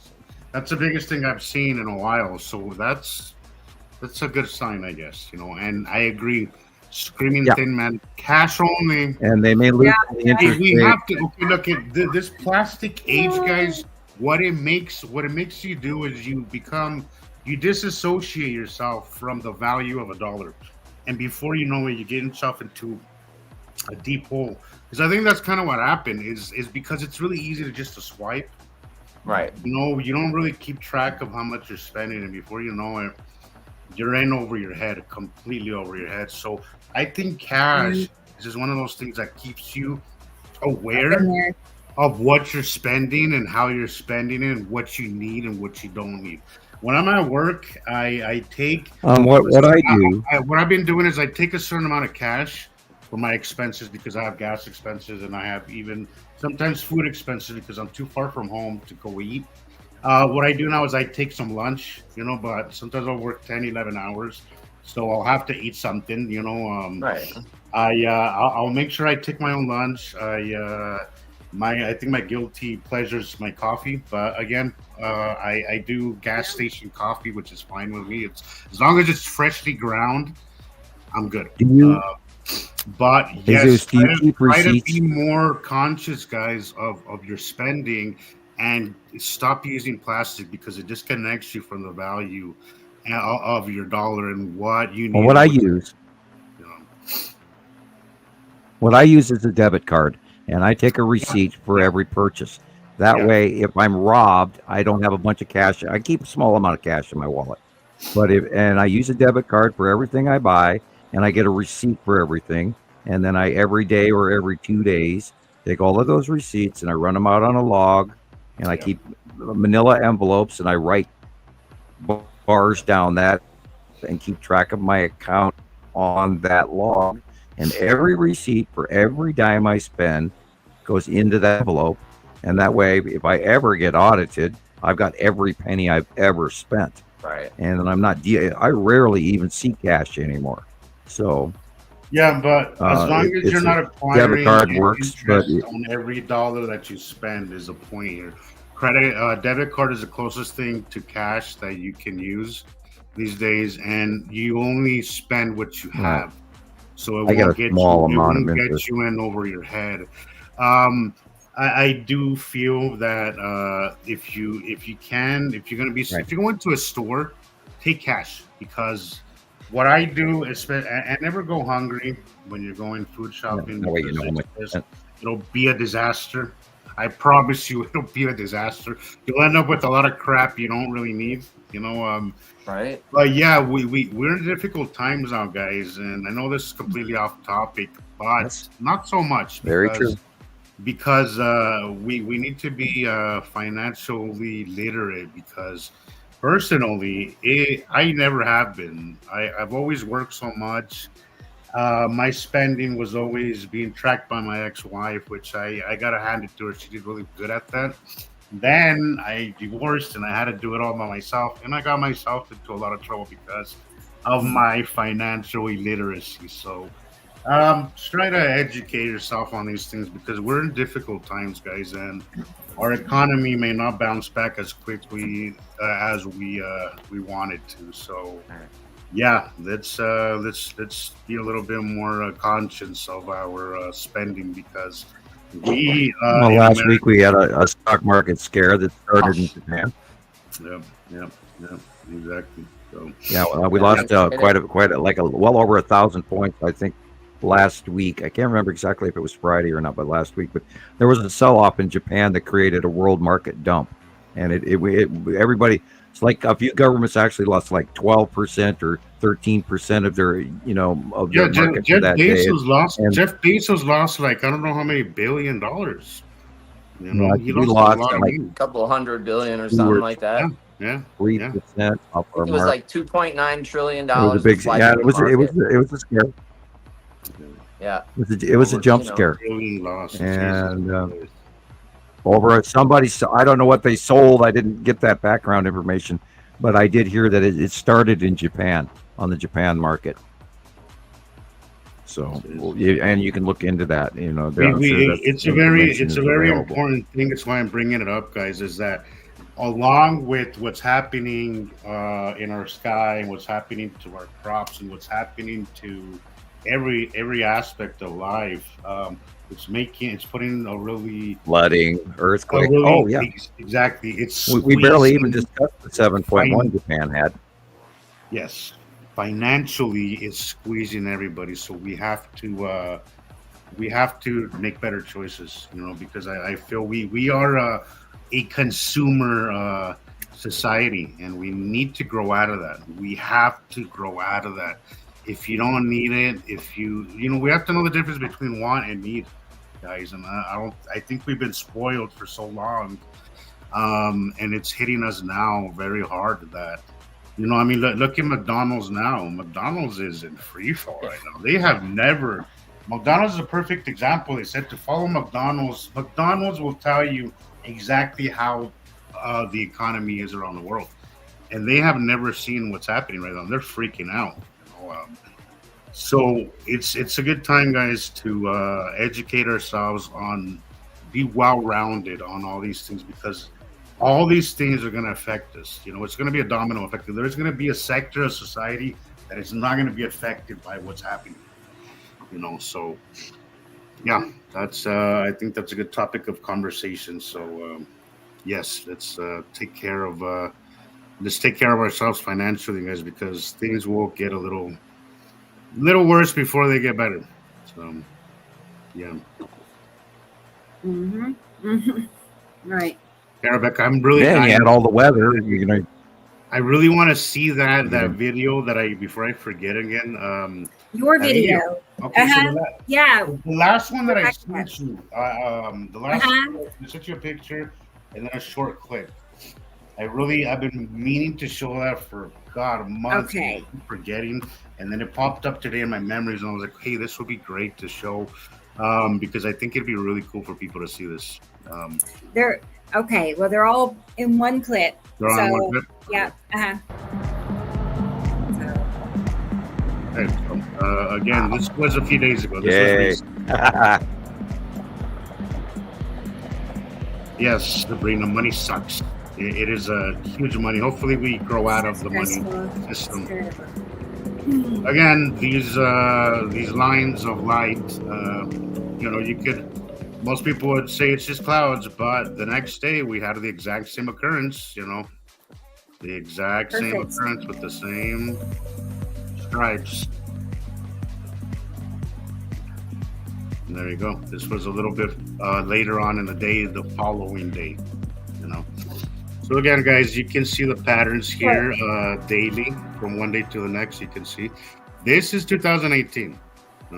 This was a very cool passing. Wow. You can see that curve. Yes.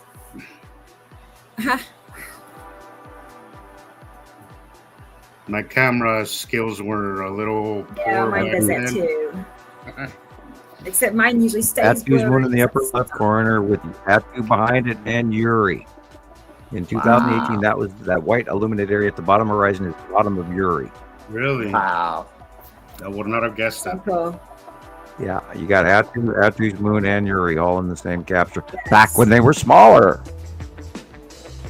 When was this, Jesus? This was in 2018. This boy. I was going to say, I haven't seen this look like this before. This is a crazy close pass, guys. Yes. Again, it came up in my memory. Is right there. That's the Titan asteroid and Salamander asteroid group under Uri right there. Really? Okay, this is the one right here.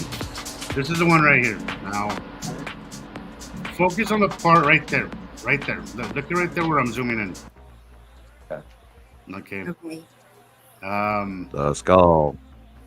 Okay. Keep playing this. Look out. Look at that lens. Okay. Are you seeing? Okay. Now I want to see the picture. There's a picture I think after this. Oh. There was two pictures back here. Well. No, there was a picture of that one right there, which was a little edited. That way I could get a little bit more detail on that. Not this one either, I guess. No. Those were the two that I remember getting. If I missed one, I'm sorry. Yeah. Okay, so pause it again on that on where I zoom in. Wait. I was one of the. I saw something. Yeah, that's that. Yeah, right there. That is most likely. It's most likely the Tan asteroid and the Salamander asteroid group. And see the big white stripe going across the bottom of Uri. Yeah. Wow. That yellow stripe thing right there. What is that, Sam? That's a Uri stripe. That's an illuminated Uri stripe. Is that Uri is the gas giant, and it has these stripes across of it, and some illuminate and some do not. And if you look going up the picture, there are multiple different stripes going up the face to the right. You're right. Oh wow! That's the side of Uri. Wow! And you've got an illuminated picture, or likely an asteroid. That looks like the Tan asteroid to me, but it could also be the site of Attu's moon. However, it's not as microbubbly as it should be, so I am therefore led more over to believe it's the Tan asteroid and the Salamander asteroid group on the side of Uri back in 2018. Because at this time, Attu should be overhead as well. Right there. Please pause that right there. Stop right, it. Right there. Yep, hang on. Sorry. Yeah. What do you guys, where that is? That whole area. What do you guys suppose that is? That? The whole area, and this came from you, Sam, because you commented on this back then. But I posted a picture and this, and initially I was like, yeah, I think he might have this wrong because I was really new. And then the more I kept seeing this, I was like, holy shit, he's right. That right there, guys, is landmass. That's way. That's landmass. Yeah. Sam? Am I losing you? Wow. Yeah. I've seen this before too. That texture, exactly. I totally think so too. You're gonna make me want to go back and look at my old videos. If you can, you should put up that picture because the pictures always have a little clearer. See the dark blue compared to light blue? And yeah, there you go, right there. Wow, right there. But you commented that day. Say hello. You said say hello to the people up there. And I was like, no way. Just wave at the planets. They're that close. I was like, no way. He's all landmass. That's actually when all the way back in 2011 and 12, when the second star came up in the horizon, and everybody was running around wondering why their compass was going kooky, and we were cataloging it daily why it was reading one way, one direction one day, and another direction the other day, and the day after that something else was weird. And then after 2011, the sun started rising in the northeast sky, not due east, but northeast sky. Put that in your head. And that doesn't happen. But when the second star came above horizon or within proximity of Earth, all of the planets tipped. All the normal, Saturn's axis tipped, Jupiter's axis tipped. Everybody tipped. All of the planets. And that's because it's a second big magnet, and we live in a magnetic, electric solar system, not gravitational, willy-nilly, whatever Einstein says. Although some of his material was accurate, a good portion of it was not. And that's why they're not working out some of their equations they keep seeking, because they're piggybacking Einstein still, and they shouldn't be. Anyway, they need to open up to new science. But that aside, point with it is these changes have happened. The planets got here. They arrived. They were huge, totally visible, and you could see land masses all the way back in the early days of Nibiru and Saru for a brief period of time, and we had some close passes. We've got a couple of snaps. We've lost a lot of material from the early years from lots of computers, and I'll reiterate, I'm on my 15th computer in 14 years. And I bought some good ones and some bad ones. And I've been fried and hacked and whatever over the years. Lost a couple of years. 1 year I didn't. Next year I lose 3, whatever. Anyway. We've lost a lot of information, but we have gotten to this stage because of the non-end, every day working year after year after year to culminate this information. And it's not randomly gathered. We didn't fabricate this information. We didn't make it up. We learned it as we went. And all of these folks are here because they took the time to learn it as well. And there's a lot go ahead. There's so much stuff that had it not been for you, Sam, I would have completely overlooked. There's stuff so after that video that we just saw that you said it was landmass, up until that moment, that really messed with my head when you said that. It messed with my head because I was still new to this, and I was like, how can something like that be happening, right? How can something so close be, how can we be seeing landmasses right over us? Right. How does that not mess with you? But shortly after, maybe a month after this, because I would say maybe a few months, because that was like midsummer. It was really hot. Hi, William. Nice to see you here. But a few months later, we had very close passes of Attu's moon, and I got to see so close that I could see the craters right above me, like literally right above me. And had I not had Sam, had you not pointed out that there was land masses that day, I would not have put it together what I was looking at that day. And I was like, holy shit, I'm seeing the freaking craters. Yeah, exactly. Holy shit. Yeah. You know, and had it not been because you explained that to me and you put it in my head that that's actually possible, because I think that's where we really lose a lot of people, is that people's lack of people's disbelief. That's the biggest part of all this, is that how can you believe something so batshit crazy?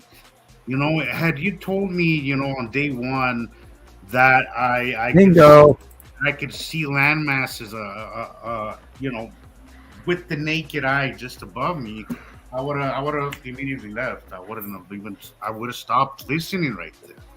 Thankfully, I'm not that. There we go. Much easier to see. Look at the patterns, guys. Look at the rough features here. Look at how it's beyond the clouds. Wow. This was right above. Look at the secondary clouds, not the first Yes. white layer, but look at the secondary. Look at the dark areas first. Yes, there we go. There you go. And you're seeing what looks like probably where there's been a little bit of water over here, because it has those little. In 2017, the date was wrong, Sam. This was a new camera, and I didn't adjust the date, but I know for a fact this was 2018. I think the date 8/9. Okay, 2018. The entire date is wrong. It is wrong, because this was a very hot summer day. Oh, so what do you? I'll leave it. What do you think you see here? I know what I see. I'm seeing landmass as far as or water, because you have these little groovy things here towards the end. Well, this is Attu's moon and Attu in front of Uri. Okay. And lead asteroid is just right by the 8. Just a little bit of the upper left of the 8. Wow. Really? Okay. Yeah, this is an early. Attu's moon is small in the middle left, with a little sort of stripes. Attu is purple as all get out in the upper, from the top corner right all the way down to the eave of the house on the left. That's where Attu is. Uri is the striped white clouds in front of it below. And then lead asteroid is dead center in front of Uri. This is where I get so confused. So you commented I'll that even blow it up even bigger. You commented that this was landmass. Yeah, Attu's moon in front of Attu in front of Uri. But are we seeing actual 2018 planet features, Sam? Are we seeing actual surface? Is that what we're seeing? Actual surface of the planet, or what is it that we're seeing? Well, I've got it blown up now in front of me. You can see some of the craters of Attu's moon here. There are a few craters visible, but Attu is a gas giant and has stripes as well, and that could be some of what you're seeing in the upper right straight lines area. Yeah, that's kind of where. But in 2018. Yeah, the purple color is from Attu proper, and the white stripes that are going down at the angle towards the date is the angled tipped axis of Uri, with lead asteroid in front of it back in 2018, and they're directly above the sun on the transition of where they used to be on the right-hand side, and they were transitioning over to the left-hand side from 2019 all the way up until 2022, where they've been on the left-hand side since. And this is part of the first original transition where Attu and Attu's moon went over the top of us, beyond us. So was as of 2018 I've been and arguing 19. with my eyes for years with this one, Sam. And because that day you commented that, Attu's moon was way smaller. okay. Hey. Attu's moon was way smaller back then. Also, 2018, remember, we had very close passes of Attu's moon. Like very, very close passes. I was going to show you all But the approach was where we had onset original captures where they, in the early stages of their daily path, they would be distant and come in at us and then go right over the top of it. I see, because a few weeks after this was when I had that very, well, I'm not going to say a few months, because this was in towards New the end Mexico. of summer, right? Okay, so this was I love that one video in New Mexico.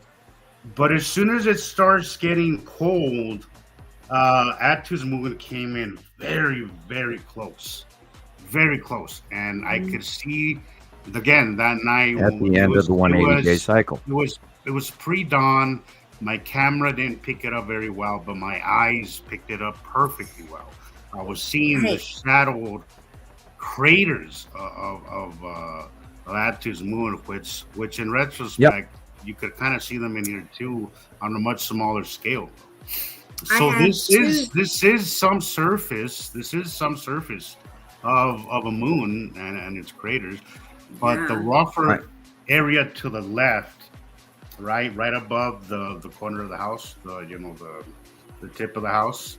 That's Would where you like me to send you a really nice one, Rebecca, of Attu's moon? That and I have 2 videos to show you all that pop. I mean, I just remember them so well, but one of them was even titled like something about Attu's moon, surface of Attu's moon, and it's from 2017 and one from 2018. What I'm thinking, because I've been meaning to ask you for this very cool. It was an overview shot of Attu's moon. You can literally see the surface of it. Okay, here's 2017. I hope this is the one, because I've got a couple of them sending. Okay. Okay, so just before we get off of this one, so there is surface here. I don't have that wrong, right, Sam? There's some surface and some craters on this. Okay, all right. Okay, so I didn't have it completely wrong. Right. All right. I'm sending copies. I'm sending really Rebecca a handful of copies of very close up Attu. It is that rough, Attu's moon. those rough edges, it just looks like terrain to me, like almost a really rocky terrain. They're to the right, as you were saying, right above the date. But okay, all right, let's see that video if you got it. I won't send you a lot, but I'll send you several. I'll play one of them. You should send it to me too, Sam, because again, I've been fighting with my eyes with this picture for so long, and it's nice to kind of get it out of the way, because it's been bugging the hell out of me, and I just kind of want to, clarify. I have to find you first. When was the last time you were on PM? It's been a while. Send me a PM, Jesus, so I can grab your link off of Facebook. You can find me faster than I can find you. Okay. Let's see, maybe it's this one. You're not current on my PM feed as far as I'm scrolling.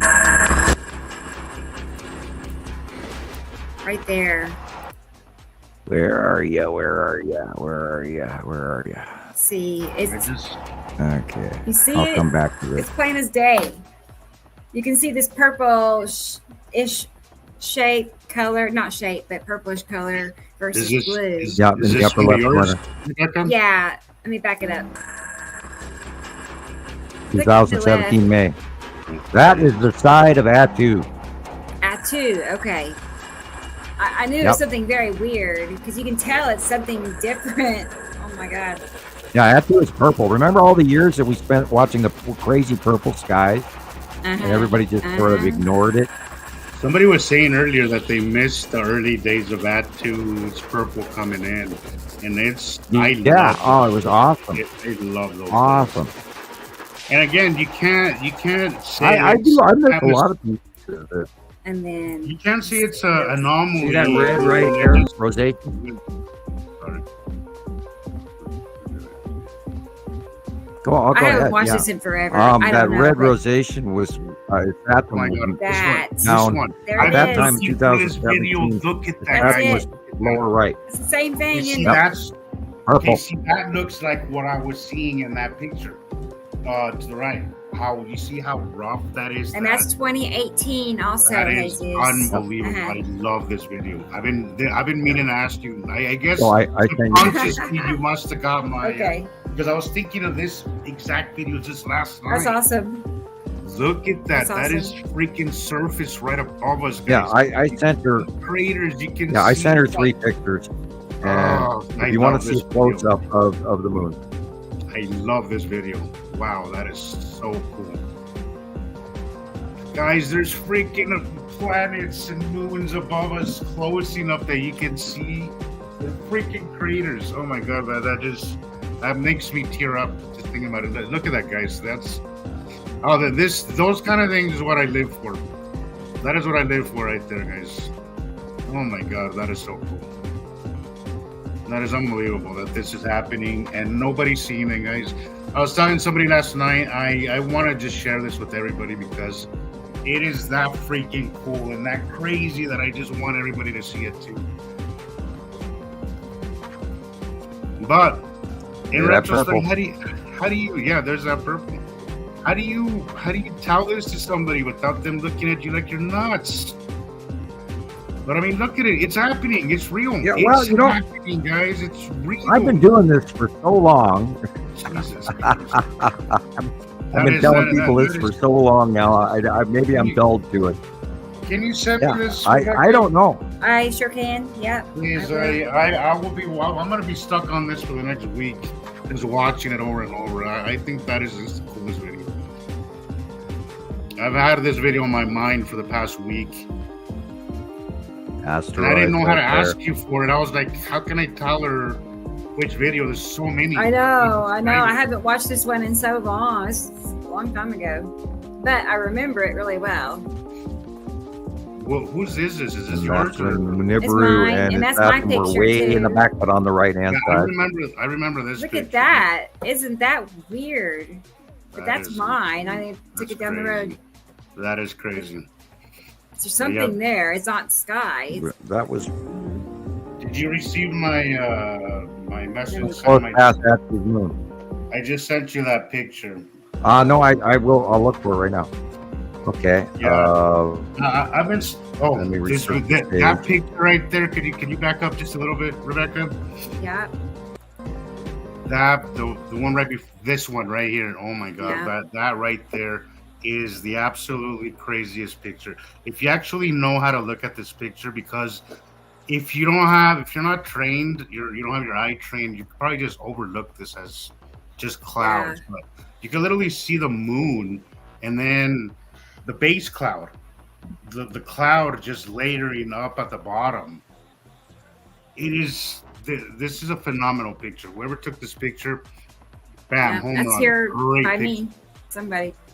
That is a cool. I love this picture. That is a cool picture. Jesus Christ, that is so cool.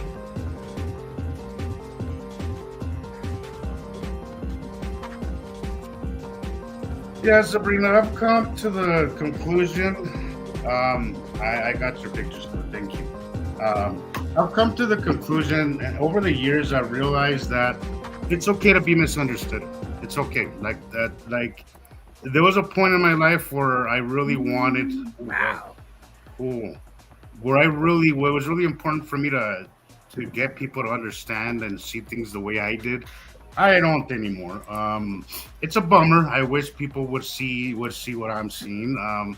But it's okay that you're gonna be. I sent some to you. It comes with this. Okay. I'm checking. I just received them, Sam. Thank you.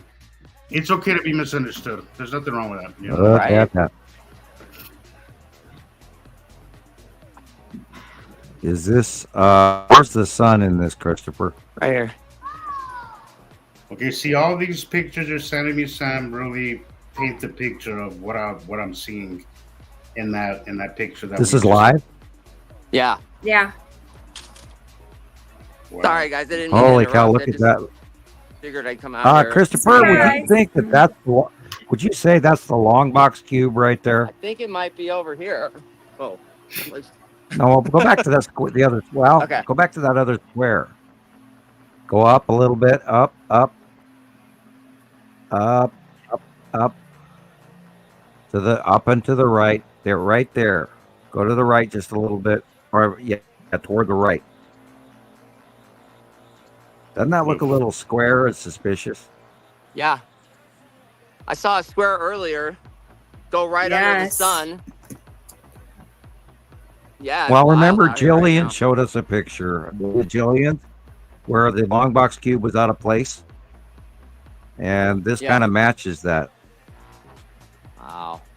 Yeah, I see what you're saying. Wow, look at that. Yeah, and look, there's even a side orb. Look, the white dot right next to it. That's check number 2. That's the side orb. Great work, Wendy. Holy crap! You planted the seed, Wendy. That's what it's about, And then now they could, whether that seed germinates or doesn't, that's up to them. But planting those seeds, that's what we're here for. The rest. Okay, the light's coming from the far left. The rest has to be on you. This is a great action. Probably You got that going on yellow there, moon Chris. in his stat. Great, on the right of the sun. Wow. Jeez. Now that they're so close, I think people like Christoper that are way down on the surface, way down at I think it's 2,000 feet that Christoper is at in Vegas. Yeah, something like that. Yeah, I think you're the one getting a great view because they're a little bit more distant. They're so close that I can't see much, but their atmospheres. You're getting a little bit more of a distant view, and you are getting a great show. Yeah, no kidding. Some days there's nothing, and then other days it's just wild. Like, okay, now check this out over here. Yeah. Yeah, I was just gonna say, can you look at the left side? Look at that. Look at that. That, shadow. sir, is the underneath. Those are asteroids coming cross speed right there. Red asteroid and all the other ones, and tan asteroid, etc. Look at that. See the darkness? See the horizontal light blue and the upper mid sky darkness. That is the side of Atu right there in front of Uri. That dark edge in between, straight up above the light pole, in that little pocket of cloud right there. There's a dark edge. See that straight line dark edge? That's the side of Atu. And look at the whatever lighter clouds in the background of that dark blue area. You can see it bulging out, guys. You notice how that blue is just like bulging out. It's not just empty sky. You can literally see a bulge there. Look at that. You can see the round bulge. That's crazy. You can feel it too. Like you can feel it coming down on you. Yes, absolutely. I mean, they look like they're punching down, doesn't it? Massive sky-filling planet. So look at the difference, guys. Look up there and then look at the bottom. See how it looks a lot more distant here at the bottom than it does up here in the middle, and a lot darker up here in the middle too. That is awesome. Also, it always looks to me like the clouds seem to be like attached to something, like they're kind of reaching to something. That always gets my attention. I'm like, okay, yeah. That's definitely a planet going by there. Pushed in by. Yeah, that's better wording, yes. Cool stuff, guys. Cool stuff. We talk about the electric universe. These electrical fields, when there's an electrical generation between the two bodies of planets, it's cold out there in space. It's really cold. And then you add the sunshine and you add the electricity and you add the oxygen of our Earth and our atmosphere. We do boil off a certain amount of it because our electrical field doesn't hold it all in, just most of it. And there's other gases as well. And and this electrical chemistry, and there is such a thing as space clouds. And this electrical interaction, which is chemistry in space, that's the same rule. That's what works in the tabletop, works out in space. That's the unification model that they don't really run off of. Hi, Rebecca. What? Perfect timing. Busted. Anyway, okay. She's putting makeup on, and, you know. Hey, I think the ghost pushed the button. I think the ghost pushed the button as you caught. What happened? I knew. I don't think. Where'd I was like, everybody go? Awesome. Love it. I was like, I don't think she meant to do that. No. I don't think so either. Anyway. That's why I went, nice time. I had to touch that. Anyway, touch back that. to what I was talking Anyway. about. There are space clouds between these planets, and they leave trails, and we leave little ion circular paths as our orbit rotates. And we move through space. We leave this little drop tail of our atmosphere interaction with space, cold, gases, liquid, and in space turns into either ice crystals or little clouds of gases that are formed together, and etc. So it's a reaction, right, Sam? As they come close to say our atmosphere, Right. and Right. also We you mentioned a while back that everything's cold, and as they round the sunlight, it warms up, so you have this cloud reaction, right? Well, you watch the mist come rising off the grass in the morning as the sun shines on it. Yes, there you go. As the dew drifts off and turns into steam and floats off the grass at 10:30, 11 o'clock in the morning, when the angle of the light gets exactly right and the light hits it at that certain angle on the flat of the blade of grass, and then it turns into steam. And that's what happens to their atmospheres, no matter what gas it is within their atmosphere. Wow. But all planets have an atmosphere because they have a core and they have a magnetosphere, but they hold in a certain amount of gases. Mars actually has somewhat of an atmosphere, and you will see that when Mars were to come out of it, if Mars was in a lunar eclipse and then it came out, you would see gases form in a trail behind it, sort of like, you know, if you were to throw a snowball, there's still snow flying off of it, etc., through the air. Just, you know, a fast example. But yeah, there's interaction in space, and you can go to Suspicious Observer, and he even talks about space clouds, and so does Thunderbolt Project, etc. And so there's an interaction. There's more to space than what we perceive. Yeah. In a nutshell. There's those Soho pictures, Sam, of I don't know if it's Nibiru or what planet, but it's an enormous planet next to tiny Earth, and then you can see like clouds. It looks to me like it looks like steam, almost like steaming clouds around the planet in a way that. When I saw that picture, it helped me understand so much about what happens in space and what we don't. I will send you take into consideration. I will send you 2 copies of that right now. I believe it's a blue picture. Jesus, and I will red, send you like 2 copies of that right now. One was like in a blue spectrum, and then the other one's like in a red spectrum. But it's just such a great. Oh, hey, do you want to see the land masses also? Yeah. Well, in that case, I'll send you. I'll send you that one. Actually, I should be sending these to Rebecca so she could put them on the show, but I can do that in a minute. Just a second. I did my homework long ago. Okay, there's that one, and then here's the blue one, and I'll send you one more, Jesus, to go along with it. I mean, well, no, the ones you're looking at, the ones I sent you before are moons. Those 3 before that are all at these moons. You can literally see craters here. You can see. Wow. Unbelievable. I don't know what this one is, but these are the ones that Sam I lost where I was. Just a second. Earth to brain. Earth to brain. I'm in brain. Planet Earth calling brain. Great that you popped in and said hello. Nice to say hi. Oh God! And then that boy, did I rocket that boat! Jesus Christ, look at that! Wow, look at that, guys. That's. I can't see what you're looking at. Just a second, please. Oh, okay. I've lost my mind. I can't find anything. Pardon me. I am non sequitur. Oh God, it's got to be right. I would think of this picture like straight above you. It's confusing, but I would think. I'm sending you a 3rd picture with land masses on it from 2012. Wow. And now I will do that with you as well, Rebecca. I'll take a copy of this. Yes, but 2 more seconds and I'll be right back, I promise. That blue and the red one. Oh my God, that is the coolest picture. That really. And now remember, the blue and the red one were taken years apart.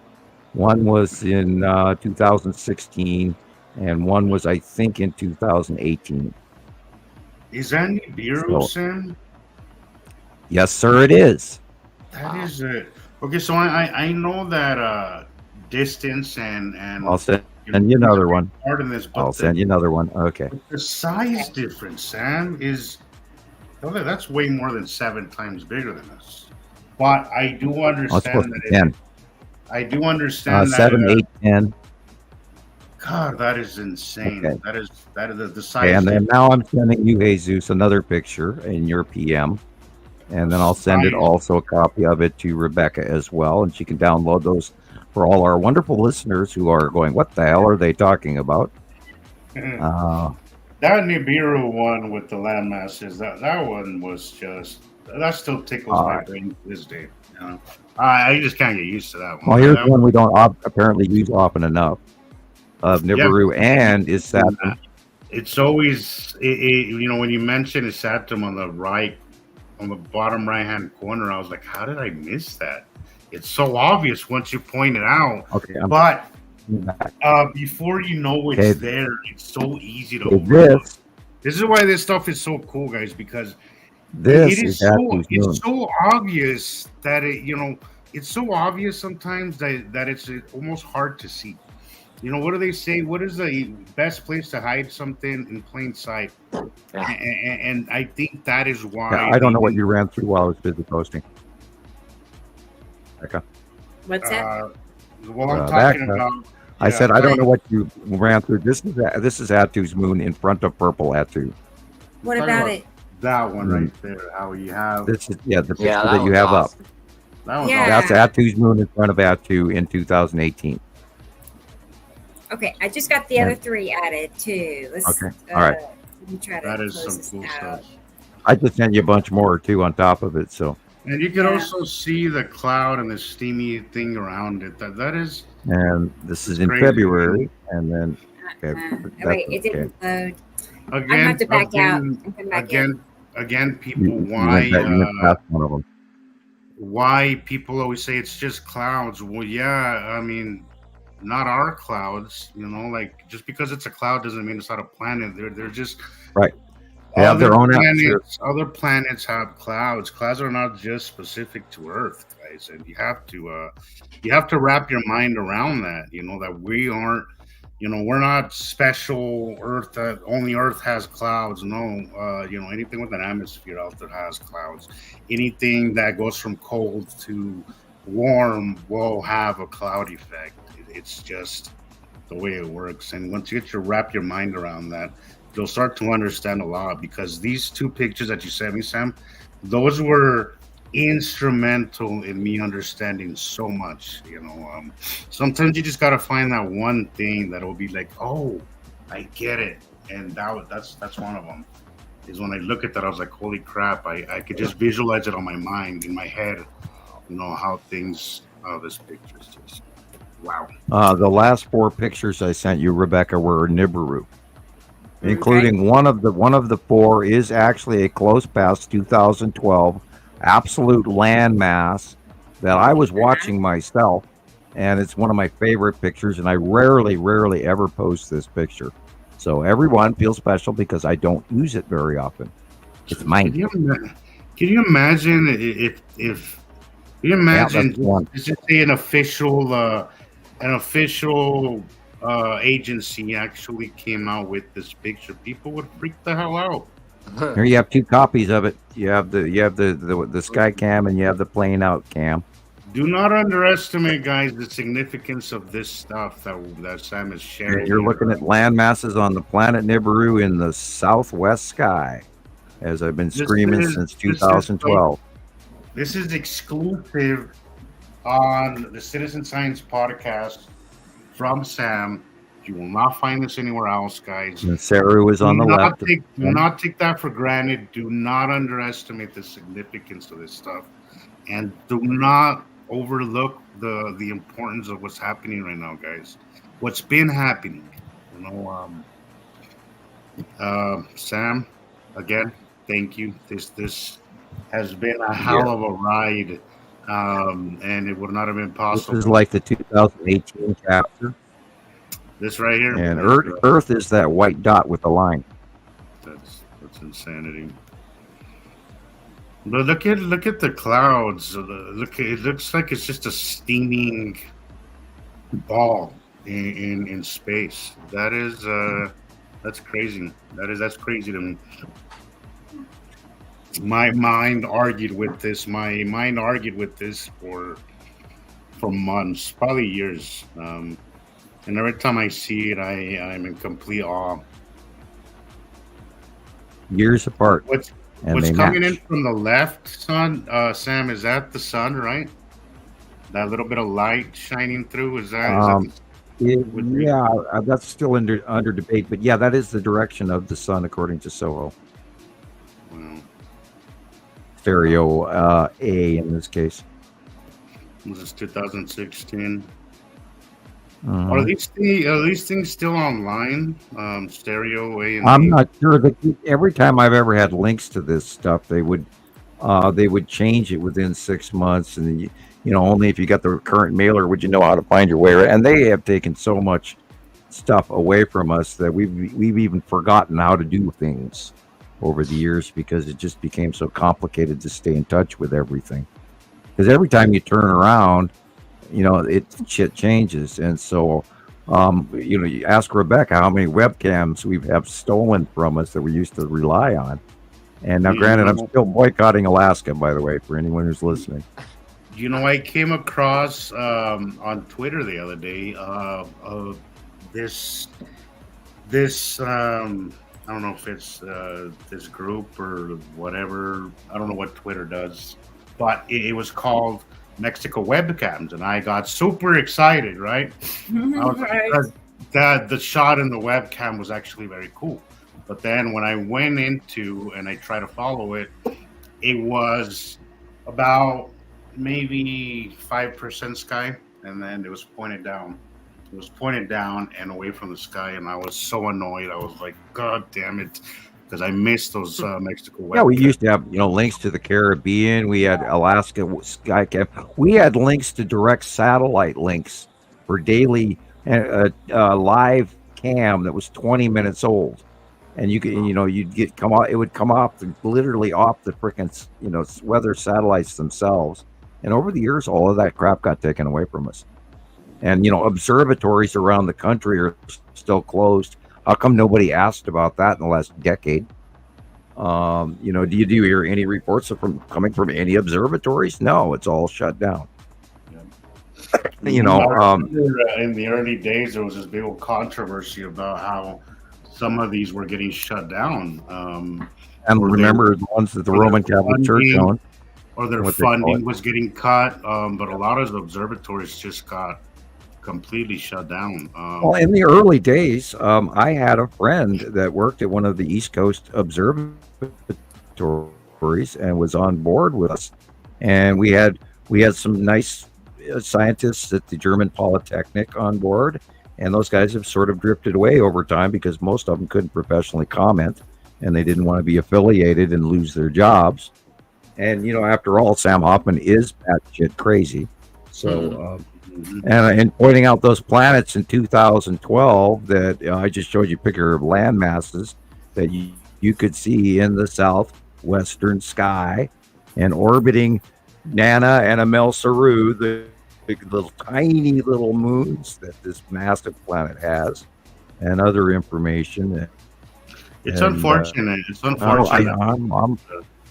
That people's jobs are at stake. Being associated with Sam comes at a cost that I personally would pay 100 times over, but my job doesn't depend on it. Thankfully, some people's do. I got laid off one time because I am a government rated dissident, and the person that owned the business that I was working at, and I won't go into grave detail as whom, was running for office in the state of Montana. And they actually laid me off because I'm on a list that they can't be affiliated with. No, and they directly came and told me that, that they had to lay me off for political reasons. And they skirted around it really quick, but I could see it. One they of the wouldn't most want. common questions that we get here is that wouldn't some scientist or observer would see this? Here's your answer, guys. Yes, a lot of them do, but Yeah, and they're shut up. Are they going to risk their job that their families depend on, that their college kids depend on, that their eating daily depends on, their mortgage depends on. We become science has become this thing where either you're with us or against us, and people lose their entire careers. The way the government even doctors now are moving that are moving away from, like, there's this doctor that I follow that he tells you how the Diabetes Association is full of shit, and I could attest to that because I saw my mother do everything the Diabetes Association recommended as a good, healthy, diabetes friendly meal, which is bullshit, which is complete bullshit. But we do know that people's jobs these days, their careers are either you're in line with what we say or you're done. And this is the reason why truth is not going to come from those. The government is laid out. The government is laid out so information goes up, not down. And that way, anybody on the bottom and working in the middle, they do not see the culmination of their efforts or their study tactics or the information that they're turning in. That is a horrible in their reports, etc. And highly vetted. It goes through a commission of all science, all government information gets vetted before anything is ever publicly released. And in 98% of the time, it is not released ever. So there is so much information that is not being told to us, and I know a handful of it. And I avoid trying to discuss it for myself and my kids, and not wanting some little old lady to jump off the bridge in Texas. So this is a bad joke. I apologize. But yeah, there is so much going on from the 1940s on, even as Daniel mentioned, 30s on. There is so much alien extraterrestrial activity going on that you're not even aware of. And it's a whole different world than what our modern society has been forced to believe, because if you do break ranks in school, or if you do get out of hand, or you do free think, look how they treat the free thinkers. Those people are homeless right now, although there is going too far where you end up with mental illness, and I apologize for those folks out there because I'm sure they have it really tough and need help and don't get taken care of. We ignore the poor, and we ignore the handicapped, and we ignore the mentally ill, and we ignore the homeless, and it's all of our jobs not to, because we're all part of society. We got to stop with the craziness, to stop funding rich people's bullshit, start funding the people. And I'm kind of always thought that we should actually, before handing out money to the rest of the world, we should have a us first budget where we feed our people. And we're one of the greatest nations in the world. I agree. And we can't feed our people. Christ, we hemorrhage food to the world. And why are we, commodities for the poor used to be awesome. People could actually get by. Not anymore. It's not funded. We have to focus on us a little bit, but not the world, because we are our brother's keeper, and we're the number one nation in the world. So we are sort of kind of the police force and the standard. We also have to keep up our standards. We have to excel. We can't do common or average. We have to excel, and we will, and we are. So it's really time. We all have to ask ourselves, what are we going to tolerate, and what are we going to change? Not what are we going to watch. We have to get involved. I know what you said on one of the podcasts recently, Sam. You said we need to fight poverty, not the poor. Look what's happening in California right now with the homeless. Instead of addressing Seattle and instead of addressing the real problem of why people are lined up in encampments, which part of it's drugs. But that's not the full picture, guys. Let's just be honest. It's not the full picture. Living in California has become almost impossible for your average citizen. It's just it's getting like that in a lot of places. But California, especially, is seeing people who have. I saw a show the other day that where people with 2 jobs were living in their car because they couldn't afford the rent. 2 freaking jobs, and they were living out of their car. Nor can they afford to get out. So they can't afford to leave California. It's basically like they're stuck in that situation and nowhere to go. By the way, we have a housing shortage everywhere in the Pacific Northwest. There's this right now where everybody, and it's funny because they always do it close to election. Nobody gave a crap, But now that their elections are coming up, then they're cleaning up the homeless, right? Why clean up the homeless? Why not? What can you fix that would fix the homelessness, right? Why are we not addressing the problem? Why are we not? I have a suggestion. Have you ever heard of the program that the military created in just after World War II to put everybody to work? I can't think of the name of it but they had a work corps where they had people build bridges and big brick walls, and they went through forests and they cut down timber and they chopped up all the debris. And let's give a shitload of money, even $100 million to a program where you put people into the forests and do forestry, and you put people into building walls and bridges and working in construction on replacing some of the roads and some of the broken down bridges that we have all over the place, and go for infrastructure package.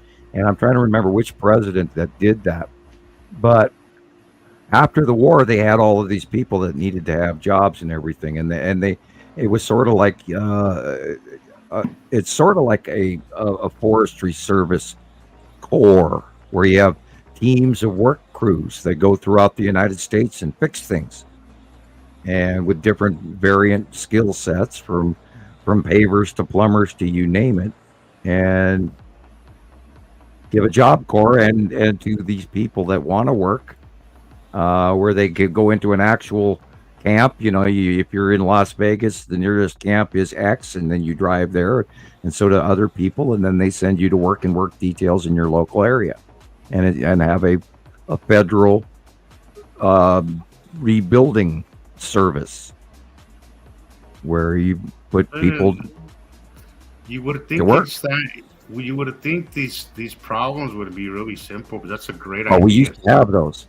That's a very simple idea that doesn't require a freaking think tank, as they say. It's something that could be very, very within reach to do. Why is it not being done? Like, why do we not put things into place anymore? I don't know. We have forgotten about our fellow man. We were leaving everybody. Well, we could double the size of our Forest Service. We could double the size of the Bureau of Land Management. We could double the size of the EPA. We could double the size of the mineralogy and geology departments around the country, the federal inspectors to clean up our water and everything. We could double the CHIP Act that just went in is actually bringing infrastructure so that we can start making those high technical electronic chips that they're making only in Taiwan in the clean rooms right now. And if Taiwan was ever invaded, then that would disrupt our entire world market in high-tech chip. That's why they're bringing it into the U.S. now. We could do more of that too. Let's bring back these businesses. Let's bring back Stanley Tools, where we make a wrench and we make a saw and we make a lawnmower from factories again. If you're out there in China and you're having Chinese people make your crap. Bring your damn company, bring your damn company back here to the United States, so it costs $1 more. Hell, I'll pay that $5 more for a hammer made here instead of a hammer made in China. Look at how vulnerable we've become because we've outsourced everything to other countries for cheap labor. Agreed. And we let them do it. Look at just during the sea virus. Look at how everything came to a halt because we are so dependent on China and we're so dependent on export. I always said it was. We will always be dependent on some level with certain items, but I think we need to minimize that. There's things that we should be building here. Well, frankly, if you ask me, I'd rather buy my steel in America and maybe German steel, but I don't think I want to buy Asian steel. Because if you make steel at seawater, at sea level, you get salt in your air. And that is why Japanese and Asian metal rusts faster than good old American steel, because we made it in the heartland, in Pittsburgh and Chicago and all of this, where we were actually building things inland, and we could do it cleaner. We have become, we are very vulnerable. At this stage, we're very vulnerable because any chink in the supply chain, we're screwed. We don't even build generators anymore. And that's a primary, if you ask me, that's a big number one. Let's build those big, huge electrical generators that we don't build in the U.S. anymore for our power dams. I mean, if we do get a Carrington event, we, like everybody else, will be on order for 20 years because there's no way they can produce enough to replace all of them around the planet within decades, plural. We need to build those things here again. We need to build us. We need to be the USA that makes a damn broom or a hammer or a screwdriver that will last for 20 years or for 30 years or 40 years, instead of these Chinese knockoffs that you go to use the first time and it doesn't work or it breaks and you toss it in the garbage. And it's happened with everything I buy lately. It doesn't do what it's supposed to, and it's a cheap facsimile knockoff of everything it should be. And paying that money out all the time, and there's no company to take it back. We end up either just throwing it or selling it at a rummage sale and passing on our problem to the next guy. And this is not the market we should be living in. What happens when you outsource things for cheaper labor is you get what you pay for in the end. Right. And you buy cheap, you get cheap, right? And it comes at the cost of jobs. It comes at the cost of quality. It comes at the cost of quality of life. Look at in America. I will remind you. It's almost like the only jobs left are in the service industry. You have the tech. Go back and look. But look up at what's going on in China right now in the jobs market. The companies around the world are pulling out of China. They are pulling away from China, period. And they're in a market crash. Their people have no jobs. They're flooding. They're in drought. They have a thing called the lie down thing going on. It's a term. I can't remember what the Chinese term is. But they're the whole movement of their younger population is, we quit. We're not doing this shit. We're laying down. They don't make enough money to live off of. They get under $1,000, a year and shit like that compared to our money. And they've got a lot of money missing. There's been 8 to 10 banks that are closing. They've overloaned themselves out. They overextended themselves. And now with the lack of production, and now the company's pulling out, they didn't have power. They didn't have some of the basic needs to make all of these things for these companies. So a lot of companies started pulling out, and they also have construction issues where the bridges are crap. Their buildings are crap. They're selling all these houses. They have a mortgage crisis going on because they've over-mortgaged themselves way ahead of time. And these people would wait years and keep paying the mortgage for a house they never even got to move into, because they walk into and it's unfinished and the contractor has vanished. Corruption galore in contracting. And this is why they have the empty cities, and they're always dropping these buildings left and right. They have entire cities that are just crazy. They're just sitting. They're ghost cities. I mean, yeah, and overbuilt, and nobody's ever going to live in them. No one can afford to, and it's just this complete disconnection from reality. And yet, it was this feverish fueling of their own work market. So it was a false market, and now it's crashing, and that will affect all of us. You may notice that there are holes open on the shelves again, empty things. Stuff is, stores are not as full as they were 2 months ago, even. Well, while some people are some people are moving away from China, Sam. Mexico's economy is making some big way up steps forward, but way up. I'll say this, in my opinion, I'm not an economist. I'm just an observer, right? With common sense, but I see that they're partnering with China a lot, and what I've been seeing I was going to mention that. I've been seeing a lot lately in videos from TikTok to YouTube, to nefarious affiliation, is that they're seeing their quality of products take a nosedive. Like, I have seen so many videos of people showing. First of all, a lot of unhealthy drinks, a lot of crap brooms, a lot of crap material that's not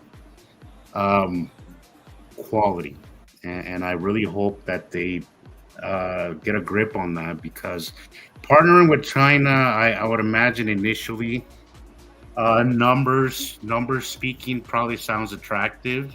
But look at what's been happening all around the world. Like, the quality of shit is going to shit.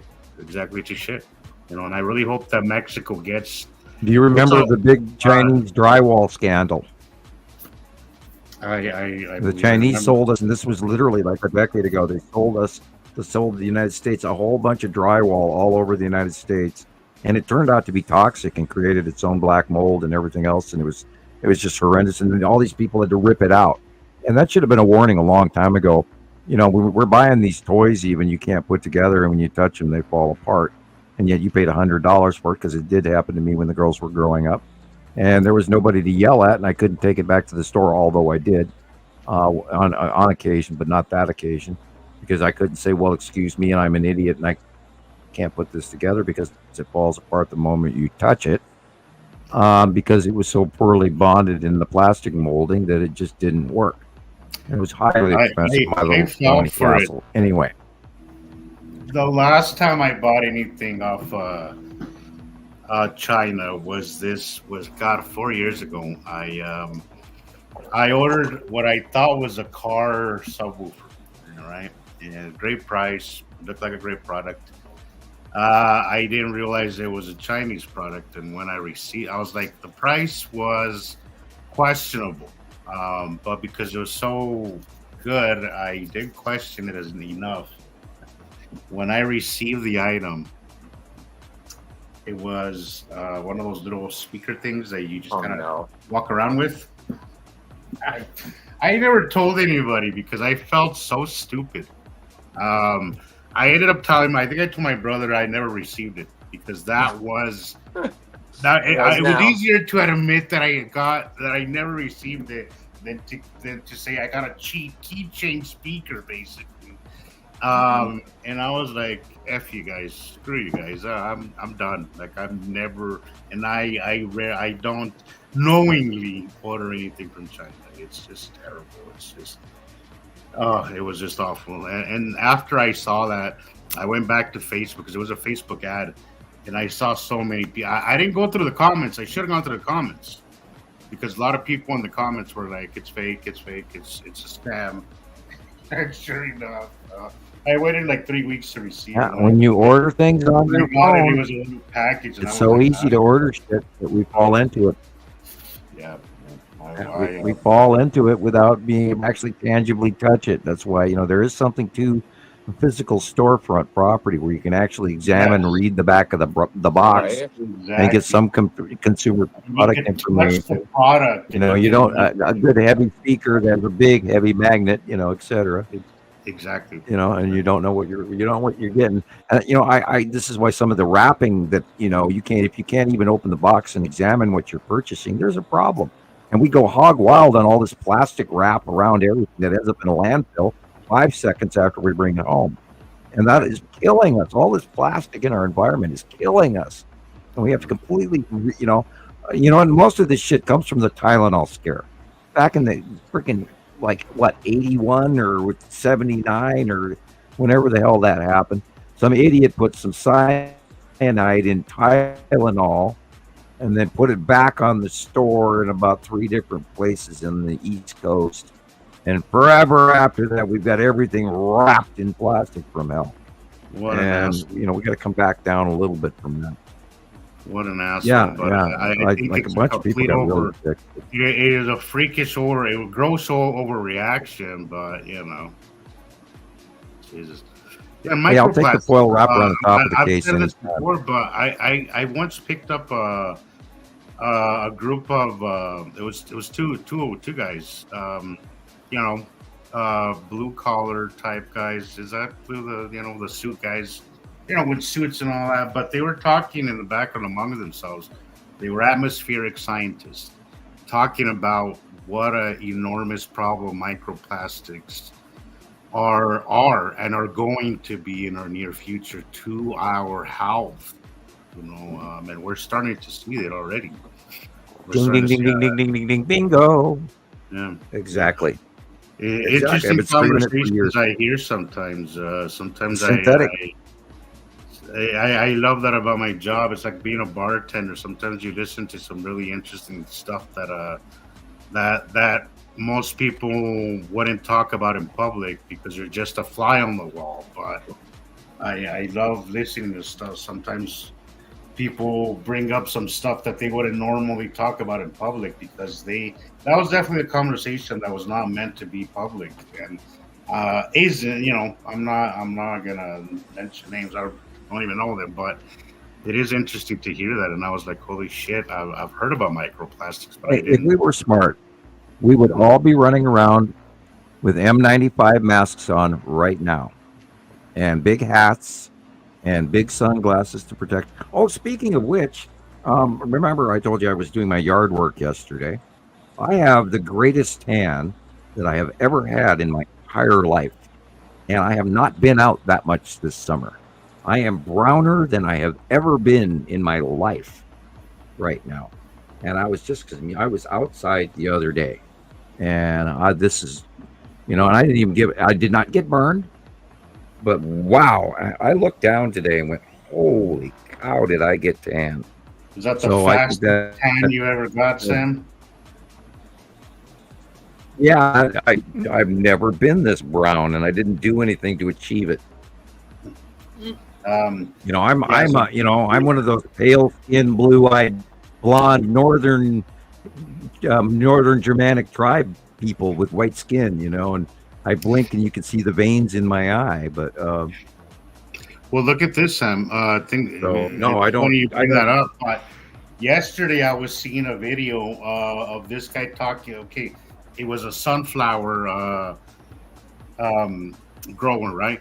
And he's saying, okay, so we all know sunflowers will actually turn around to face the sun, right? Right. So in midday, he's showing his sunflowers, they're facing away from the sun. Away. Something he says in his 20 years of farming sunflowers, he has never seen them behave this way. They always face the sun. But now he showed them completely facing away from the sun. So you got to question that, guys. You got to question that. There's a clip on TikTok of a farmer and his tomatoes. Have you seen that?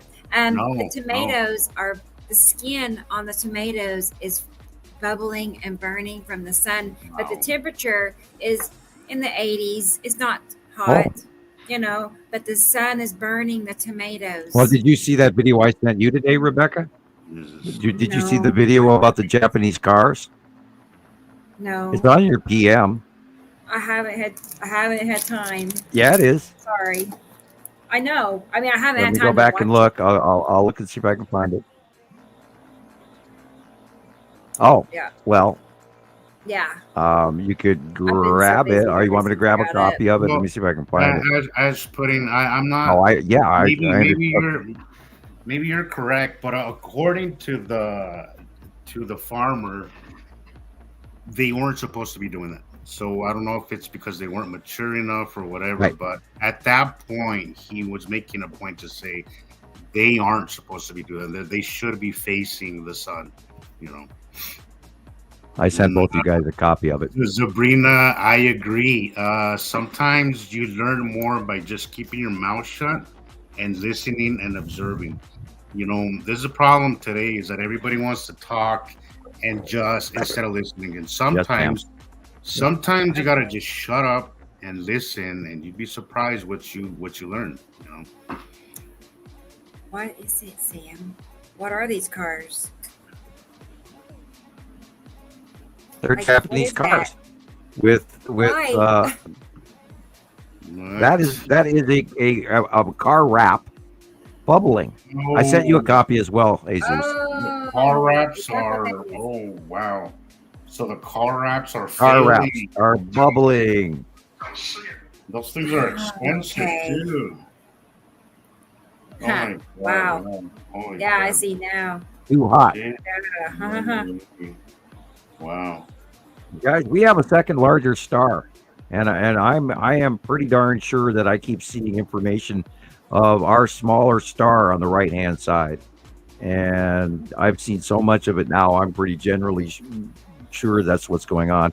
It's concerning because it's not exactly what I expected, but I'm hoping and praying that I don't want the second star to come our direction. So this is what I have experienced, and I'm sure everybody can agree with this. Like 90 degrees now feels like 120. It's more radiation and what do you call that? UV light coming in, ultraviolet. Right? That's why it feels like it's hotter, but it's still the same temperature. My mind kind of rests. Yeah, and if you have tinted windows and you roll them down, and if you roll down your tinted window, you get the sun on your shoulder, it burns right away now. Yeah. I mean, not 5 minutes from now. It burns within the first count of 1 to 10, and your arm is on fire. And we talked about wintering over plants. I almost said planets. Plants all the time. I typed that the same too. I had the same problem. Yeah. Anyway. The second star is hotter and bigger, and I'm concerned where it's going to go. Under my generic assumption, it came up from below us on our left-hand side of the sun, and I believe it will exit in our upper to the right. And that, why would it change paths, and why would we change paths? We wouldn't. We're just ships passing in the night. Every 3,654 years, we pass each other in our spiral, because remember, we don't do it around in a circle on a dinner plate. Our star travels sideways, and we're following behind in a static spiral. And every 3,654 years, their static spiral, which is tighter and bigger, crosses path with ours. We're going around an even larger body, which we discussed at Nibiru or Hercubus or whatever, and that's massive. That's an electron cluster that holds the two stars. And we don't generically see it because we're usually on opposite sides of it, blah, blah, blah. So, and because of that transition, there's the electrical occurrences and the things in our storms, and our planet does stuff, and our magnetosphere does stuff, and it's also the reboot for the commodities so that we can produce them again on the next occurrence. And it's all a cyclic thing that happens over and over and over. And then we produce more commodities, and then blah, blah, blah. It's all part of a very large, grand, huge, massive thing. And I'm going to get another Coke. I'll be right back. Okay, Sam. If you have anything I sent you, you can use it. Okay. Like that one. What's about that? Put up that last Nibiru, that last blue Nibiru picture. We never show that one enough. Yeah, which I think people. Not this one, right? No. I don't. Did you send me that one? Let me get it. Hang on. No, the the last one I sent you, I think. Okay, let me go back and look. Looks like we lost Chris. Chris, I don't see him. If you don't make it back, we'll see you next week. So. Oh, hey Zeus, I wanted to show you this. We were, looking at that picture, right? This one, Mm-hmm. and then it reminded me of this one I've been working on the last few days ago. This one I saw recently, and I'm like, where has this picture? Look at that texture. That's from Belgium. Jonathan Dubourg. That is an insane photo. When I saw this, I was just, my jaw dropped. I was like, you can literally see the texture, the surface. That is a crazy picture. I love crazy picture. I love it. It's so I can awesome. see a resemblance. I can see that rough, those rough ridges. Yeah. So, yep. So this be add to the moon, right? As well. Correct. Right. And you have that same surface texture, guys. You have that same. Again, the patterns will repeat themselves over and over. Years apart. Yeah. Over and over and over and over again. And this is what the site drawings have been for years, and you guys can attest to monthly accuracy over those many years. Guys have been around 8 and 7 and 9 and 10 years. Speaking of drinks, matches and the matches, we watch where they go. I'm gonna go get me a drink, guys. I'll be right back. Okay, Jesus. Okay. Let me see. That's a great picture, but isn't it? I know we were talking about the texture being similar. And it's on the left-hand side of the sun. Yeah, it was all that. Which is also on the left-hand side of the sun. Yeah, but this is actually just Atu's moon, which is way bigger than the previous picture, because the previous picture had a very small, in comparison, Atu's moon. And then, of course, in the upper right-hand corner, you see that edge in the light cutting in. That's the edge of Atu. And there's a light cutoff at the edge of that gas giant right there, which is causing the flare in the upper right corner. It's perfect. And we are the experts, because we've been seeing this for so long now that it's actually become sort of humorous that the rest of the world does not notice this or know this by now. Although there's a huge campaign going on, distraction-wise, for the rest of the world to pay attention to. The Olympics or whatever. TV, politics, movies, or Hollywood, really bad weather. Oh yeah, you name it. Nah, I don't watch a lot of the current TV anymore, so I do more YouTube searching and studying history and stuff. That's what I do. I got to admit to my murder mysteries, but Anyway. Okay. I don't. Rome. Don't forget Rome. I'm always studying Rome. I did a couple of stints on world history this last week, and it was like mind-bogglingly boring.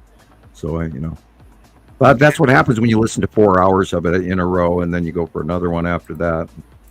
Like I want to scream, but anyway, trying to fit all of that stuff. Yeah, Christoper's still here. Yeah, go check the room. Okay. He's having trouble with the StreamYard app. Reboot. I have no idea. Yeah, I had trouble with it when I first came on. It wanted me to accept all of its cookies and all of that. Like, oh boy, here we go. What are they going to do next? Yeehaw, here we go. New things. Sometimes I hate upgrades. I really do. All right, I'm going for cough drop number 2. 2, that's it? In 6 hours? That's a record. Yeah, only 2. No, well, we're coming up on 6 hours, too. Yeah, well, that's about average. That's average. Well, I have drank a That doesn't handful of sound like Coke, so me. my voice is failing. 6 hours. Yeah. Yeah, that's Oh, true. now That's true. what? Okay. Well, I usually eat 2 to 3 or 4 rarely, but 2 to 3 cough drops per show, and try not to choke on talking. It's like, but I am noticing my voice is breaking. So. well, that's not bad. Yesterday, I got choked while I was on my live. I took a sip of water and got choked. Tried not to choke too hard, and then I tripped twice. So, Well, that was me and Kool-Aid. I think last week I would take a swallow of Kool-Aid, and I'm drowning and fine. Yeah. Trying to talk and drink at the same time is not wise. Right. Don't breathe it. You're supposed to swallow it. Don't breathe it. Yeah, It's not always glamorous. Right. Okay. Have you got any more topics while we're here? I know. We're just like. Well, we're gossiping, guys. Every once in a while, we like to do that a little bit. I was like, do you want to keep going or? No, we can end it anytime you're ready. Yeah. If you're out of material, it's like then you can say, "Well, that's all the material we have for you this week." But yeah. me. I can always find I can talk forever. I know. Get off your soapbox, Sam. Did you drag up that Nibiru picture? Because Oh yeah. Wait. I did. I have it. I already have that one. Let me just get it. It's in my the last blue one I sent to you. Slides. Let me check to make sure. I actually have that one. Yeah, it's the last one. It says Nibiru, Montana Skywatcher Sound SH. I think it's SH. Yeah. No, Samuel Hofman just SH. And that one is the classic. Oh my God, you've got to be kidding me. Okay, hang on. And I've had that one. I use it all the time. It's a very, very good example. I think it's one of the best ones ever. And when you find these pictures and they all match year after year after year, I can resend it to you. It's this one. I can't see it yet, so it's still scrolling. Here it is at bigger. Yeah. No, the last blue one I sent you does not have my drawing on it. No, I know. Here it is too. I have it just plain. Okay. That one. Yeah, look at that, guys. Now I will point out above the SH, there's a black circle with a moon in front of it, and that is a Saturn and a Saturn's yellow moon hiding right there in front of our eyes, but it's in the shadow, so you can't see it. But it's there. It's always there. Yeah, and I spent like that. Yeah, I spent like I stared at this thing for probably 2.5 years before I saw that. Are you serious? But in my mind, I knew that Nibiru and its Saturn are close to each other on their side of the oval of the orbit. They're separate of the other planets because Saru is over there, and then Uri, and then Atu, and then and then Nepacity and Matim. And they're all on that other segment of the orbit model. And so I'm sitting here staring at this one day, and out of the corner of my eye, I see that big dark circle. And I went, shit, look at that. And then I went, duh, palm to forehead, and go, dumb, I've been staring at this for years, and there's this red, the Saturn, number one, that's why it's so dark. And this is a capture from space. This is not from Earth. And we gathered this, and we knew immediately what it was because the land masses match the stereo A pictures that I showed earlier in the red and the blue that Jesus was here talking about. Right. Is it from NASA or do No, you know? It's all matched. Excuse me. Say that again, please. NASA? Like who took the picture? How do you... I don't even remember where this came from. Yeah. But I saw it and I immediately knew that it was Nibiru because it matched. It matched all these multiple years worth of information. I went, shit, you can't argue with it. Is the land masses are the same, and boom, right next to it in front of it is this atom. It's like, duh, that's real. So you say it's a water planet. Yeah. What does that mean exactly? I mean, it has land water type planet, meaning the size of the planet. We are a rock type smaller rock type. Water planets are large, huge, humongous. And this is very large oceans. And they're very deep, and that's why there is blue. And you can see the oceans here in between the land masses. That's why there's a green in that circular thing standing there with a lighter green, which is a lighter shore that's buried underwater on the left. And so these are land masses and mountain ranges and a polar cap on top. You know that landmass right there, Sam, the one that starts kind of in the dead middle of Nibiru on this one, and then it kind of goes down and kind of curves. It looks very similar to that one, that other picture of landmass that you put up a while ago. You know, it has the same kind of owl. Right, bingo. Shape. Bingo, exactly. You're right. Yep. That's that one on the 2012 landmass shot. That's exactly why that peninsula stuck out so heavily.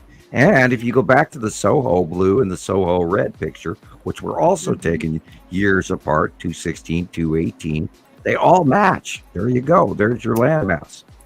There's your peninsula. So the one in red, what year is the one in red?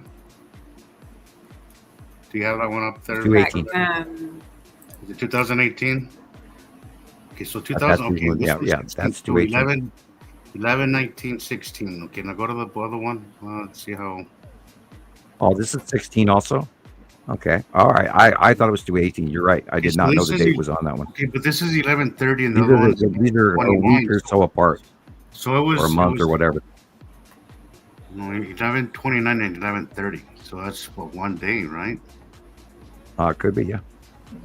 I didn't catch the date per se, and I thought they were like a couple weeks apart. But yeah, they're. Hey, no, 11:19. So yes, I have more other ones 10 elsewhere. days apart. It's 10 days apart, and look how similar. Oh man, you can't make that up. Like that's 10 days. Yeah, apart. we have many of them over the years. Wow. I could of course pull up more, but then Rebecca would have to go to work. Jesus it's up to you guys if you want to do that. I mean, I have pictures. Where do I go?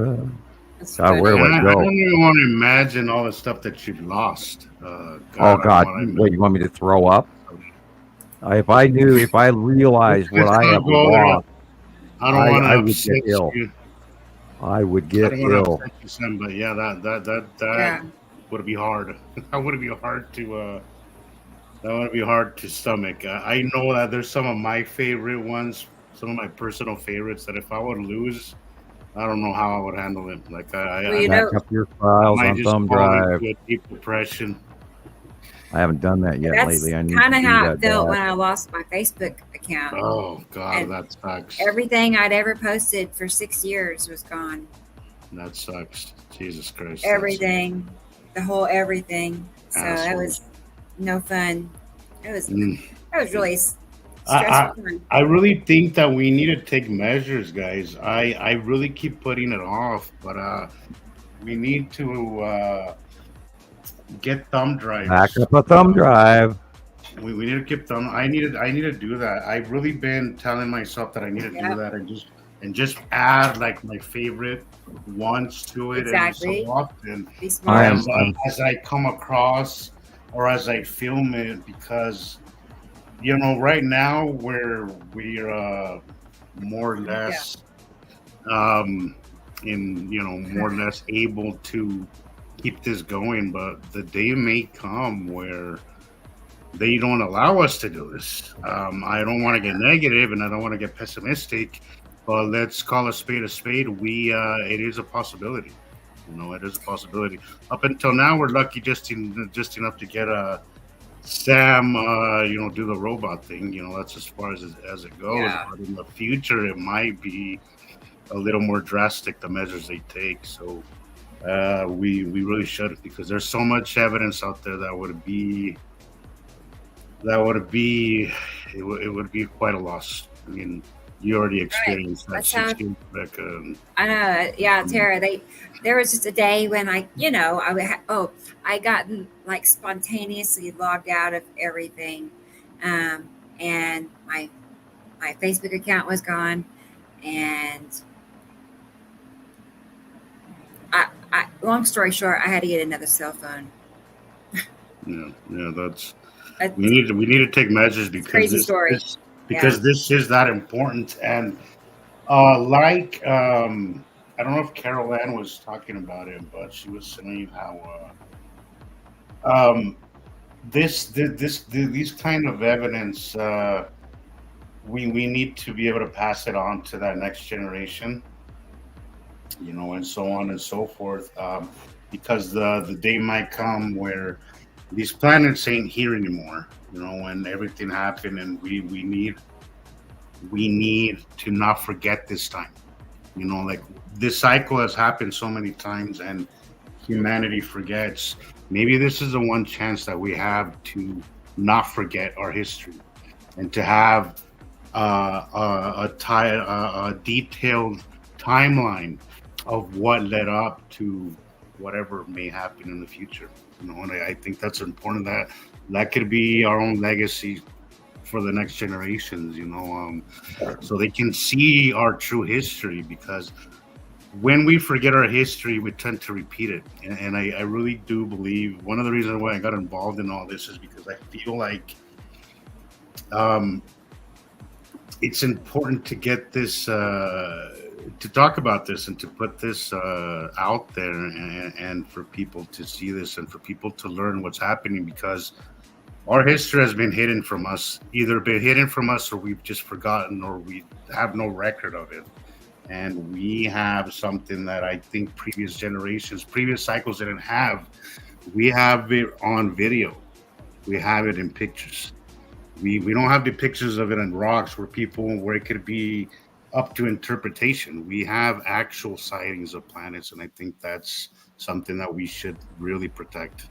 And I really believe that we really need to protect that. So I'll put that on my to-do list, on my homework homework assignment is to get thumb drives and put all this in a safe place.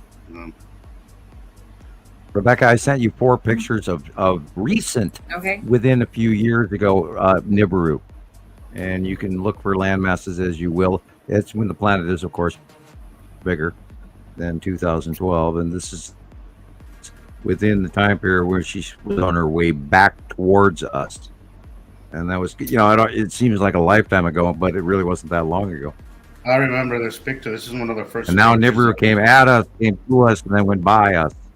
This is one of the first pictures that I came across when I learned about you and your old partner, Sam. This is a great picture, and it's a great example of how easily people can misinterpret this if you didn't know what it was. I mean, that curve is uncanny, but if you don't have in mind that planets can get that close, it's really easy to just overlook it. It's not easy. I don't know. I think this one's pretty obvious, actually, but wow. Yeah, 2012. I love that picture.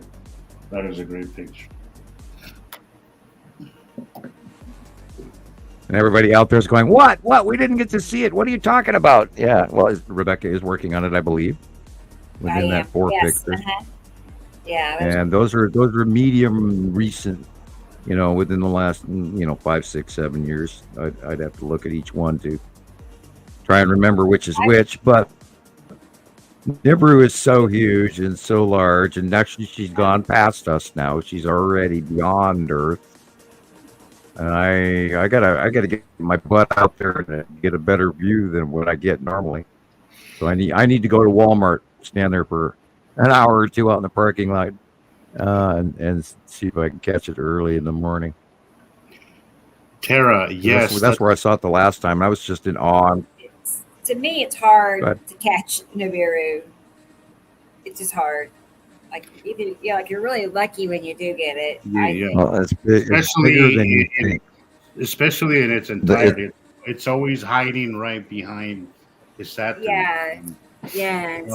But yes, Tara, that's actually what I was getting at, and then it's way more. I had like a little brain fart there, but yes, I think if people knew this, we would behave differently. We would be different to each other. We would look at, if we saw the world through these eyes, we wouldn't be hung up on petty shit.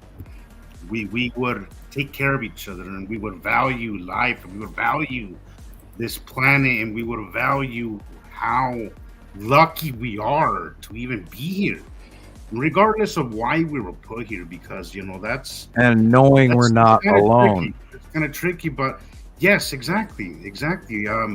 But I do feel that if we can get people to see the world through this lens, right, through these eyes, people in future generations will be better, will behave better, will be more accountable, will treat the world with more respect. I truly believe that, because it's what it did to me. That's exactly what I thought in 1980. Because it's what it did to me. I am not hung up on petty shit. I used to put so much importance in these little things.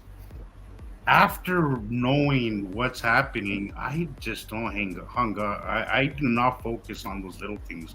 I realize that there are so much bigger things happening, and so much bigger things at stake, that petty shit just doesn't even compute. And I think the world has been taught to think small, very small. And this is why I like adding on my videos, think big. I mean that not just planet-wise. I mean that like we need to think bigger. We need to think solar system big. We need to think galaxy big. We have to think much bigger.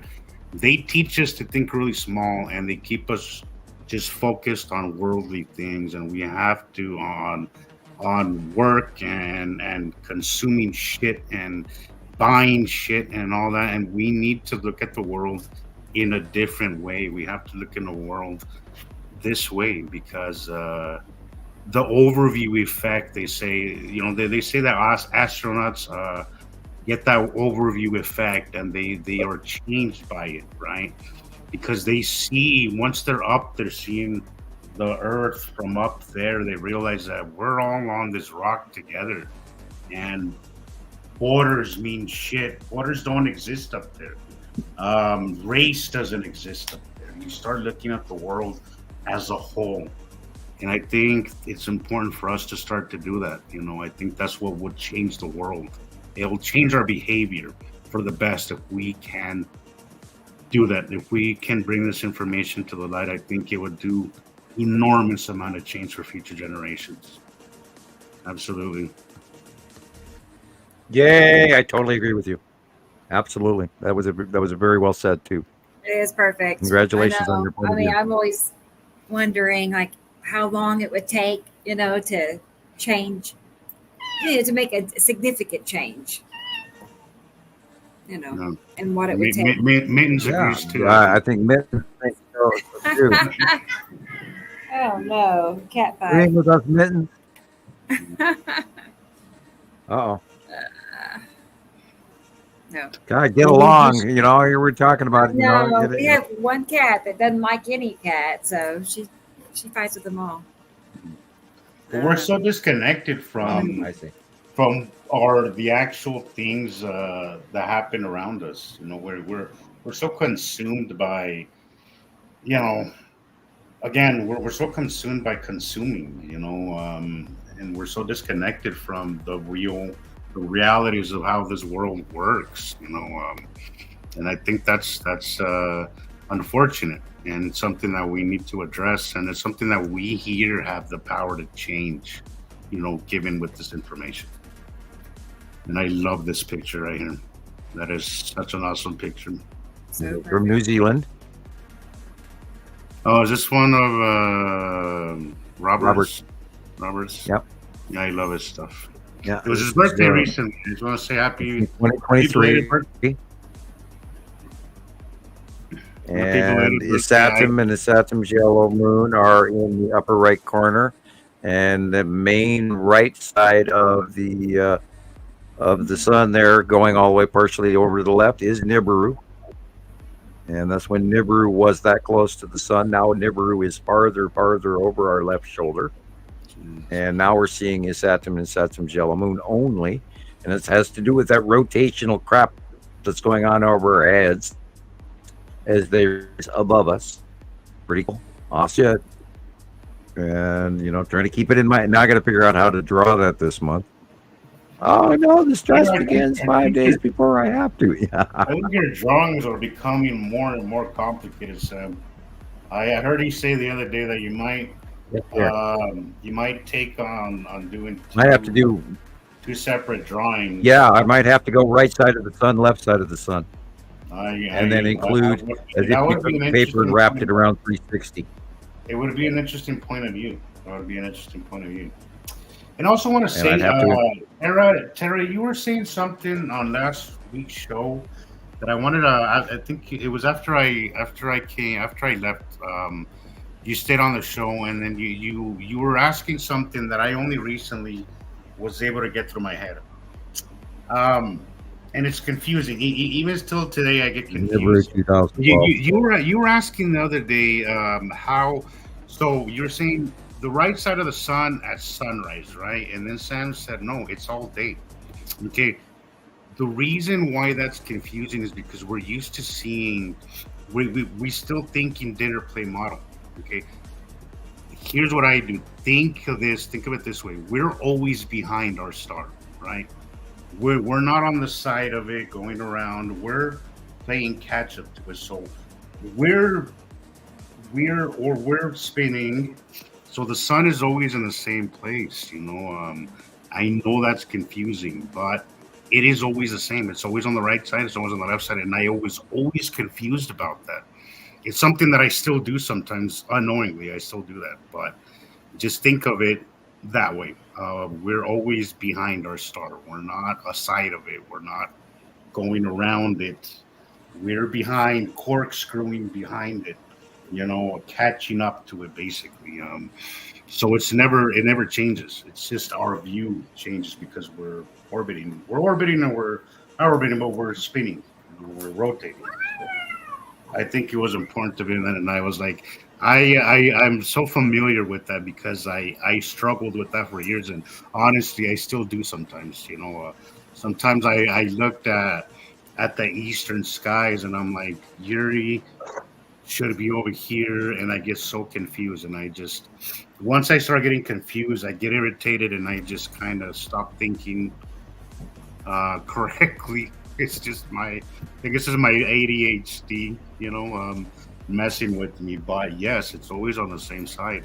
I'm used to seeing it at sunset. I think that's one of the reasons why I'm always more, I always want to look at it more sunset. So when I see it in the sunrise, it confuses the hell out of me. Every time at sunrise is when I'm most confused of what is where and who's supposed to be where. But I wanted to interject that day, but I was already at work and I couldn't get to it. But I was like, yes, I want to talk about that because I struggled with that for so long and still do sometimes. It's just our minds plays tricks with us because we've been indoctrinated to see the dinner plate model, and that could be confusing and very very misinformed. So yeah.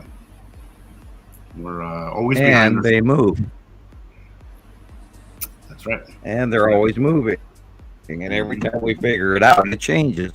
Exactly. And it gets very, very irritating and very frustrating and confusing. You got to go out sometimes. Sometimes you got to go out 3 times to figure out what you saw the first time. And I am reminded about that time. Oh, God, what was it? About a year. I went outside and I looked straight up. And I'm watching clear as a bell the long box cube and many triangular star destroyers float over the top of my head. They weren't really wrapped in clouds hardly at all, and I watched it for like an hour. And I had a sore neck and I was leaning on the car the whole time because I was looking up too high. It was directly over the top of me. And there are days that you get the ultimate sighting, and then there's the days you walk out there and you don't know what the hell you're looking at. And so you have to be willing to, just go out there and don't plan on seeing anything for the first 5 minutes. For sure, you got to spend 15, 20, take that little bit of break, grab a cup of coffee, go sit on this, front porch and look up. And people have a tendency to look out, not up. And always, of course, dark gray, black sunglasses. Don't fry your eyes. Like I said I've got they're very useful at can't seeing the shadow, believe. the darker sides, the darker shades in the sky, the sunglasses. Right. Absolutely great for doing that without hurting your eyes as well too. So yeah, I love that. I keep a pair in my eye. And welding glass does not work. No, it does not.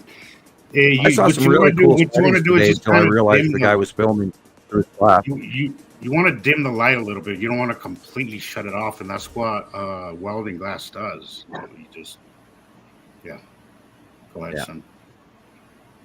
Or it's green, or variant of thicknesses, different welding glasses, and never film through glass. I saw a really cool sighting, like I said, and I looked at it, and then it took me, it's like, what's that shit going by? Wow, that's really cool. Oh, wait a minute, they're filming through glass. It's the cars in the other lane, and people fall for that shit.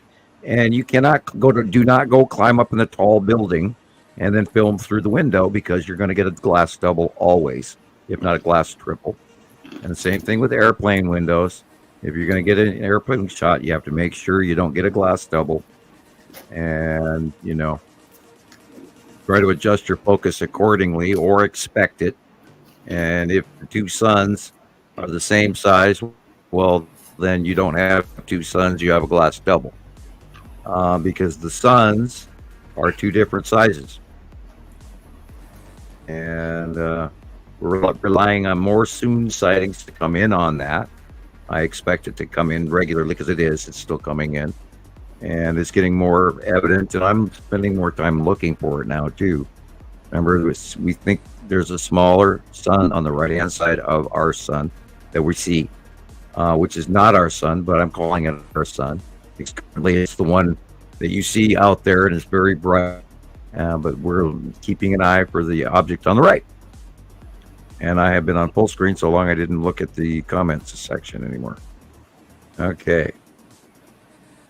Anybody got anything else? I kept my eclipse glasses so I can look out for the second sun. I don't know how well that's going to work. That might be a good idea. Our second star is not exactly the same spectrum. Am I correct there, Sam? I know it's a red. You would see a less illuminating object, a smaller, lesser illuminating object. I think the second star is outshining the illumination on ours. We have seen examples, and we've had reports from the southern hemisphere that were credible. So we have to take that into it. They were credible reports. So and they say red, and then like we got that shot from the UK. It was absolutely definitive, because it wasn't through glass. The two objects were not the same size, but they were the same intensity, as in star intensity. So that too last week was a very, very credible shot. So I am over all other less absolute identifiable pictures, about 8 or 10 of them that we've gotten in the last month. I am decisively sweet the way that we are seeing the separation of the two stars. It's been expected for a long time, and now I think we're seeing evidence of it. Well, I think we're seeing, evidence that something is definitely happening with the suns. We're seeing, as you were just showing, the cars with the bubbly thing. We're seeing tomato skin bubbling. We're seeing sunflowers turning away from the sun. We have to pay attention to these things, because those kind of things right there, they're a constant, and there's a sudden change to those constant things. And I think those are very telling, in what's happening. And the overall temperature this year that all of us just went through, and how we're going to warm back up again yet. There's another heat wave coming, so be prepared for that. And we don't even know what September is going to bring. We feel like it's early autumn. Wow, extra sun will do that, or less sun. A pinch of light sun will do that also. Just depends on whatever triggers the trees. A lot of it has to do with temperature, I believe. But yeah, there was a call that, like we talked about earlier, 35-degree frost warning in North Dakota this morning, and that's way early. So our seasons are messed up. Our weather's messed up. Our planet, our jet stream's messed up. Rebecca had to break out her hoodie. That's crazy. That's in crazy. August. That's crazy. It is. Hey, even worse. I couldn't find even it. worse. She had to warm up that toilet seat. How? I had to get the heater out too. It was like in the middle of the night. I was just like shivering. I'm like, this is crazy.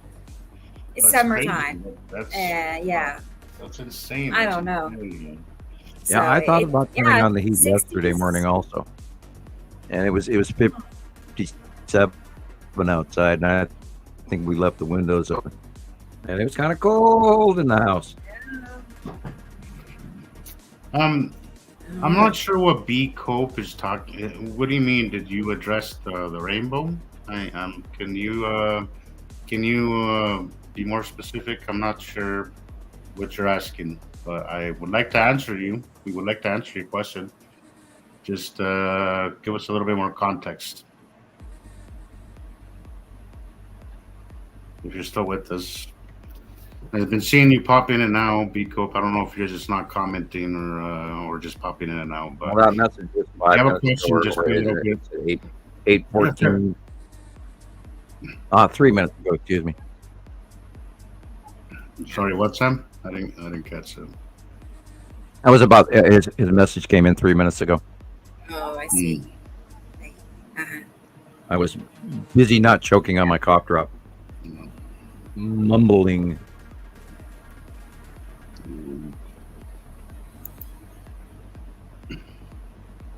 Yeah, Terry, it got cool there in Texas too. Yeah, definitely. Well, we're going to warm up again. We're going to have another heat wave. But I saw in 2 weeks. Okay, next week it was in the 90s, and then the week after that it showed 106 every day.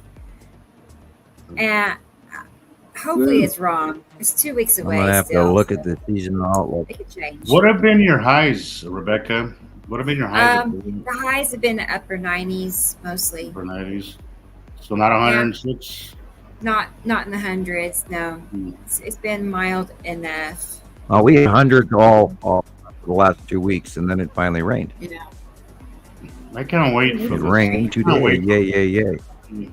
I'm a winter guy. I declare myself a winter guy. I just I like it better. I really do.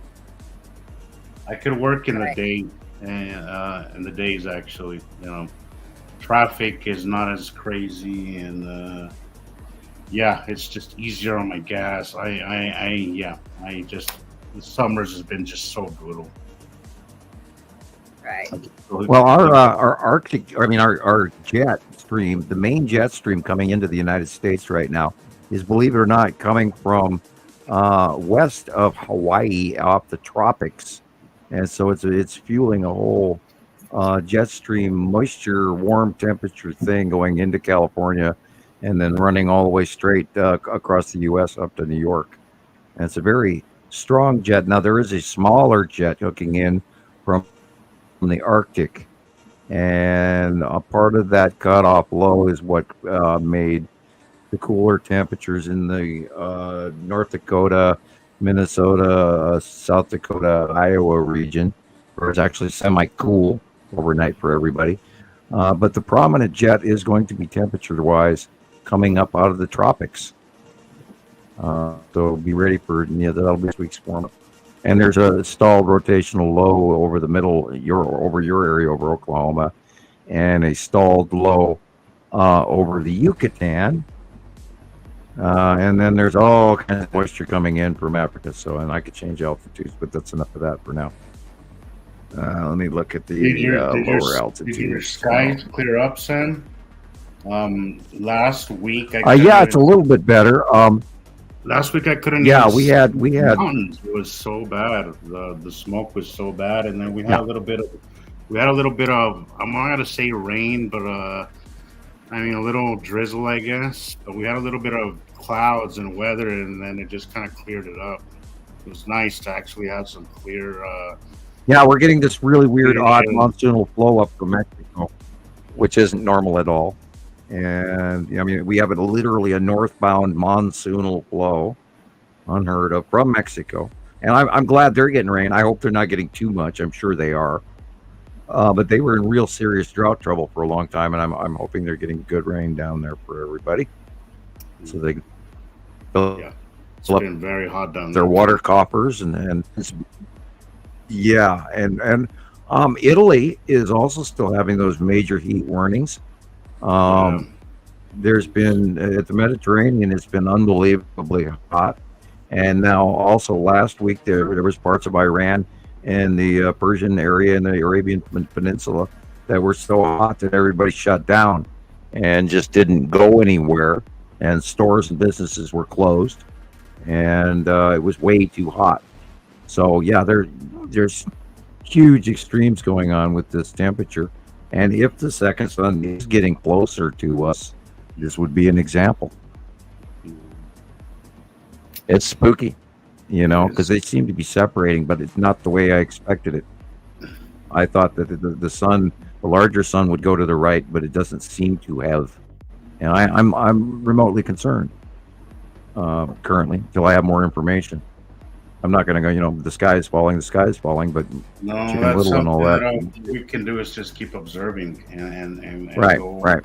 That's Exactly. all we can do. That's all we can do.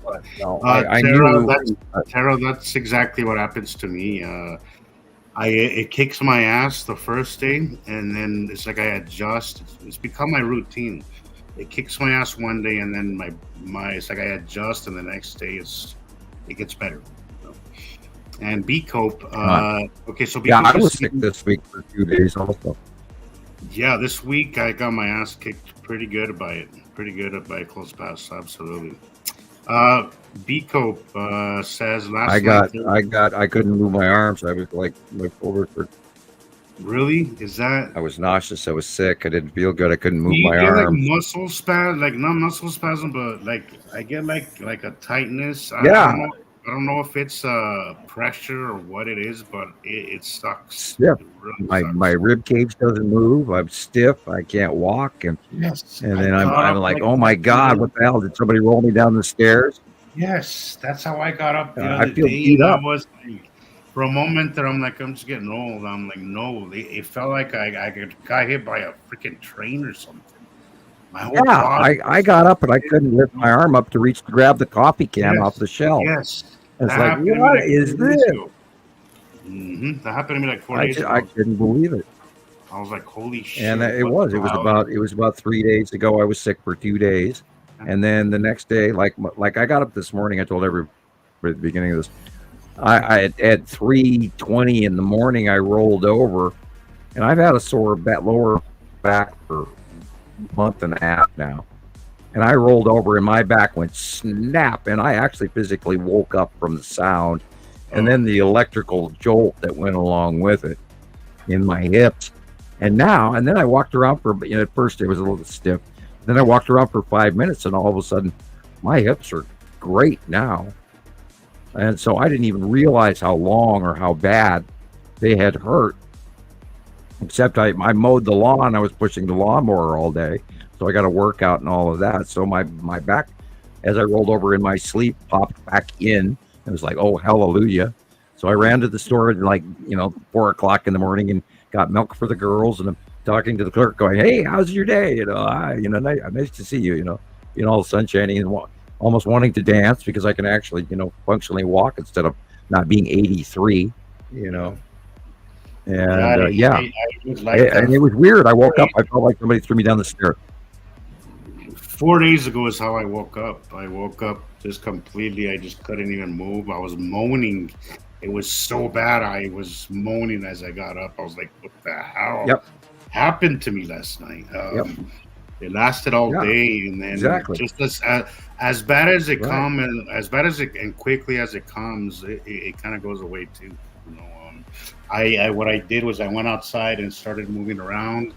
I did some did some stretches and stuff. It was a nightmare to do it, but it did ease the pain. But yeah, it was horrible. It was horrible.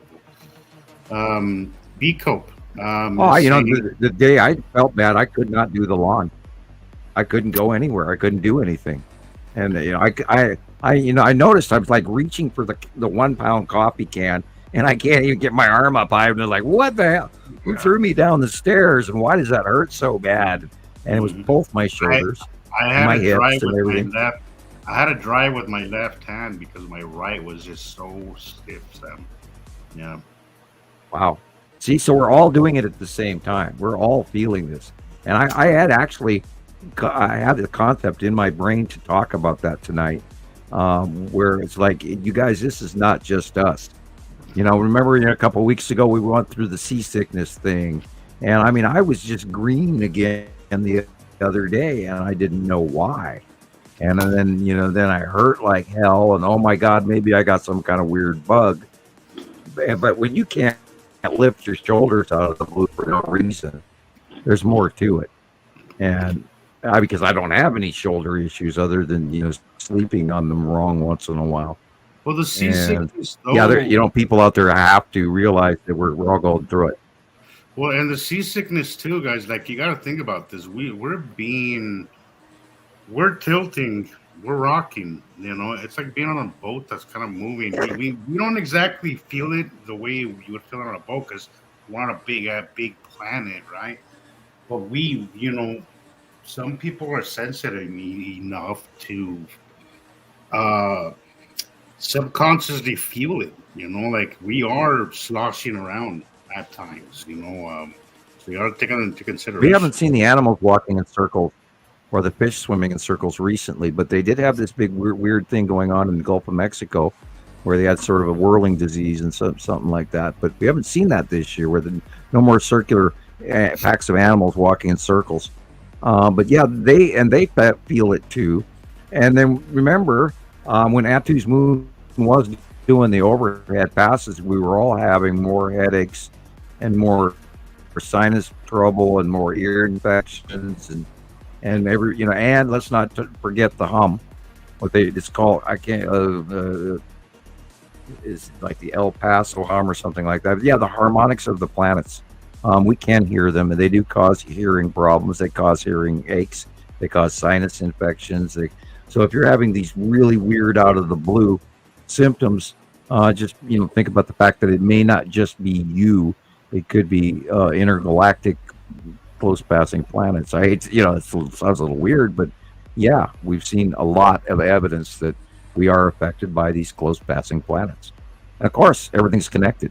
We're part of our Earth, and they go by and they pull stuff from us with the ion light illumination towers, and then when they get too close, they discharge and push away. And this is where you see entire herds of animals that are destroyed by one lightning bolt because they're big lightning, purple lightning bolts. Okay, guys, you're both too quiet. Sorry. Did anybody see what, Tara? Did anybody see what B Cope is talking about? He said last night there was a rainbow coming from a cloud going back and forth. So it lasted for 30 minutes. If you have any video or a link to that, I would love to see it. I would love to look at it. Yeah. Let's see. Last night, it's entirely possible. Yeah, and there are.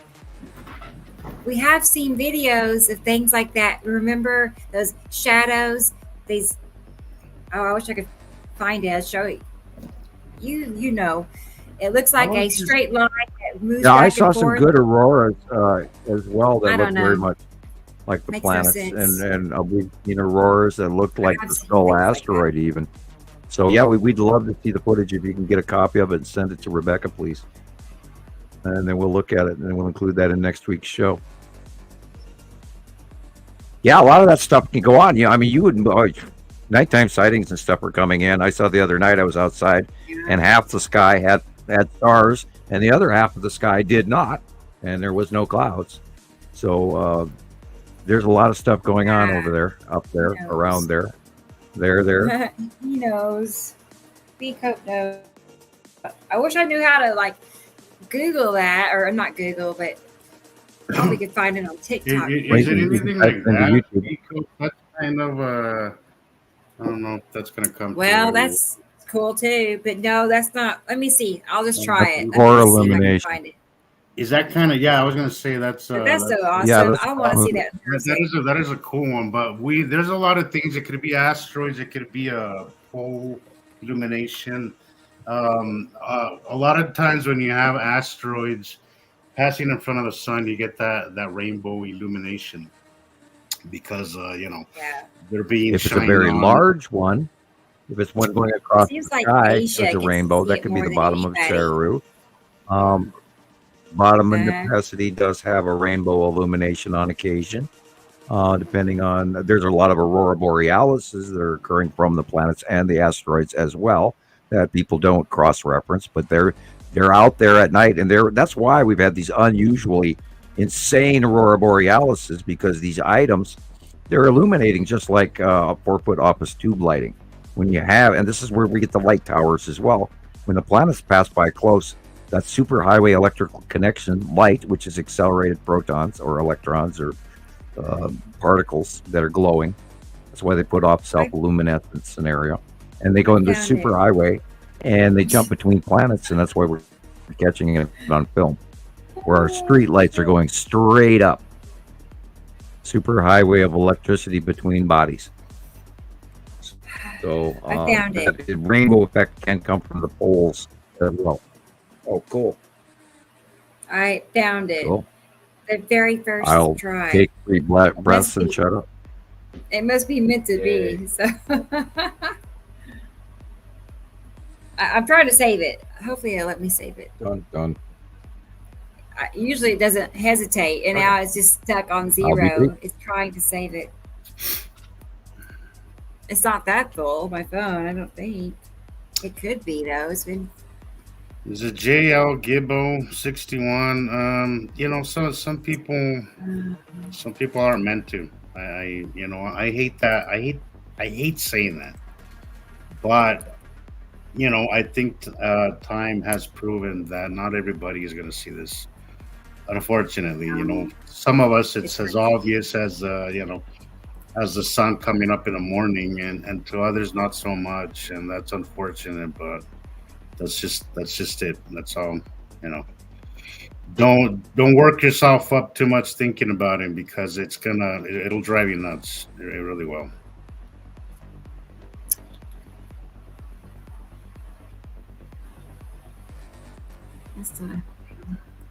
I go behind in the comments. And when will people believe? Oh boy, I know that question so well. I've heard it a million times out of my own mouth.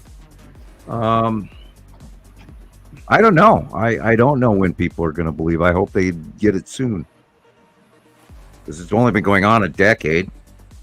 I've got a little picture of Beekman's world. Guy Beekman, and it says, "Duh, the planet's been here for a decade." Yeah, I wonder. I really wonder. Yep, greatest show on earth. Absolutely. It really is. It's unbelievably exciting, and I cannot believe you guys are. Most everyone on the planet is missing the coolest shit that ever was. I mean, oh my God! All you got to do is watch Atu, purple ass Atu, and Atu's moon go over the top of you, and you're hooked for life. And we watched them since they were tiny, and coming in, and then they get bigger and bigger and bigger, and oh God! And meanwhile, we're trying to hand out cards at the local gas station. Go here, look at this subject up, dude. And then finally, after many years of doing this, we finally, came to doing it here on the Nibiru Followers Anonymous channel, because Rebecca's a kind, hardworking lady that has managed to get us all together. And she took a lot of prodding to get here, but she's doing a great job.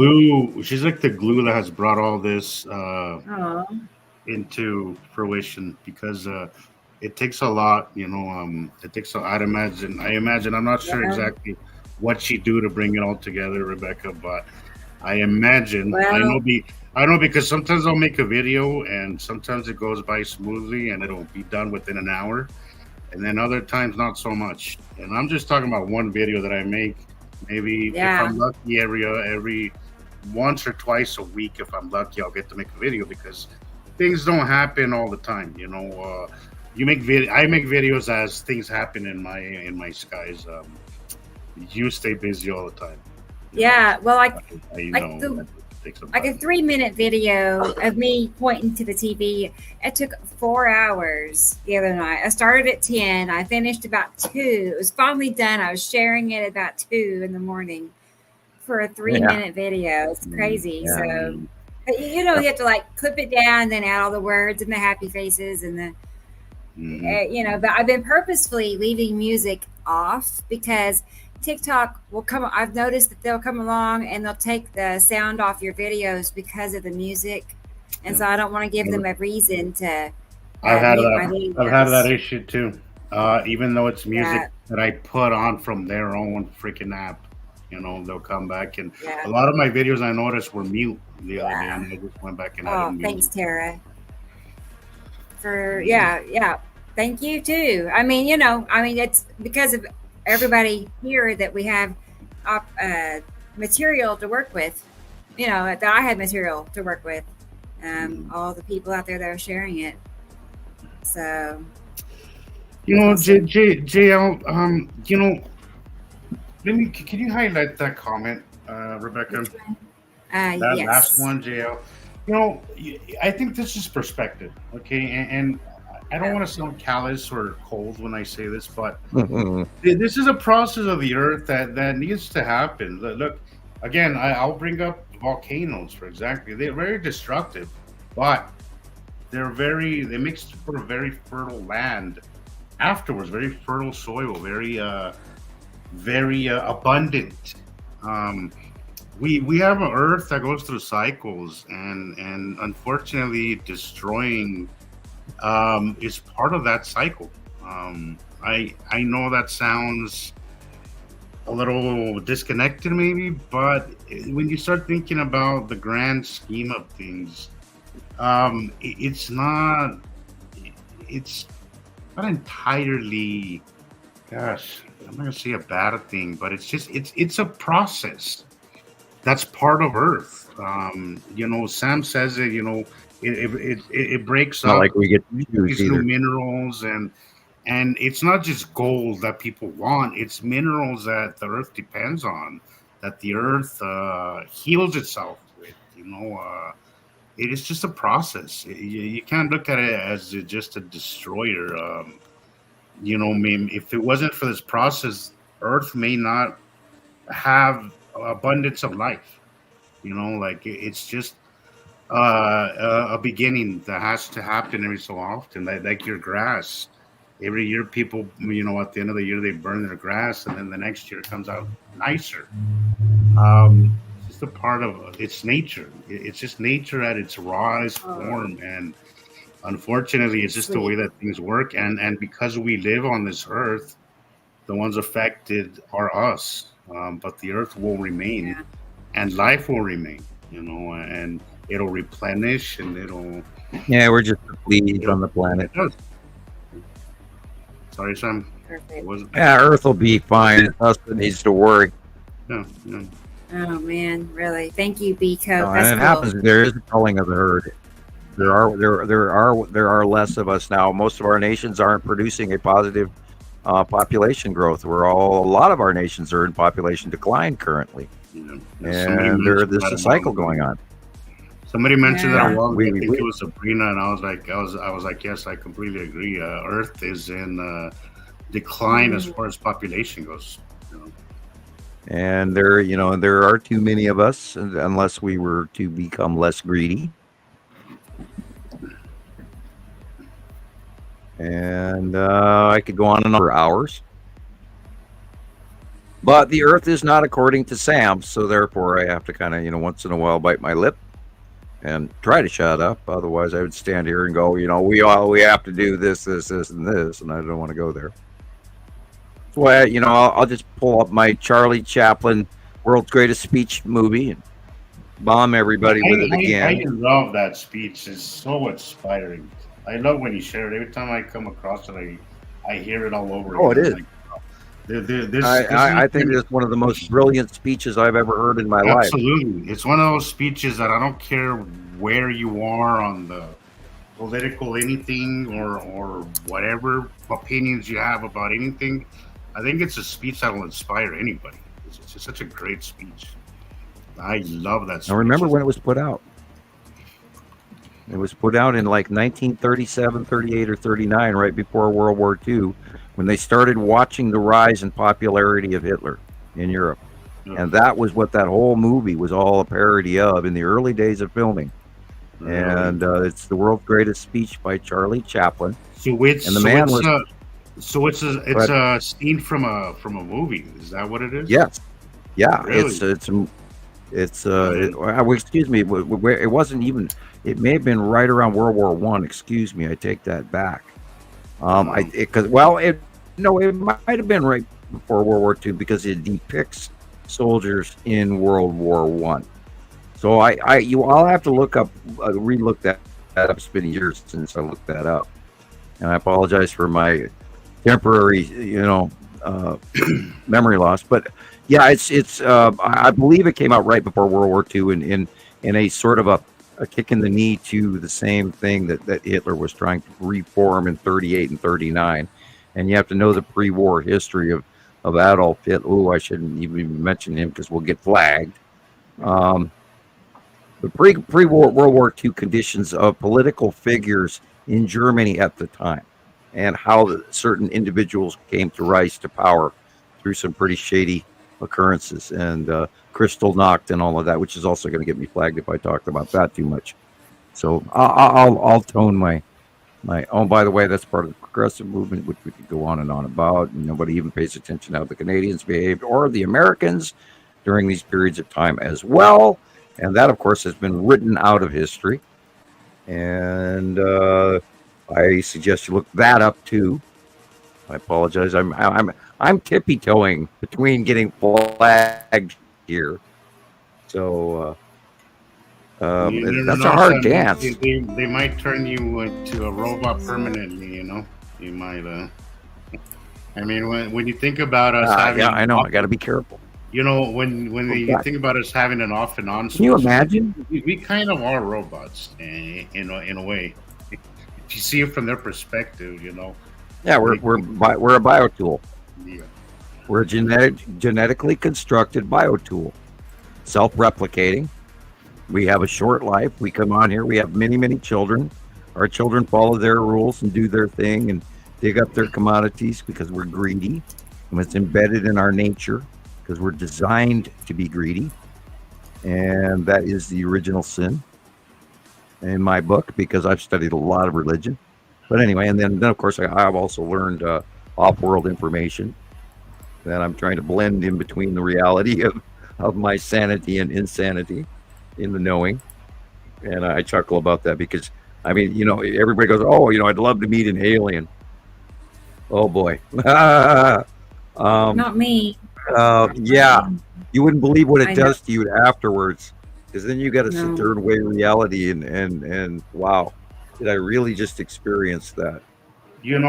Sam, I've never seen, and I'm probably thankful that I haven't. I don't know. I don't think that I'm ready for it yet, or if I ever will be. But I've seen some crazy shit.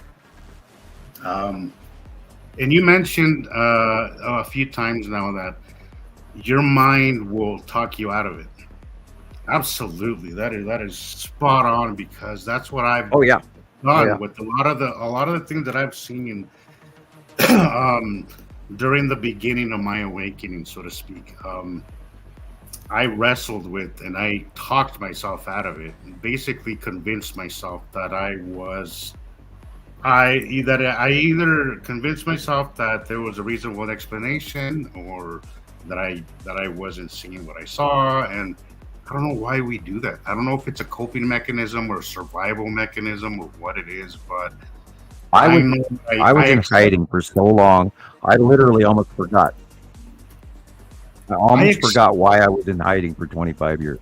That's crazy that we're like that. It's definitely a survival thing. I think it's something that was passed on genetically from our ancestors of just, and I think that's the reason why we forget our history, is because we as a society, as human beings, we don't tend to look back. We just look forward, which in a way has helped us survive, but at the same time, it's held us back from maybe being up to our full potential, because we forget a lot of our past history and a lot of the things that we were Back we to did the basics. right. Exactly. The animals, they don't live in society, so they can hear, they can smell, they can taste. We've lost a lot of that. We have got accelerated ourselves into electric buildings in noisy industrial regions, driving loud vehicles. We don't see, we don't hear, we don't smell, we don't taste the way we normally would, because we're breathing all these pollutants in. That's why if you go camping and you're on the side of a mountain, 20 miles away from town, and you eat that pot of beans that you just cooked, they taste so damn good because you're not breathing in all that car exhaust. And for the first time in months, you could taste something, because you've been out in the woods long enough to. I can't tell you how much I've struggled with this, Sam, and I've only recently realized why it's been such a struggle. When I was in New Mexico, I was in a very small town. For 20 years, I was in a very small, 1,200 people. Here, 1,200 people. I've been to bars with more people. Town. I've been to bars with more people in that sense. But I hate it like this, and it's the reason why I tend to work at night, because in the day there's so much going on that my mind I'm not functioning well. My mind is overwhelmed. It's too much, and I hate it. I go the amount of noise. I come back from town. And I go, oh my God, I can't believe I went there again. Yeah. I am so uncomfortable in the noise and all the people, and it's just like I've become separate. It is. You separate yourself from all the crazy and the shit and the petty and the hate and the fear porn. Oh my God. It's why I choose to look work at TV at commercials. Night. Oh my God. It's why I choose to work at night is because it's quiet or quieter, and Salt Lake. Yeah. It's not the biggest city. It's a small city. I can imagine. Hey, I drove like in LA, Houston. I drove for a gallon of milk this morning at 4 a.m. I went to the store to get milk at 4 a.m.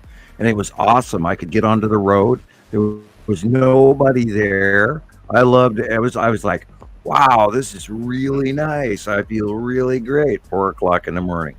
Yeah. Right around no cars, 6, no traffic. Get out, stop.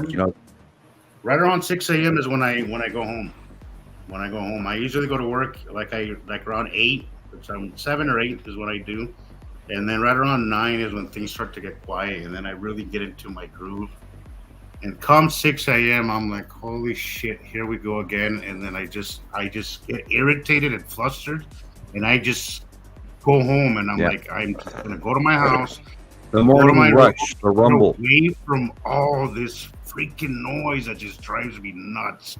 I don't know how somebody can bear it. Yep. I cannot deal with it. It's just so much for me. I hate it. I really do hate it. And I've only recently together.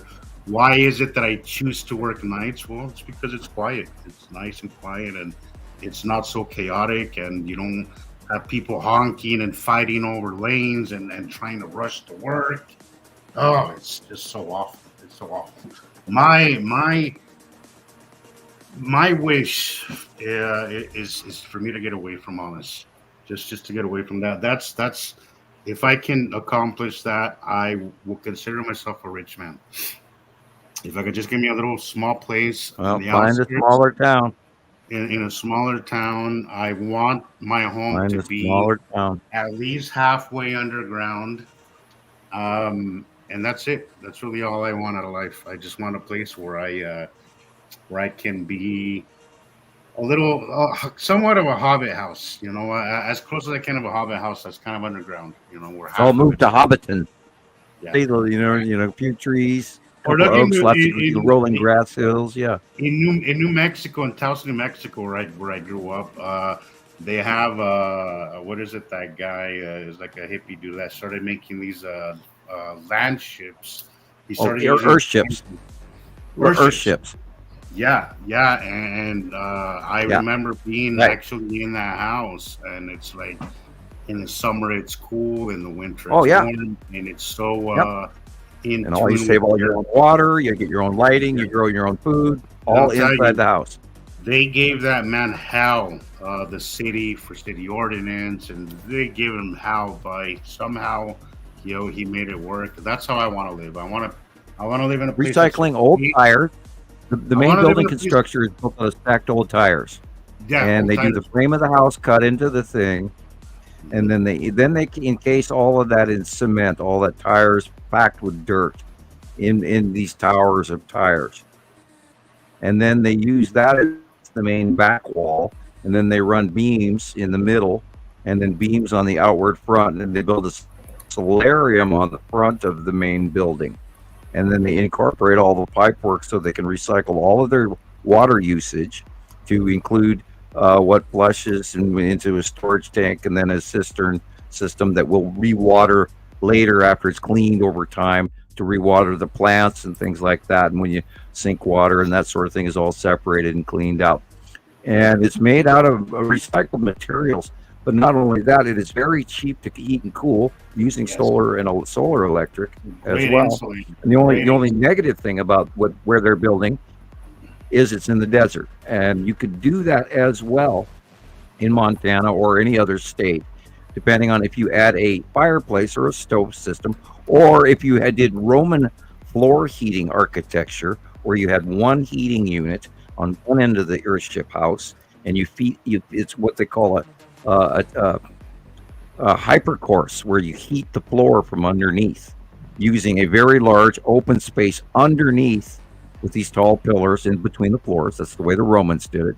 But you have one tiny little fire at one end of the house, and it runs all the way underneath as a major chimney, and your chimney is at the far end of the house. And that way those stone floors will be heated to temperature, very small amount of use of wintertime wood, and you don't burn your house down because it's an encased, safer, smaller fire thing away from the whole main part of the house. And that's how the Romans used to do it. And the earth ships in Mexico or wherever they're building them are usually in the desert, so they have less heating issues. Yeah. To make a long story shorter, in New Mexico is where they have I seen a whole entire. Well, there's that one, and then there's a whole other. I've watched a bunch of those. There's a whole. Okay, so back in my sandbag houses. Okay, back in my high school days, I would go and buy. I would go get pot from this place where it was. Oh, you villain, you. Okay, okay, but anyways, so we'd go to this. What we like maybe 2 acres, 3 acres of land, maybe 5 acres of but it was all. If you didn't know any better, it looked like it was empty land, like there was nobody there. But if you start walking, you'll see that there are literally these bubbles that are under the ground, right? And the only thing you'll see from the top is the door, which is clear because to let the natural sunlight in. And as you walk inside and you go down the stairs, this was a whole entire neighborhood of just people who wanted to live disconnected from the grid, right?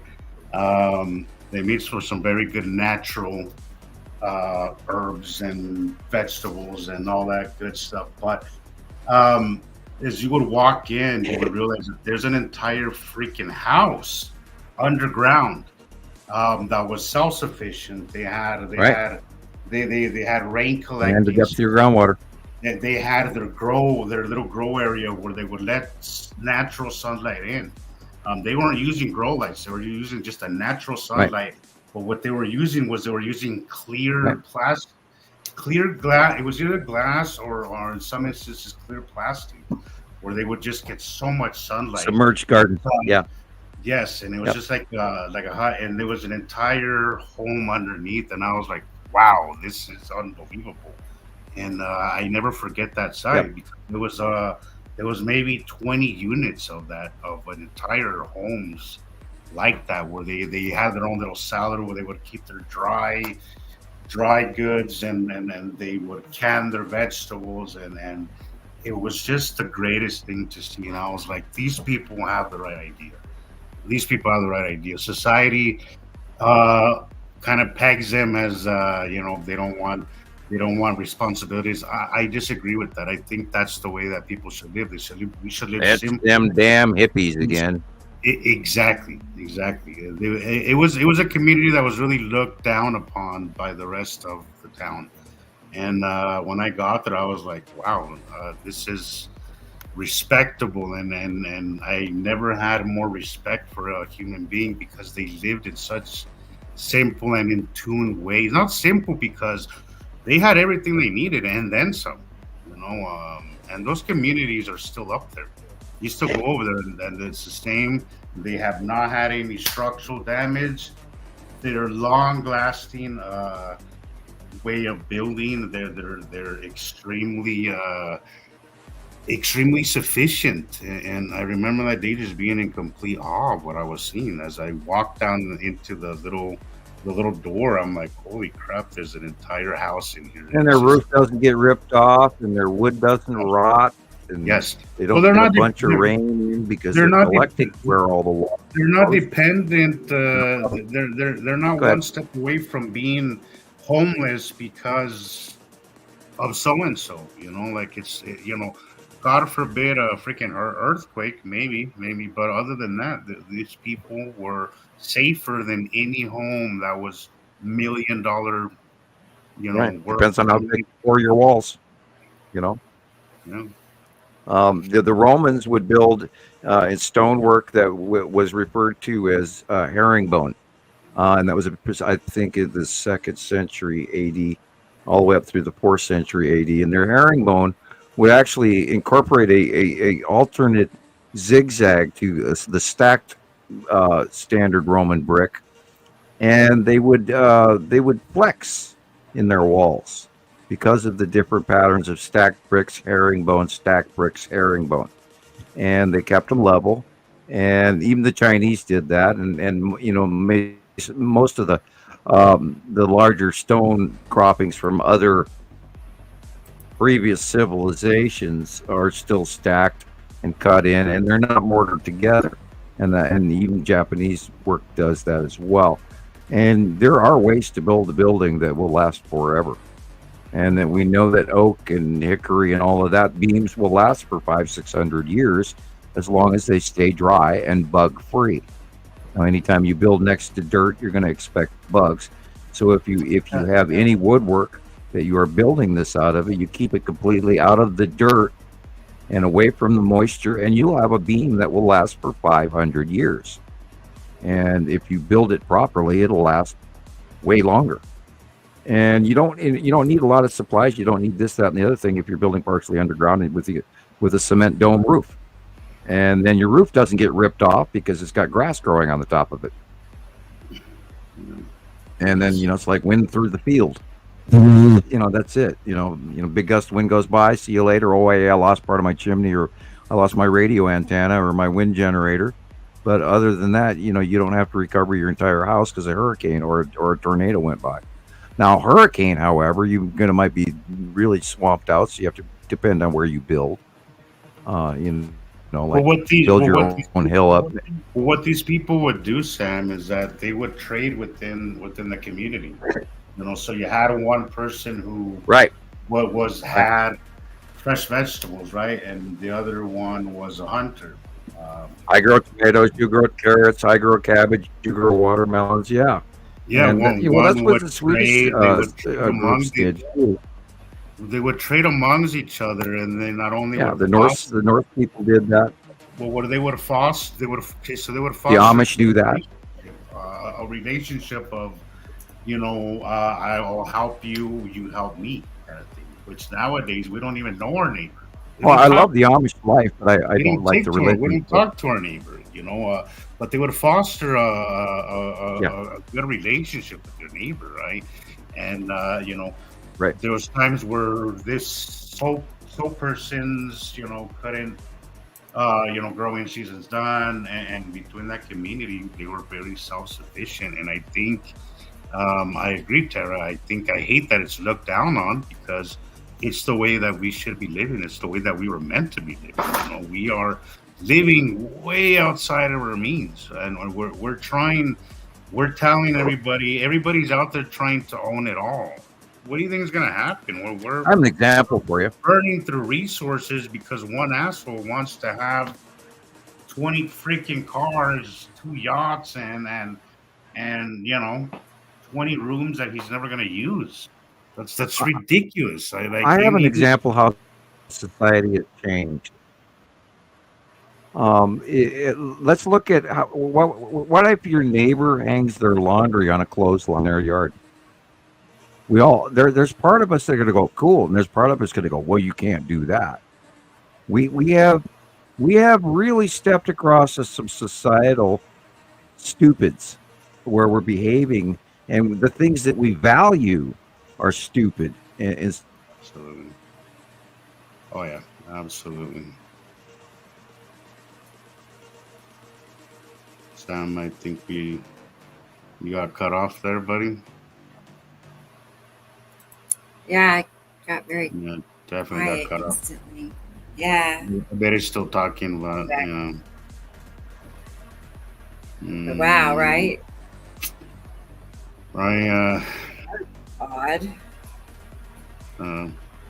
Not even the Yeah, robot. just out of the blue. He's completely got cut off. Yeah, no robot noise or anything. That's Usually we hear it for or something the first. Oh yeah, there might be coming What? back. Oh, you just got completely cutting. We'll see. Well, now you it's got cutting out. bumped off. Wow. Yeah. Could be internet. Michelle, that's great because I think it's so important to be neighborly like that. I don't know. I was speaking to somebody about that. I don't know why here, especially in America, everybody's so separate. When I go back, and I haven't gone in a while, but when I go back to Mexico, everybody knows each other and everybody helps each other out, and everybody's so neighborly.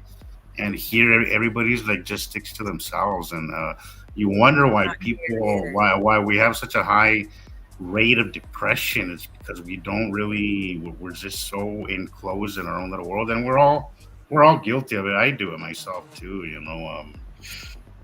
but it is a good idea to be more neighborly and take care of each other. I was gonna say my neighbors are distant as well. I mean, it's.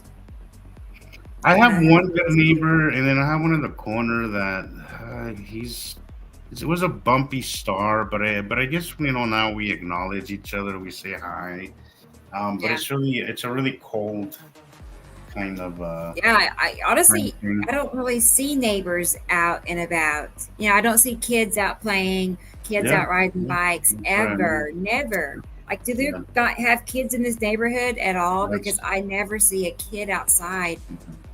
Ever. And that happens everywhere. Like recently, we got some neighbors that do have kids and they run around. And I gotta say, every time I go outside and I see that, it just puts a smile on my face. Like just to see kids, in their little bikes and doing their little thing. I'm like, that's great. That's awesome. That's perfect. I love seeing that. But it's so rare. It's so rare now to see that. Yeah. Am I back? You are back. Wow. Am I back? Wow. I don't know. I had to go through. I went and checked that if I had internet. It said my internet was fine, and then nothing was working, and it was scrolling and scrolling, and I had black screen. And of course, I'm sitting here telling how we need to change how we live. And go too far. I found this for B Cope. I got this little clip. It was hard to find a clip and then save it. I had trouble. The rainbow. Well, green. I saw this, and honestly, I kind of gave up on figuring out what the hell that is. I have no idea.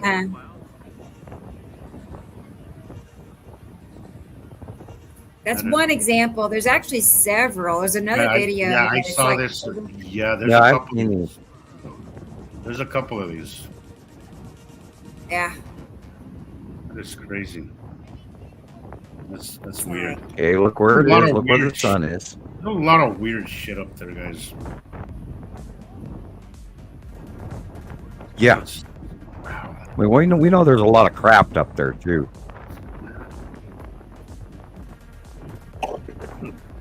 The sun is to the upper left. Ash put in, glad to be part of your daily work routine. That's it. You have a good night. I'm actually about bleed to off of some sort between bodies or you have a good night, Ash Pudding. Thank you for joining us. Bye. Good night, Ash. Well, I am glad that we were part of your work routine. Thank you for listening.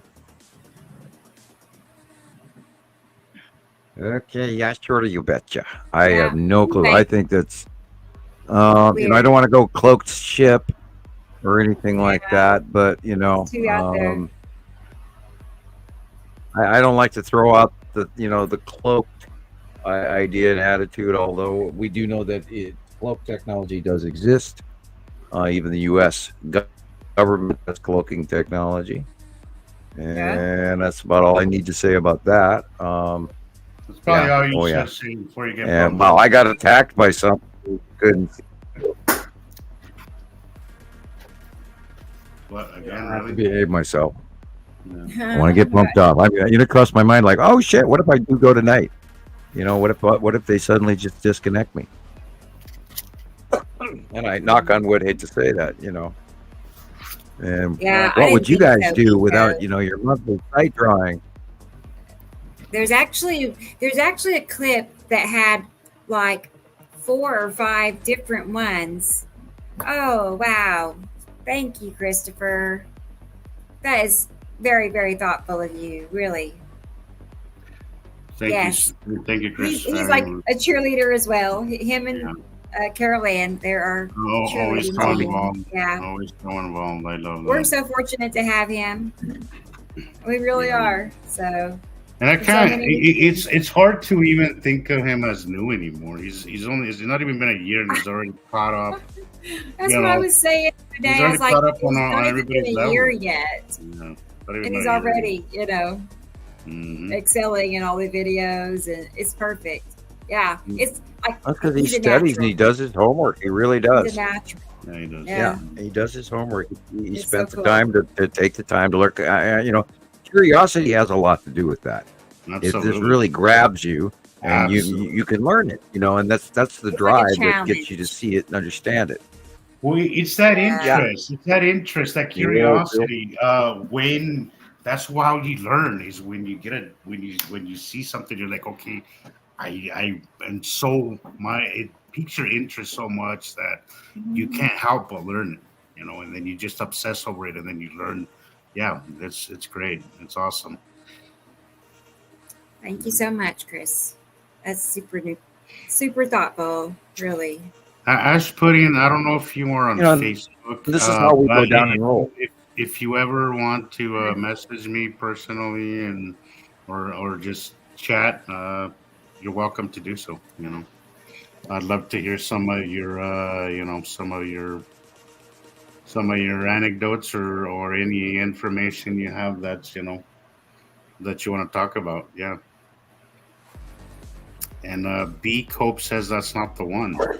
Also, Tara, thank you. Really, we all appreciate it. We really do. It helps keep it running. I'm gonna say running smoothly, but running at all actually. So, it really does. Okay, at 7 hours, I'm going to the little scientist room. I'll be right back.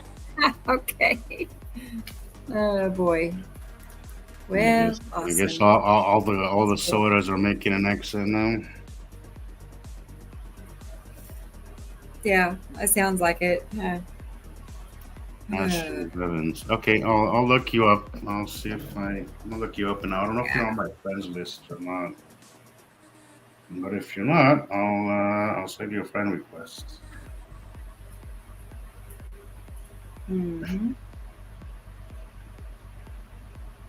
Yeah, I was going to tell B Cope. I know that there was a clip that had multiple clips, and it was perfect. And I don't know. I guess something about the conversion. It would not let me send it to my. Wait, maybe it let me save it to my computer. Let me look. I had trouble. That it had multiple examples. It was perfect.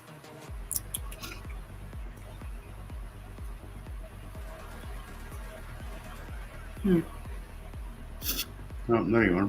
Ashley Evans, I got you. Yeah, I just sent you a friend request, Ashley. That's not it. I'm going to be on a mission. I'll make a video just to prove I can. No. I don't know why. So it's either you can't find very many, you find a couple or what, but I don't know. They are hard to find, I've noticed, as far as what we're talking about. And I'm back. Yeah. Yeah, Christopher mentioned he's got a headache. I am feeling a touch of one. Very interesting. I didn't Out of the sleep blue last when I night.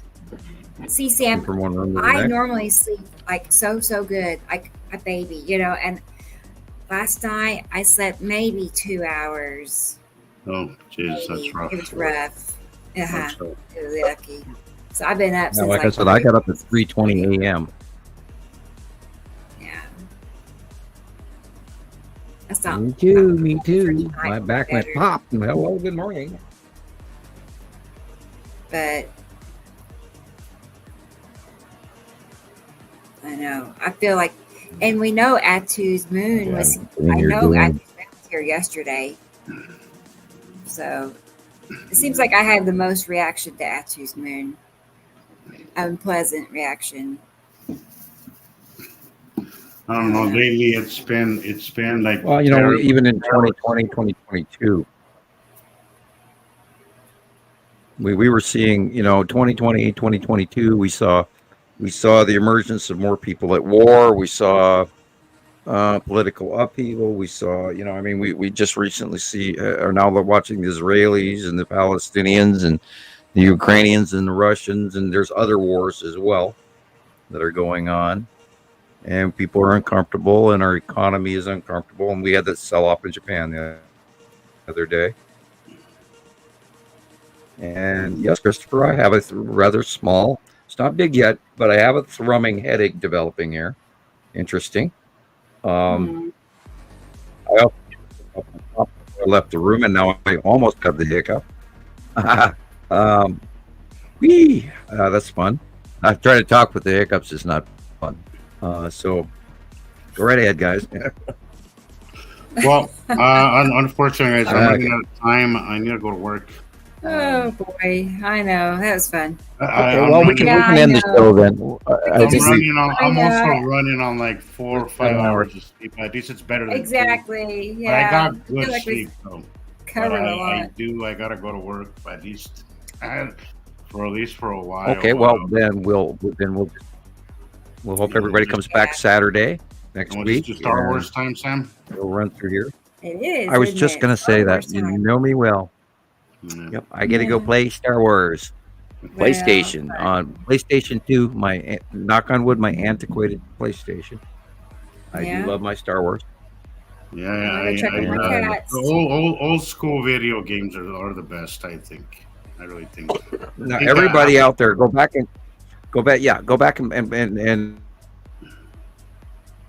learn the, including go back and look at the old videos that Rebecca's put out, or the old videos that I put out, the 87 videos on Radio Wasteland, or if you really want to go back to the Chronicles, look up the Understanding the Sky series, or type my name into YouTube, because a few of them are there, and there's some of my older material I can't get into my YouTube account to add to it or take away from it.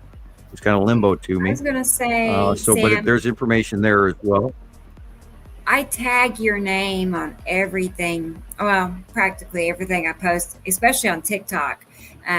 There's like 350 videos with your name on it. So anybody that types your name, all those videos come up. So it's not hard to find you. Awesome. Really. It really isn't. Awesome. Thank you. I know. Awesome. Wonderful. I didn't know that. Yeah.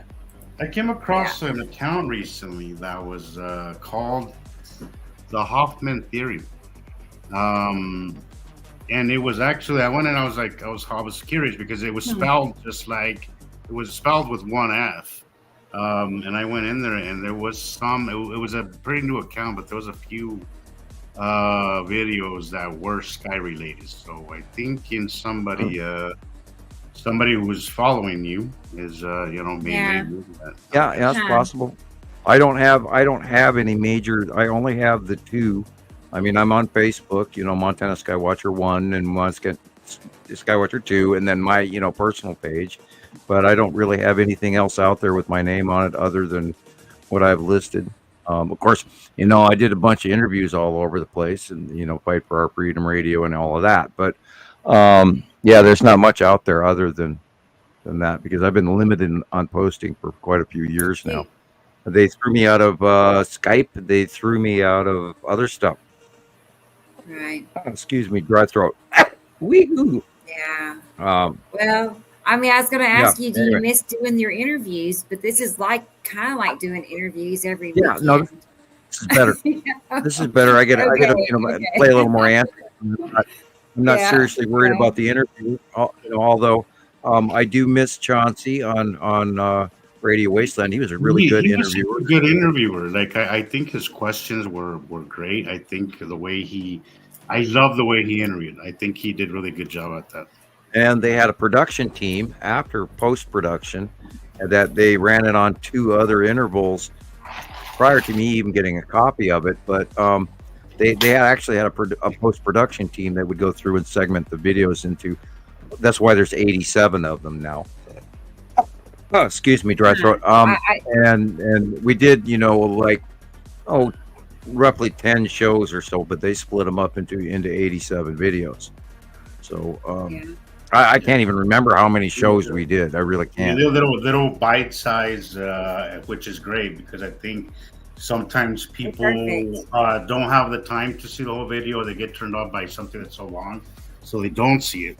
But we did 2-hour interviews and 4-hour interviews. Kind of break it up. In fact, now speaking of, I want to say, Chris, you made a video recently. I think it was me and Sam. You could hear in the background. I thought that was great. I thought that was great. I loved it. A little embarrassing, but I do chuckle. You know what? I actually am not embarrassed by that one. I think that one was just great the way he caught it as we're talking, because this is what I know about this show is because it's so raw and so unscripted that we're just hanging out and the emotions could be felt just by the way one's talking and excitement and all that. And I think that's what he conveyed in that video, and I love that because I think that's what gets people's attention is when you hear somebody with actual real emotion and passion or excitement talking about. I think you're right. That gets people listening, because I love that. I think those little videos are great, Chris. I think you should.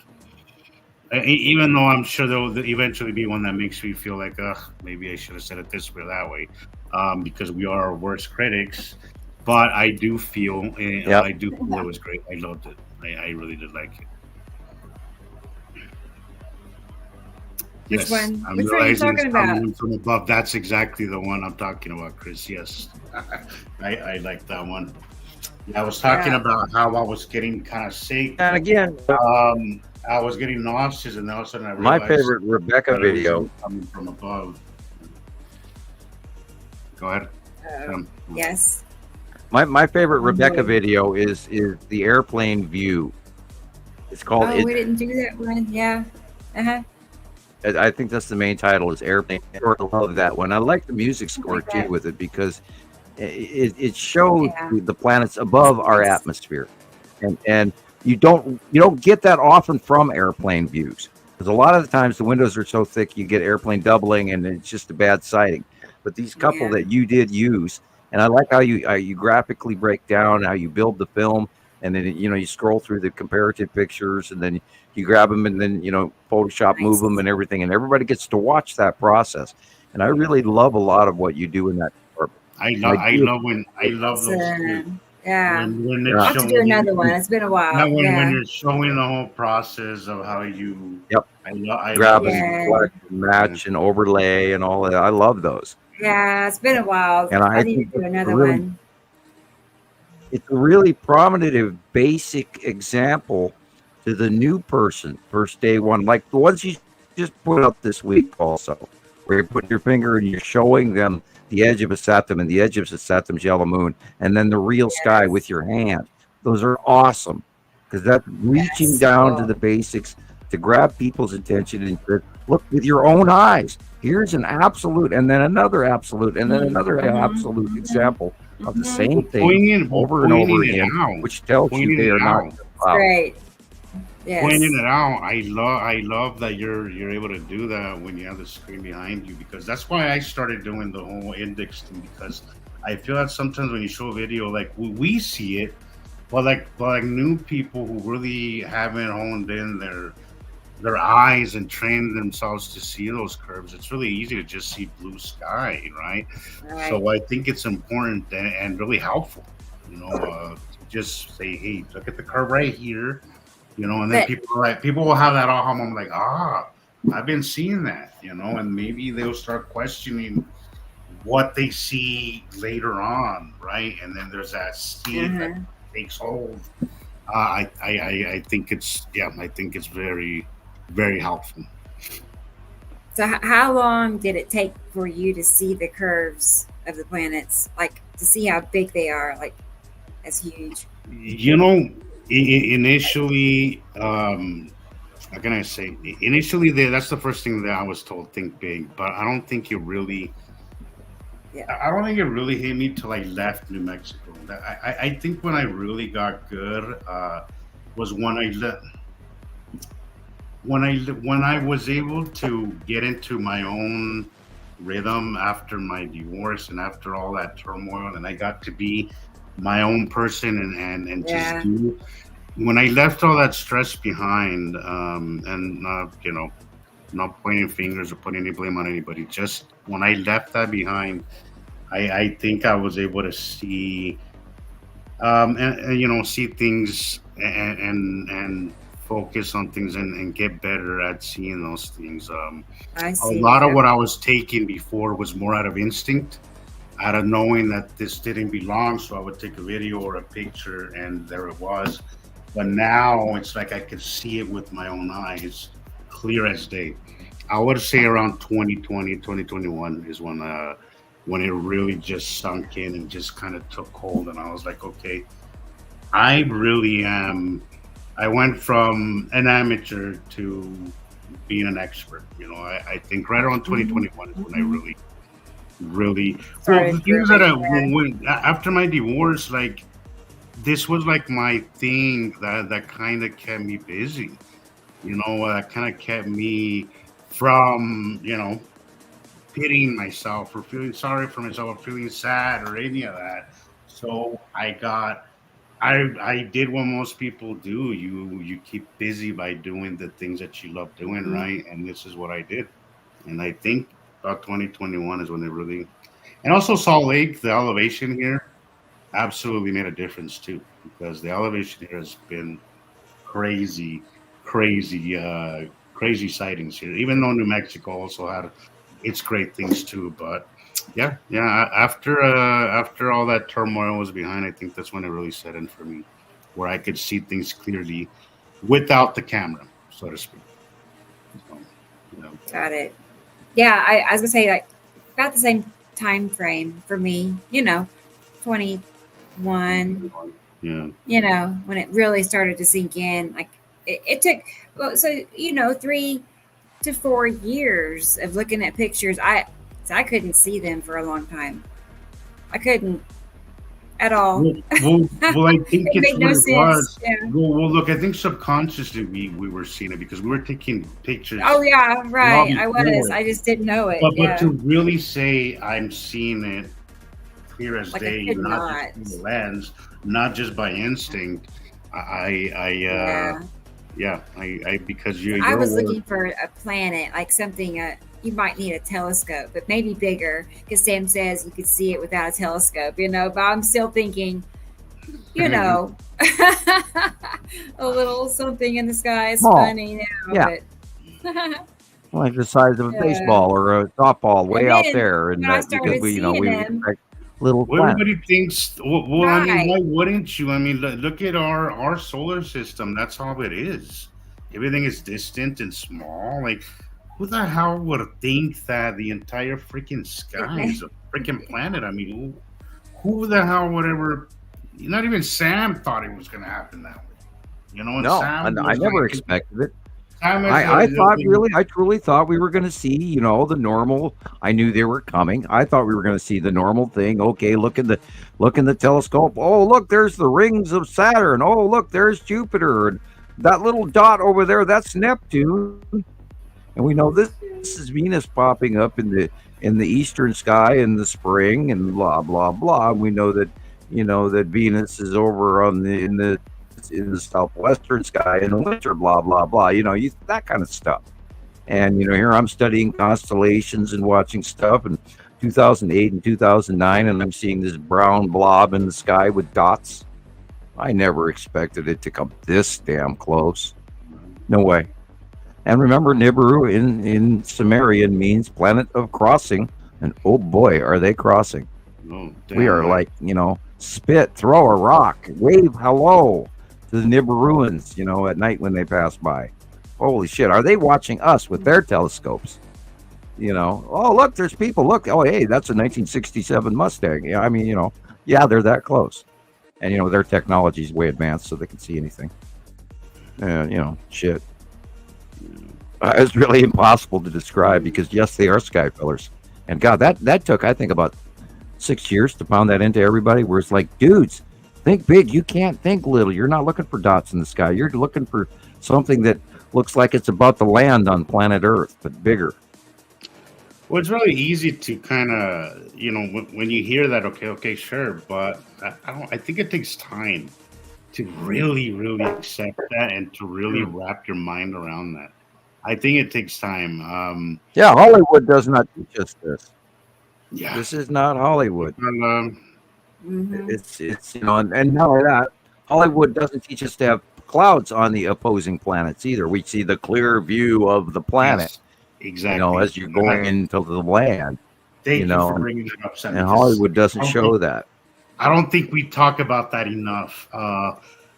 We are so used to seeing cloudless planets that we believe Earth is the only planet in the solar system or in the galaxy that has freaking clouds. And I think that's where a lot of people go wrong, is because we've only ever seen depictions of planets without clouds. And yeah, that's I'm glad you brought that up. Yeah, it's not huge thought how we're about trained. that. Yeah. You know, I mean, you know, it's back to the if the planets were that close, we'd crash into each other. Well, no, we haven't done this in what 6 point whatever billion years, because we were born. Our solar system was born with 2 stars, not just one. We didn't get one later at the discount market, or we weren't scrapped up by the big boy and yanked away. We formed together. We have 2 stars. We're a binary solar system, always have been, always will be. This happens over and over and over and over and over again. And Earth is still here. And our gold and our silver and our copper and our sulfur and our iodine and our mercury and all of these other products on this planet have been going on for 8 to 8 billion years. So that's a lot of time. People forget that. Do you know how much space is in between 65 million years ago and the dinosaurs leaving? Do you know how many things could have happened in those 65 million years? And yet everybody goes, okay, it's in my brain, and we're all used to it. And we meet, okay, man was here, blah, blah, blah, blah, 150, 300, 400,000, a million years ago, through these different prototypes of the early versions of us. And question is, you know, was there more? Was there different? Yes, there's all kinds of different kinds. And we don't really have all the records. And there's a whole lot of stuff missing in between. And they keep revising it. And all you got to do is look around the planet. There is evidence of other civilizations with higher advanced technology than us. It's that simple. But hell, after 5,000 years, all wood structures are gone. You can't see them anymore. They're like rock. So you're not going to be able to find that one fence post hole in a rock. So, you know, but 5,000 years, everything that you know is gone. Landscape changes every 75 years. Yeah. We're not around long enough to even judge it. That's putting everything changes. Awesome. In 80 years, it's a whole new world. Well, we're so short-lived. Okay, I thought we were closing up. We're so short-lived, and we got another half hour there. We got sucked back into the conversation. Yeah. On that note, Aspen, thank you did. for accepting my friend request. Yeah. If you ever want to discuss anything, feel free to message me. Everybody, I gotta go. I gotta run. Gotta go to work. It's been fun. Always great hanging out, guys. Always great. It is. It's always a good powwow for me. All right, you know me, I keep talking. Day. Yeah, but we'll see you guys next week. If you Thank go you to all work, for please joining drive us. careful. Thank you for coming. Okay. Thank you for everything, guys. Y'all have a good night. We'll see you next week. Thank you. Okay. Yeah. night. See y'all next Saturday. All right. Bye, everybody. I'm gonna vanish Bye, too. Bye, guys. Bye. Bye. Okay. Bye, Sam. Bye. See you later.